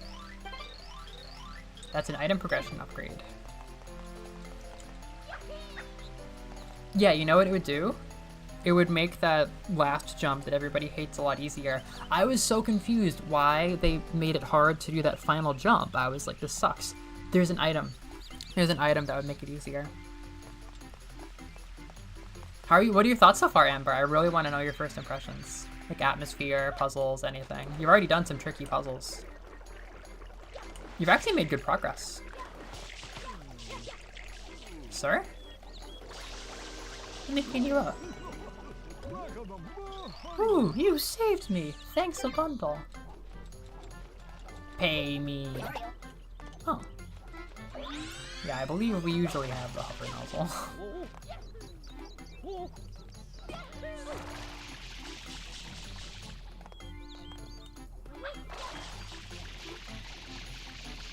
I'm in danger. Okay, up. Upsies.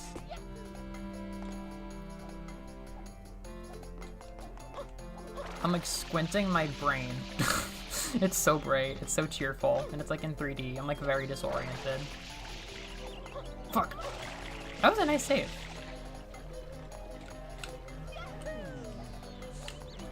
Hold up. I think I got this? Yeah. Cheer up, chum. Whoa, you saved me. Thanks a bundle. Okay, I will no longer be talking to people. Huh. Nice. Yeah, blue coin.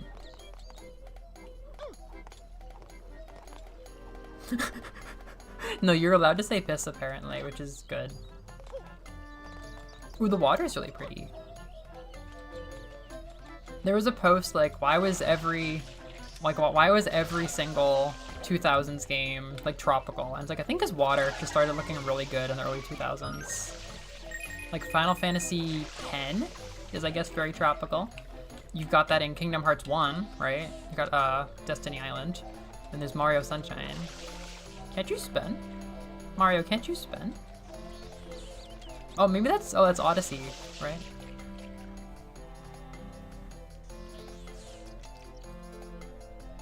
Yeah, you're making good progress. You're gonna be able to wander and solve puzzles for a long time. I'm sorry you're squinting? I've never heard somebody say that before. That's a bummer, it's like too dark. I don't know if the game itself has a brightness setting. I've never heard someone say that.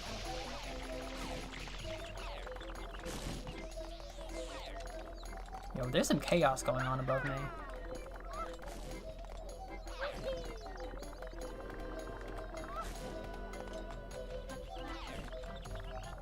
Okay, so you're coming for my life?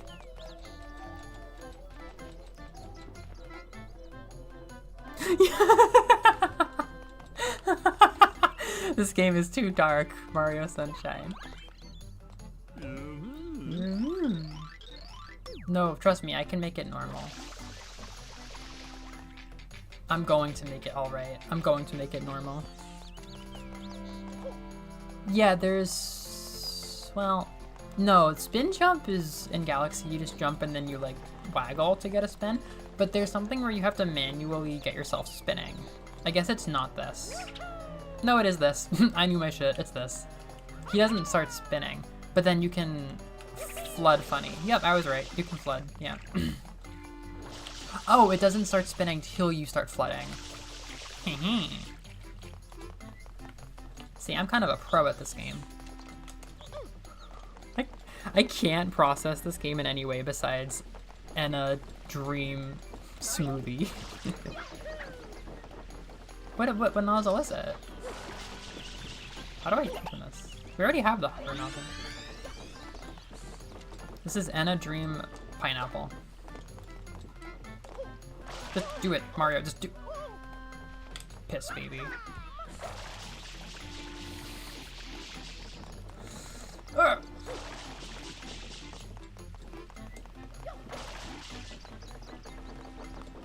If you're wondering how I look playing such like a cheery and happy game, I look like Gaz. I look like Gaz Membrane from the Membrane family right now.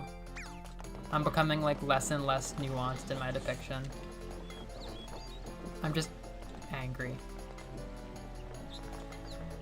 I think something feels wrong about just like dropping and using the hover nozzle to get in there.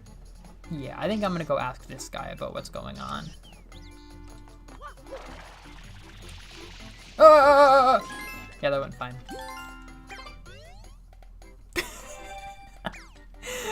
She is everything. And then real gamers know that over there is the Ferris wheel that Bowser Jr. uses to attack Professor Layton and Luke. This will be referenced later in the game. It's part of the world building. Hold up. That went badly. I see something very dark and evil and sinister in here.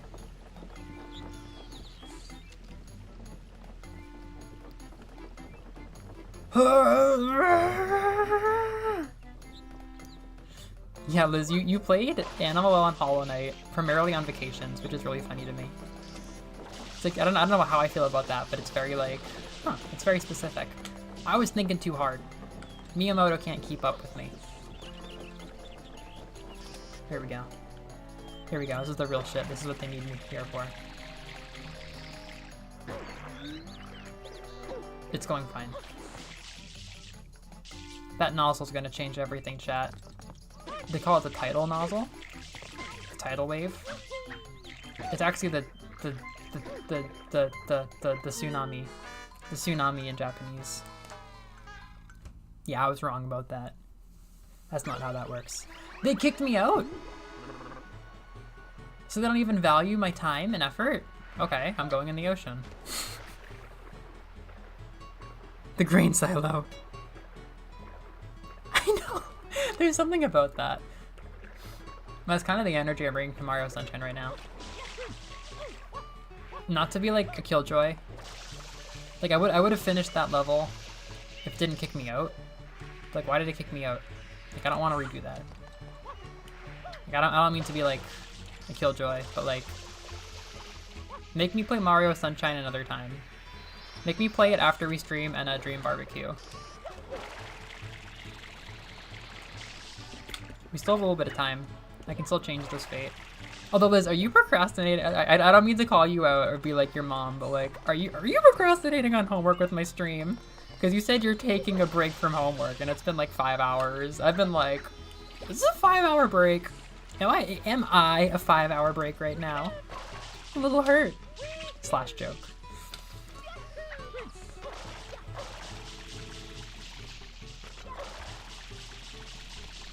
Oh yeah, you're dismissed. You can go to bed, Juno. Have a good night.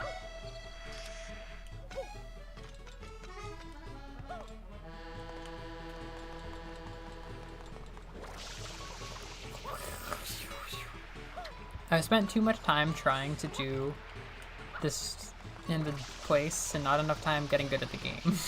It's a disjointed experience.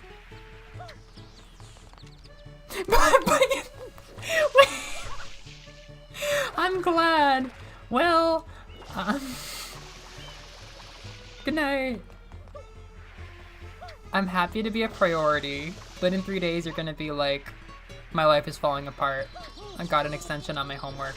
And I'd be like, if only you had 5 hours to work on that homework that got spent on Mario Sunshine. I don't want to be your mom, I'm just concerned. I'm very happy to have you here. But I'm concerned.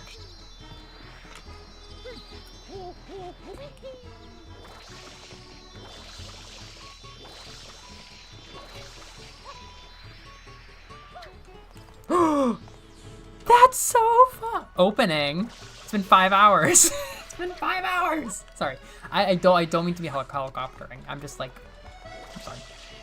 I'm broken by the system. I'm actually struggling today with I meant to call the DMV to schedule my driving lessons, and I'm like, I should do this soon. I should really get on this.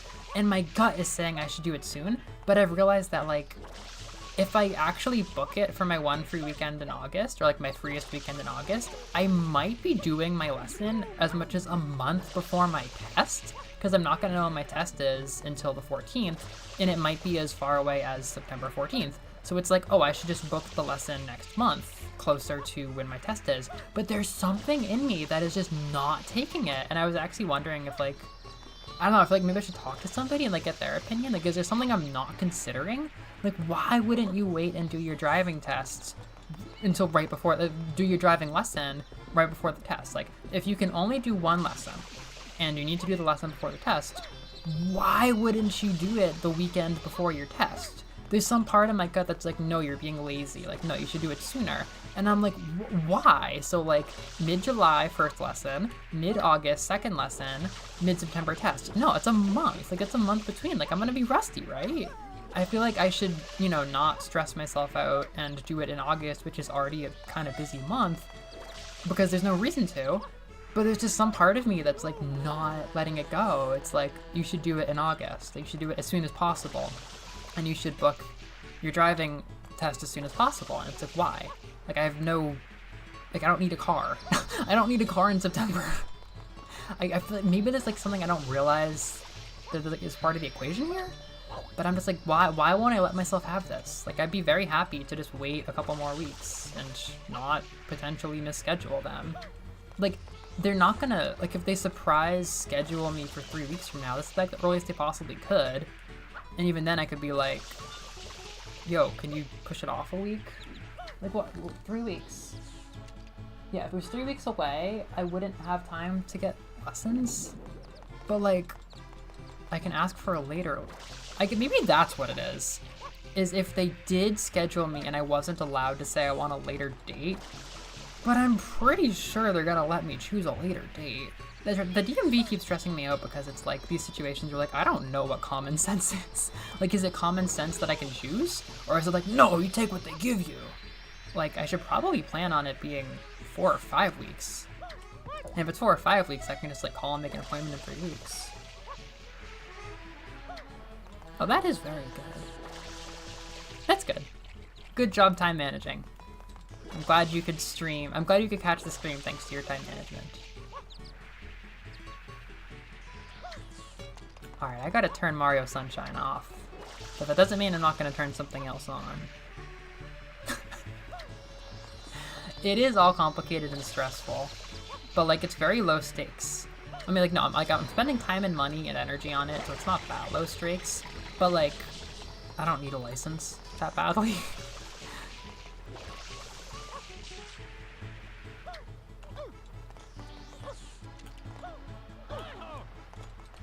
No. More than SpongeBob. That is intense. I'm glad you have him as a point of reference for driving difficulty, though. He's representation. We were talking about him being autistic this week.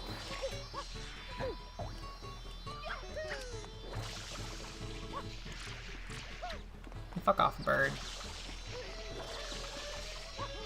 Yeah, no wonder I'm like half burned out on this game even though I haven't played it. All I do is like do this shit in the lobby ad nauseum with nothing breaking it up. Wow, wow, wow. Alright, no more Mario. Ugh. Goodard Lucked. I think this is my first time. Have I opened Gunvolt on stream before? Have I not? I don't think I have.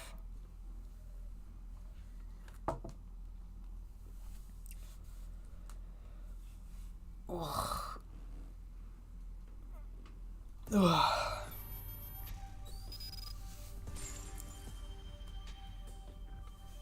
This is the Gunvolt Striker 3 video game for Nintendo Switch. It's a lot like Imp of the Sun in that it is a 2D game.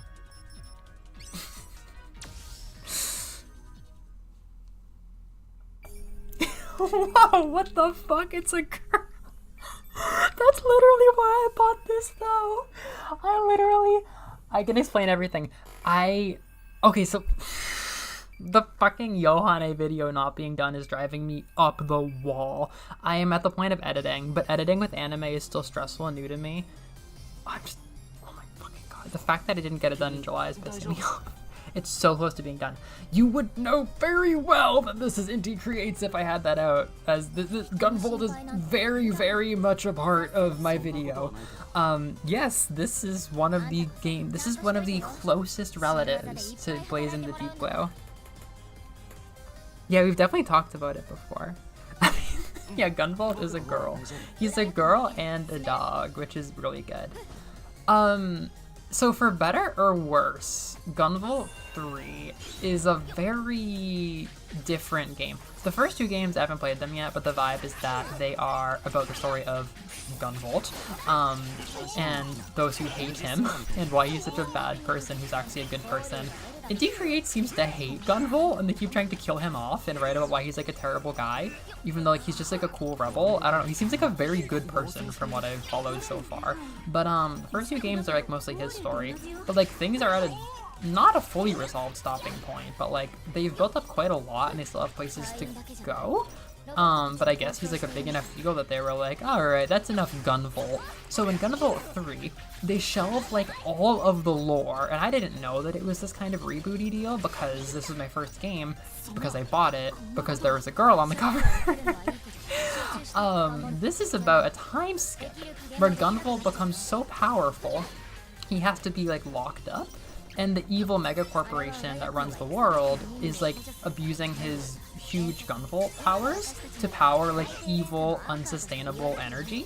And this whole game is about Gideon, who's the protagonist I'm using here, from a shadow organization that observes many things, being sent out to kind of rectify the situation because big companies and even actually other countries are using the power of basically super strong ESP dudes. Like Gunvolt isn't a robot or anything, he's using like future tech and stuff, but his power is actually ESP. Like the cool guys who do stuff are not robots or robot masters in this game, they are psychics, like psychic dudes. Gideon's not one of those, but she has sealing powers for stopping them, and basically unsustainable evil use of people who are kind of going crazy with their psychic powers is the theme of this game. So Gunvolt was like the big one, so Gideon had to like free him, and she is helping, like basically helping seal him from going berserk and destroying the world because he's so fucking powerful at the end of Gunvolt 2 that he's basically has to be handled as a liability in this game, and she's one of the only people who can do it. A fun fact is they built up 3 characters in the first 2 games, including Gunvolt, his rival, and a less important but still highly underexplored character who represent, and this is all perfectly relevant, I promise you, who represent the cardinal beasts. Gunvolt is the blue dragon. There's the, oh fuck, not the red bird. The red bird's in this game, but basically they have all the 4 cardinal beasts from like Chinese and also often used in Japan mythology, and these are 4 of the biggest, strongest fuckers in the world. Gideon is the yellow dragon, who's the 5th one, who's meant to bring them all into peace. So basically they made all these characters, and to be fair, people kind of hate this game because they wanted to keep developing like the black tortoise dude. He seems like a chill guy. I don't know, the white tiger, I think, is the other rival to Gunvolt. Like, these were really important characters just like Gunvolt, but instead of continuing their stories, they did a time skip. And they went to this point where Gunvolt is so strong he has to be put under lock and key, and the yellow dragon, Gideon, has to step in and kind of bring things down. So basically, it's about her kind of taking over the roles as like the protag. It's like, I don't know if it's like the protag of the series, or if when they get back to working on this universe, it's gonna be just like Gideon game. Like, Gunvolt is a secondary protagonist. The whole game is about him being like helped out basically by Gideon. Oh, here, I can use him actually. He's like a super powerful mode, and this level here is the demo for how to use him. I don't use him a lot because he is really fun, but he's like really like easy mode and you don't score as highly. So the goal is to get as good as you can with Gideon. Not like Giraffe. I don't know why she's named the same as Giraffe, but she's the main hero. But Gunvolt mode is also an option. He can fly, so you can kind of tell that he's not the main mode. He can do whatever the fuck he wants. But I want to play his games quite badly, because they seem to have a lot more interesting story. This game itself, the story's not that great, but it's not that bad either. You basically recruit a bunch of lovable goofballs who are going crazy due to the whole state of the psychic people getting too strong, going crazy, and then you fight the Azure, or no, the Vermilion Bird, he enters the fray as a villain from another country who's kind of launching a big high-profile terrorist attack on this country. So you end up defending the country while also working on the crisis of the people going crazy. And Gunvolt's absurd, I can't be in this universe any longer power is a big part of the story. Gunvolt's like, I'm such a bad guy, I'm so evil, and Gideon's like, it's fine, I've got all these fucking talismans, I can keep you from killing anyone. He's like, no, I'm so bad, I have to die, and yeah, that's what this game is all about. It's simple, right? It's simple. It's about two friends hanging out, is what it is. I want to see more games with both of them.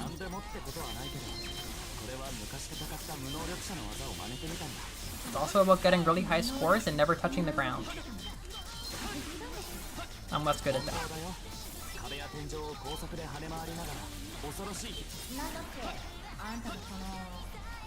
Oh, his really brutal attack. Voltaic Buster? That's Excalibur. I'm sorry. Damn. Hold up, let me read chat. This level's kind of long. Riku Complex. It's a girl. There's a lot going on in every frame. Yeah, this is, I guess it's kind of like my Disgaea replacement. It's extremely intense. Just like numbers, animations, everything is crazy off the charts. Oh, can I choose which? Not really.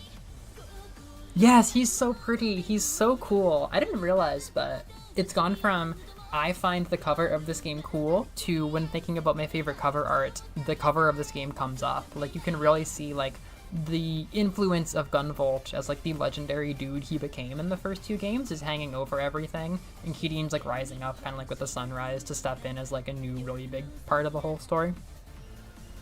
It's so fun!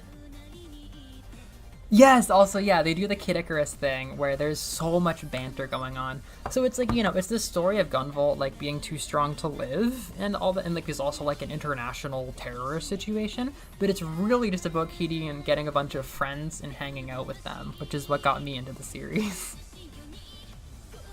Kairi is Sora in this equation, but 10 times smarter. Oh, Gideon, yeah, Gideon. Yeah, well, the thing is, like, I'm not gonna spoil it, but like they have a really sad ending by the end of this game because they've been working together. And like Gideon is pretty much like the only shot he has at like containing his power and like not destroying the world. They become very close, and the way that they end is genuinely really sad. So like they've said that the series is on a big hiatus, but like even though they already fucked up the story with this one story that I could tell you pretty much without summarizing anything that happened in the last two games, I still want to see the story get continued. There's a lot going on. Yeah, you mentioned the overstimulating.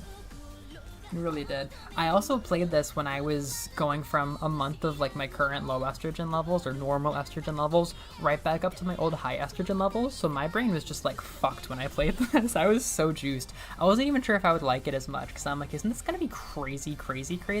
But like, I don't know, it's still been pretty fun. It's just been less fun now because I don't have like new content. I'm just like replaying stuff to get better scores. One sec. Also, Gideon made him a dog to seal his powers because she wanted to, because it's fun to have him be a dog. There's no other lore.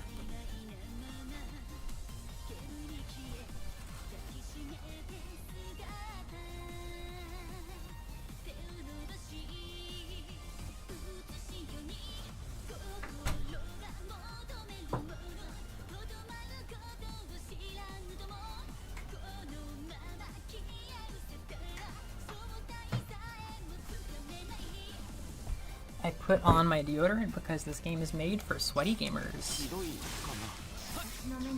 So yeah, another thing people don't like about this game, or is divisive, is that the scoring system involves never touching the ground.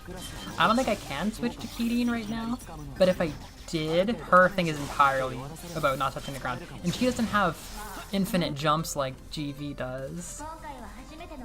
Everyone needs a Lilapse. Yeah, every girl needs a Lilapse as they age. So you have to make one yourself sometimes, even if he's a grown man. If it runs out, you'll just return to your doggy form. You won't go berserk or anything. Got it. I'll keep it in mind. I'd prefer to stay in this form if at all possible. That's too bad. I like your doggy form better. It's all fluffy and stuff. The fighter's gauge will recover, and I can't switch places. Yeah, it's just a tutorial. Oh, so there is a note that you saw. It was the BB fight, or BBS, BBS fight. The BBS fight. It was not the. This is a note in the Yohane project. This is not the birth by sleep fight. This is the fight against BB. It is BB's fight, and we're about to do it after I think another section. Oh no, we're doing it now? Okay. Yeah, this is our normal state. Gunvolt is a dog. I don't use Gunvolt mode very much, because like it's kind of, yeah. It's fun, but it's not quite as like rewarding, I guess. Yeah, we're fighting BB, who's a really good character. He's probably my favorite one. So he's one of the really strong psychics who has just kind of gone crazy as part of this whole phenomenon. Also, this backdrop with the giant city is just one of my favorite backdrops to anything ever. Like, this game was a really big thing for me when I was starting to go to Tokyo and stuff. I was like, I fucking love big cities. I love Tokyo. Whoa. This is the evil version of a perfectly fine Potty P character, Potty P archetype fuckboy, who has a secret dark side because he's actually a loser and he's been looked over his whole life. He's kind of like a dangerous, very sad mental health fuckboy, which I think is a great trope. You know, a classic mentally ill Potty P. Yeah boy, blue badge, or black badge, or whatever. He's just BB. Yeah, I can also summon characters. So you can summon characters. You can do gacha, which is actually really well integrated. It's not like real money, it's just like an in-game gacha thing. Like Kirby and the Forgotten Land style, where you summon the spirits of characters from the franchise, which is kind of sad because a very large number of them are characters that people are still waiting to see their stories continue for. So that's another layer of chaos and probably disappointment and story disconnect.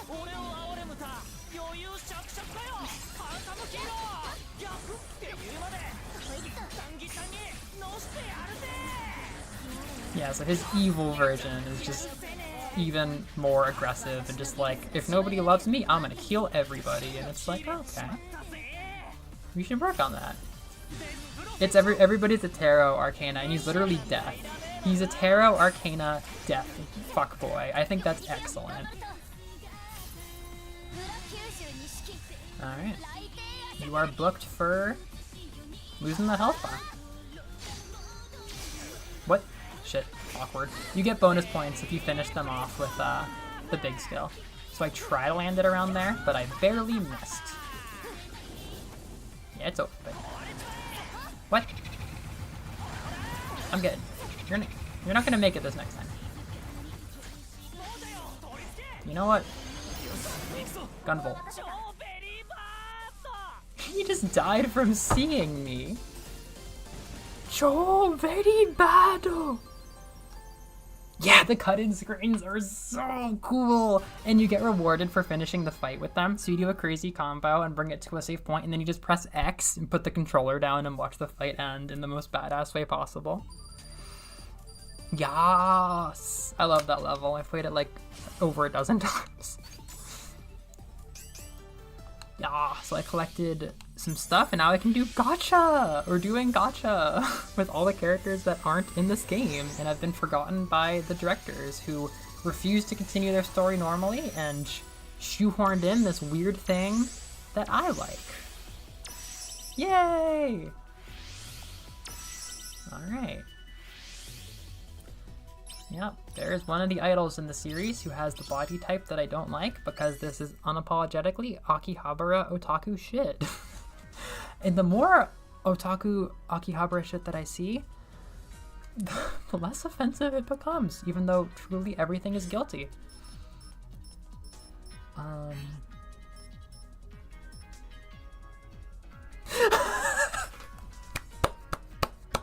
Have I interested you in BB? He's amazing. Let me see if I can pull out so you can chat with everybody in here. Can I cut to just see the back? Yeah, it's just like Kid Icarus, and it's really fun in a lot of levels. Let's see. I can probably bring him up for one of the chats. Yeah, there we go. There we go. This is the office. This is like one of the biggest things that made me love the game is BB is passed out on energy drinks or something instead of helping us with paperwork at his desk. And then the other three boys at the table are the other like berserker guys that we save in these initial levels, and they become our office workers because they have nowhere else to go. Hudine's in charge of this whole department. Gunvolt and the idol spirit girl that's like his bestie are just here because no one else can take care of it. So basically Hudine's in charge of this small gang of losers, and they're so tropey and so funny, and they have so much dialogue and chat stuff that I'm so happy. What you got there? Yeah, look at his outfit. He has a tummy. Remember that department that got axed a while back? I raided their warehouse and found a bunch of these, so I thought I'd give it the old college try. But it's a total bust. I'm just not cut out for this kind of plain Jane work. Let's see here. A Michi Mark 17 Type C Mantis, a model tank. A full reproduction complete with jumping action. Oh geez, I remember that. If it's what I'm thinking of, I fought one a long time ago. You're like, I've always loved him! I've been wondering when the day would come that I could introduce you to him. He's definitely my favorite of the boys. Your war stories really come out of left field, man. You're like straight out of the history books. Mind if I call you Gramps? So this joke is, they call him GV, right? But then, OG-san.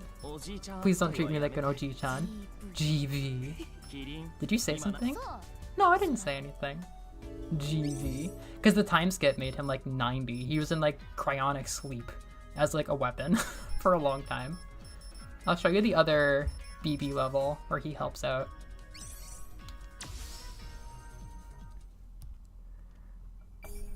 So I wish, but one of the other problems with this game is that the evil mega corporation that caused all of this problems, like the one that they were villainizing the whole time in the first two games because they're so fucking big and they run everything and cause all the problems, they're the ones who gave us office space. So Kirine works for a separate thing called Shadow Yakumo, who is like a secret, like very like old-fashioned Japanese like ninja team who oversee everything. And you know, we could have worked for them, but instead the people that gave us like an office space and the funding to hunt down the rest of the Berserk dragons are the fucking Megacorp. We're in the gigantic Megacorp. Like, government Amazon is the one housing us, so we technically kind of work for them. It's very sad. I wish we were in Shadow Yakumo. Even not having played the other games, I'm like, why aren't we in Shadow Yakumo? Why are we in the giant corporation? It's very strange. It's like they really just lost the thread on the series with 3. Oh right, this one actually has stealth. So yeah, this is BB in his primal dragon form. But I can summon him? No, he comes in like that. I'm sure I can find you a full up of his casual, like civilian attire. This will just be more cut-in art, or cut-in dialogue with BB, Gunvolt, and Kirine. Yeah, no, it's like they kind of sold. I mean, Kirine has a bit of autonomy, but yeah. So this is the later half of the game. Instead of hunting down the 4 primal dragons that become our friends, we're fighting the 4 primal dragons that work for the Vermilion Bird guy. He becomes a big villain. So we are hunting the Dami Mommy archetype. They're all, it's basically a harem, basically. It's basically his harem. It's unapologetically Akihabara trash. And she's like the Dami Mommy that everybody wants to like step on them. So that's the joke of this level. The League of Lovers of Lady Serpent. They're definitely alright characters. Like, I don't mind the harem. I don't like that the 9-year-old girl character is anywhere near the harem, but at this point, there's such a long list of grievances I have with series that fucking compared to Toho, I can't even be that mad. I mean, I can be mad, but I don't have that much time to be mad. I just go, ew, and don't play much of that. But, most of them are fine characters. I don't know, they're not like amazing or anything, but I vastly prefer Kirine's boys that she saves.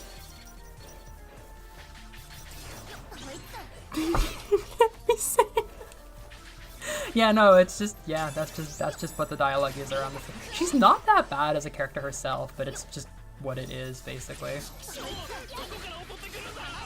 I wouldn't say that I love indie creates, but they sure make some games that are fun. I think now that I play more Mega Man, I'm kind of already a bit more fond of Mega Man than I am Gunvolt. Because, like, you know, Gunvolt is so fucking otaku. Like, it's just so otaku, you know, and it carries all that grossness, but I like it. Like, I like it, but it's just, like, it's hard to get that into it when it's just, like, so, you know, horny otaku.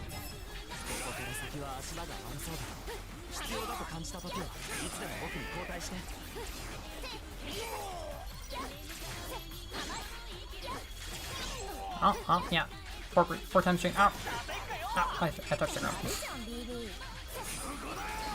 See, it'd be a different game if you're mostly fighting with your sword, but the sword is kind of a backup option in case you fuck up with your normal throw a talisman and then warp over to them technique. Like, most of the game is pretty much throw talisman, warp, and then jump, and balance yourself in the air with your sword. Once you unlock all the sword powers and you play the game a lot, like, that's how you get a high score.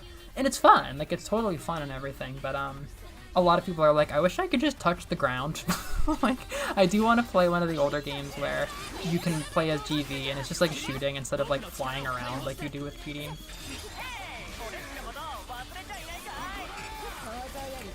We couldn't possibly forget about you.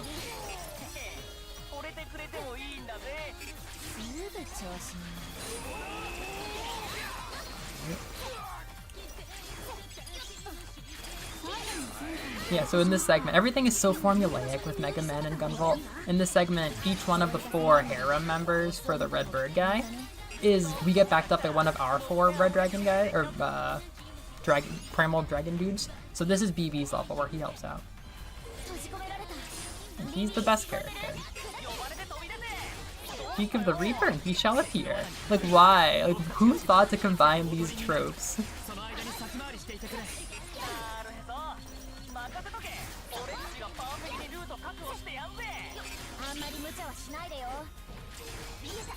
I like that Bucha. Bucha is like irrational. Absolutely T-less.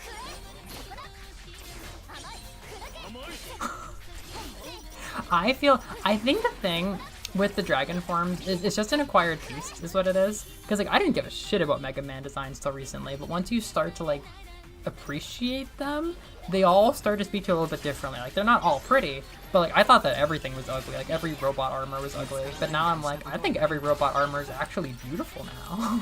I actually think that all these characters look amazing. But no, I will find you his civilian art. I will find that. I'll survive this fight, and I'll find it.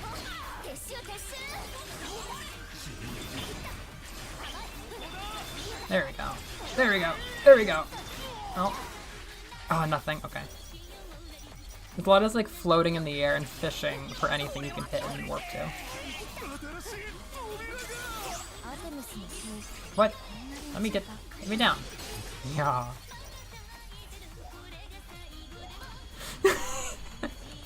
Gunvolt's never going to get out of dog form. There's no reason asking.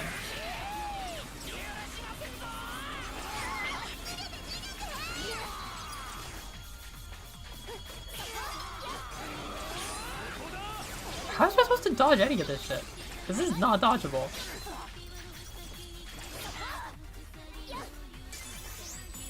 Oh, things are happening. Yeah, right. That's kind of the goal of the game, is to get the warp jump chains.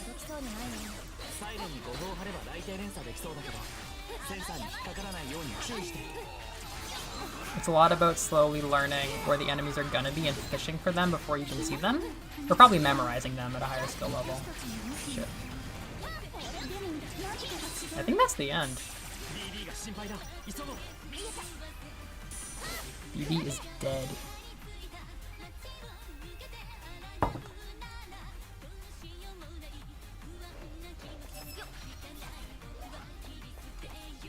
Yeah, this lady actually goes hard as hell. I'm fond of her also. Got you now. Put back the binding brand. So yeah, basically, the 4 dudes that we save are just kind of accidentally going berserk from power, and then this group of people is specific. They're kind of like whatchamacallit. Like, there's a bunch of, like, strong warriors chosen by the main bad dude, and they're using stolen technology to force themselves into the crazy danger mode. So you fight them in such a state, and they are quite powerful.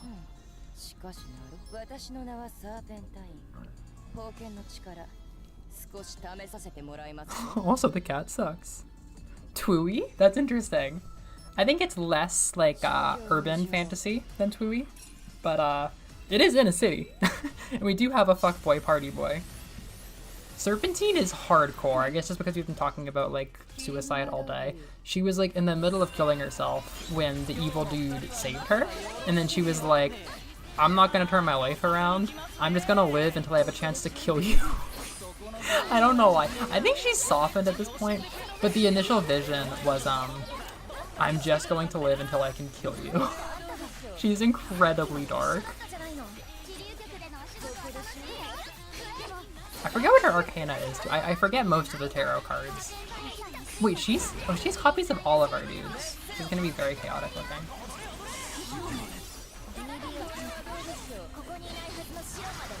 Yeah, that's evil BB who's brainwashed.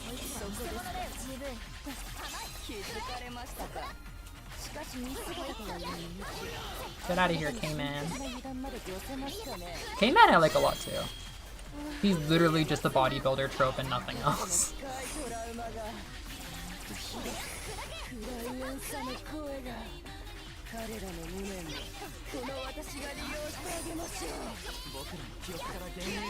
Oh shit.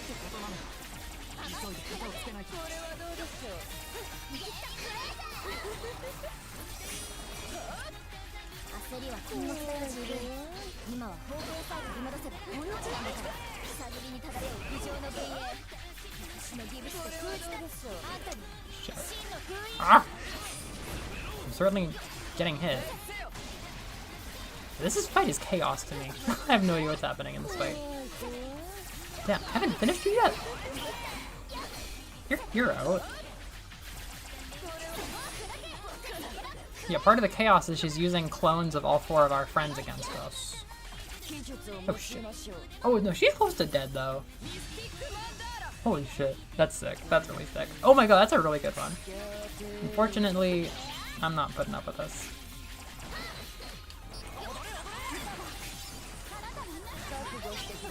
There we go.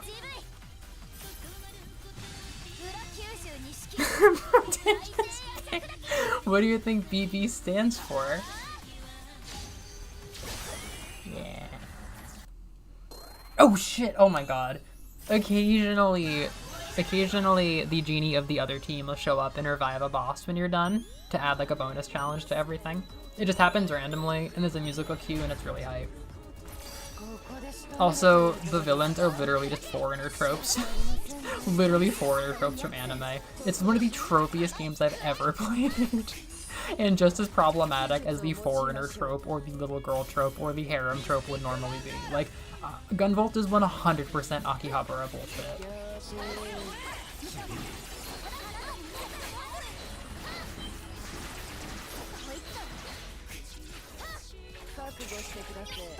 Are we getting close?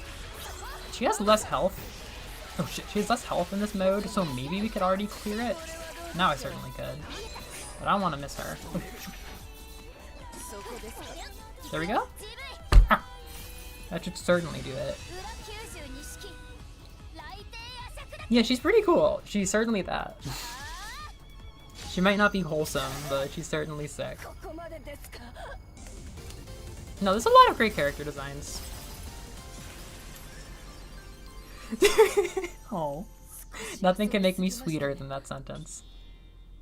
Get the fuck out of here! No, actually, one of my favorite designs is actually the main villain. He's super, super sick. She just got revived by one of his feathers because they went so hard with the Vermilion Bird theme. Yeah, literally, he's the red-haired foreigner, and they have like a belly dancer genie idol. It's so fucking stereotypical.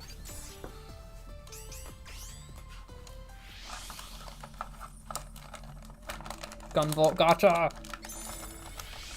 We could pull a BB here, because this was his level. He might be in the pot for this level. You know, I genuinely really like a lot of the characters and stuff, but like as a franchise, I couldn't see myself getting that emotionally vulnerable with it. Oh, I guess they didn't have her yet. I didn't have the 3 other ones. Gunvolt? What? There's a 3-star Gunvolt, and I never had him. How have I not gotten any of those before? Okay.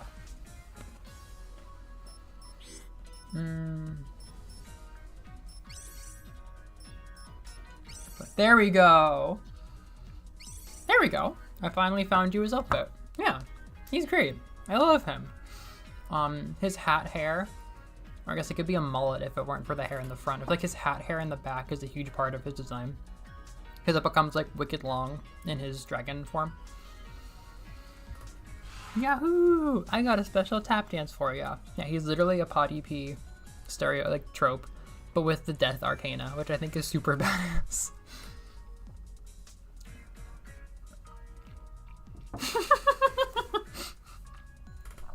Join me in making the only Tumblr fandom activities for the Dragon Savior Bureau. I'm trying to find, I mean, I can bring you up other pictures. I really like him. He's my other favorite, probably. I mean, I like them all, actually. But, wait, enhance? Cayman is just like, he's like a delinquent bodybuilder. He's like nothing more deep than that, but I like his design. BB is BB. We also have Lexus. He's a passive. I'm not crazy about the little boy character, because I'm just fucking sick of children being involved in super sexualized Akihabara shit anyhow. Like, I don't know the nuances of that kind of thing. Oh yeah, this girl's name is Layla. So I was really, really happy about this character until I realized that, like, there was any degree of suggestion that she was a part of Zed's harem. Like, she's not treated that weirdly, but, like, just stop making child characters. But she's very, very gender. She's literally a little character named Layla, which is interesting because I feel like people forget that Layla is like a Middle Eastern name, but she's obviously one of the like Asian foreigner stereotypes.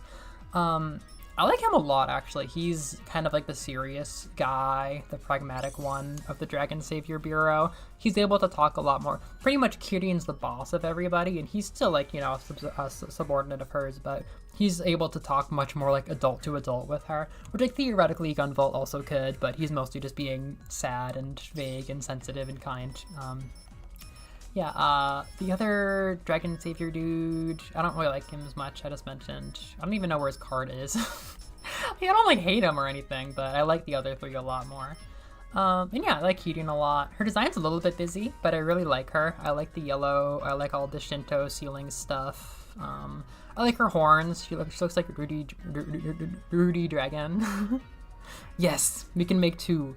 I think I posted about K-Man once, and I was one of the only people on Tumblr to ever talk about K-Man. I wish I could get the full picture for the art here, because this is like the heart of Gunvolt 3 to me. Yeah, there, you can see BB passed out at the desk. This art does everything for me.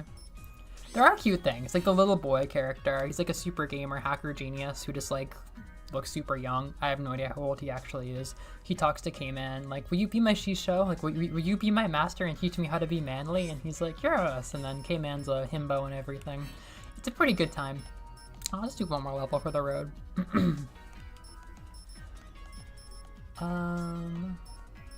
I like Zed, but I'm not going to get into one of his levels. I did this yesterday. Yeah, K-Man's is Kyoto, which I played before going to Kyoto, which is super cool. Cyber Kyoto is a cool concept. Ooh, Legends Johto should be further in the future. Yeah, these all open up with haiku, and there's this whole like Cyber X like Zen theme, which is really, really vibes, and linked up really, really well to Side Order. Huh. This one you don't have to use GV, but I like to for one part, because it feels like you're flying. Yeah, I was playing this like yesterday.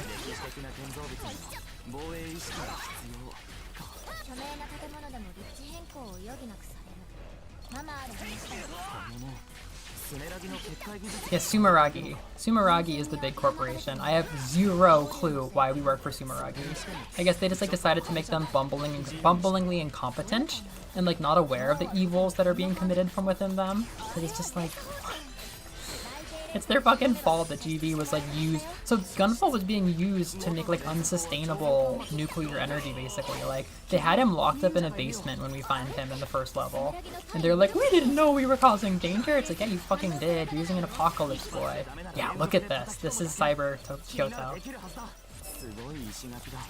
まるで城だね。ここの石垣は奥寄せの名所作りで積み上げたって話だから、本当に機能してるかは怪しいけどね。この寺院。Yeah, flying up the lanterns is real good. お金の使い方とか。そうなの? Yeah, I think that the first two games are a lot more nutritious. They have like a genuinely interesting story instead of just like two harems battling against each other to some degree. I mean, I like Cutie and Gunvolt's dynamic a lot, and I like the banter, it's all very cute, but, well, it's mostly cute. I don't love the harem banter. Because Keating's boys aren't much of a harem at all. Phoebe's the only one that flirts with her, and, like, she just kind of treats the little kid like a little brother. And, like, you know, the evil guy does just treat Layla like a little sister kind of character, but, like, the other characters are all head over heels for him. It's just, like, it's not always a terrible thing to have a harem. It's not like inherently bad or anything, but it's just not as fun for me as the Dragon Savior is just kind of hanging out.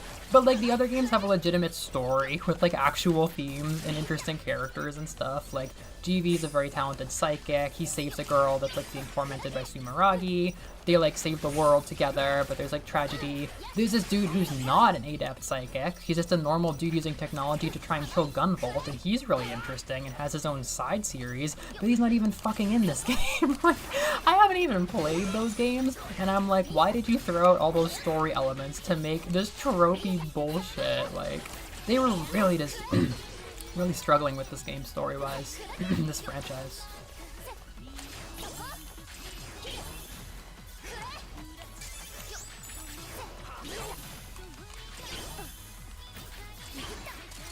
Yes!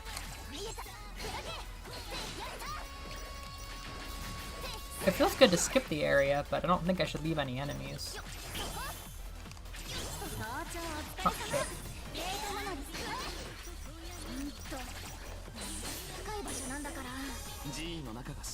Right, no, they're definitely not trying to tear down Sumeragi from the inside. They were just given an office space and a bunch of funding, and it's like, whatever.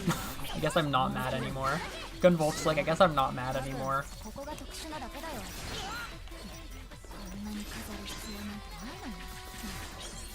Yeah, I gotcha. I do kind of wish the game had more swordplay. Like in this level, the ninjas will just appear behind you, so you have to catch them with this upward move before they spawn. I would love to do more of that. And then there's this really cool downwards move you can use to finish off bosses sometimes, or just even do damage to bosses, I think.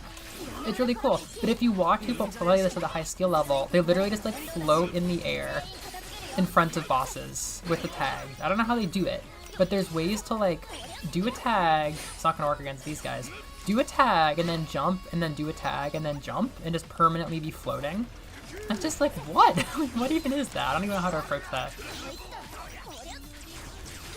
Yeah, we're at 4, so I want to stay in the air. Oh shit, I got bumped into. Aw, 4 times 4 is the highest I've ever like consciously gotten the chain. I didn't really pay attention a lot when I was playing the story, but now that I'm trying to improve at the game, I do pay attention. Right, because you know, like it's a lot of just, you know, whatever goofballs coming together. Like, I wouldn't, you know, I tease the internet about calling everything found family sometimes, but everybody in the Dragon Saviors Bureau is so, Cudian's team is the Dragon Savior Bureau, which is just a fucking funny name. They're all just like homeless nobodies, and they may even have like lost their lives due to being rampant dragons. So when the story ends, Gunvolt kind of has to go off on his own destiny, but Cudian is still trying to like help bring peace with her buddies here. So it's like, if they did another game and they kept all these characters, like, yeah, I think they could have a really wholesome dynamic in the long term. But with Zed, it's like, you know, he saved all these characters, but like, you know, it's kind of a bit of a trope where like the evil guy has all these beautiful, powerful women that are like indebted to him because like he saved their lives. Is basically what it is, but it's like very overtly like lustful in this situation.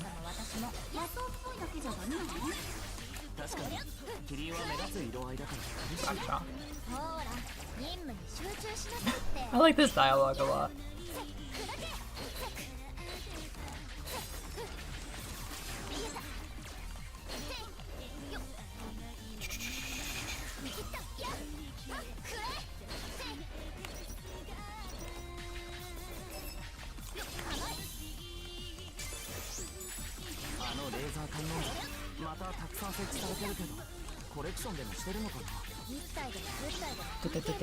Don't make me touch the ground!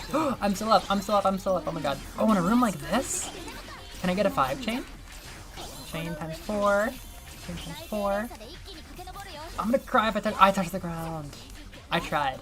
I used the resources provided to me. Oh shit. Alright, K-Man.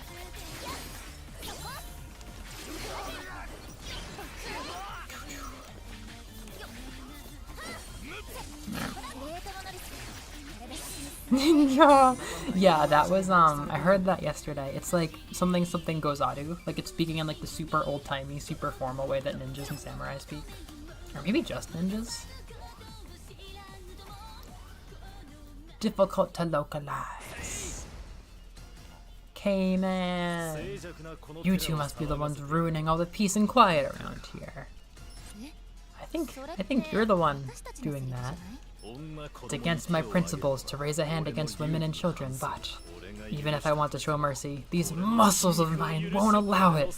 My muscles, together with my duelist Septima, are going to waste you. Come on, biceps. Here comes the pump. In his most evil state. Maybe we should hear him out. Maybe he has something interesting to say.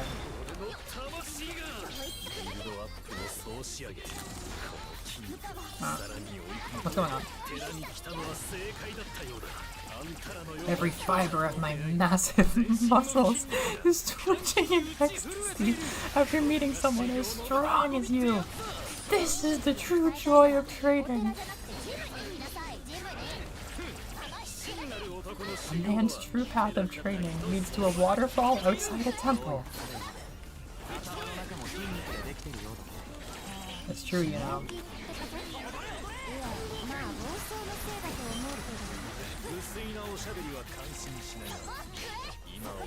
I think we got this.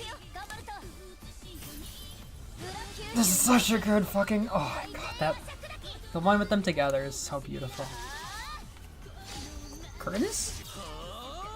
What? Was he momentarily invulnerable? He wasn't even taking any damage! He just fucking ate it. Okay, fine. Be that way.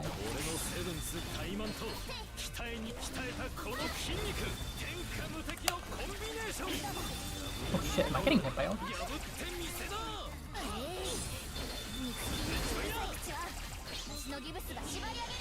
Gunvolt. What? Every time I switch to Gunvolt, they die just from seeing him. I wanted to use his special finishing move.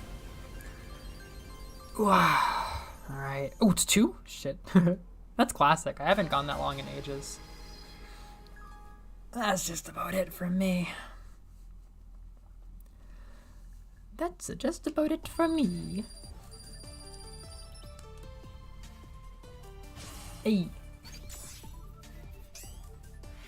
Alright. Well, that was goofy. That was fun. I think I used my caffeine well to go to Mario Sunshine and Gunvolt 3, which not many opportunities.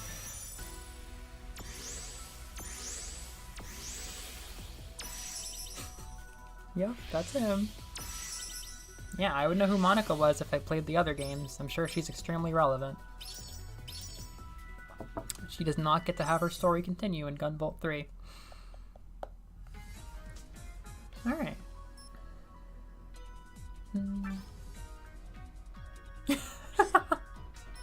I think you're right about that. Don't do drugs, kids.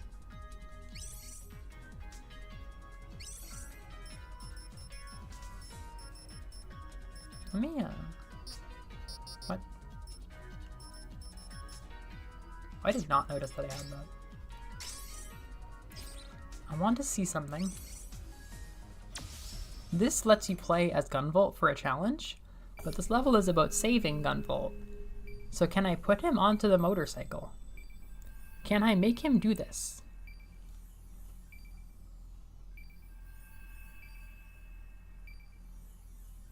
He's not in the story yet at this point. No! I'm supposed to be playing as him. How could you do this to me? God, I really need to edit the Yohane video. I could work on that this evening, maybe. At some point, Gideon's gonna become Gunvolt. I was promised this. Yeah. Yeah. What? What? What? But my... Oh, maybe it's just... Yeah, I don't think it works. Oh well. Alright. That's not too bad. How do I escape? Escape.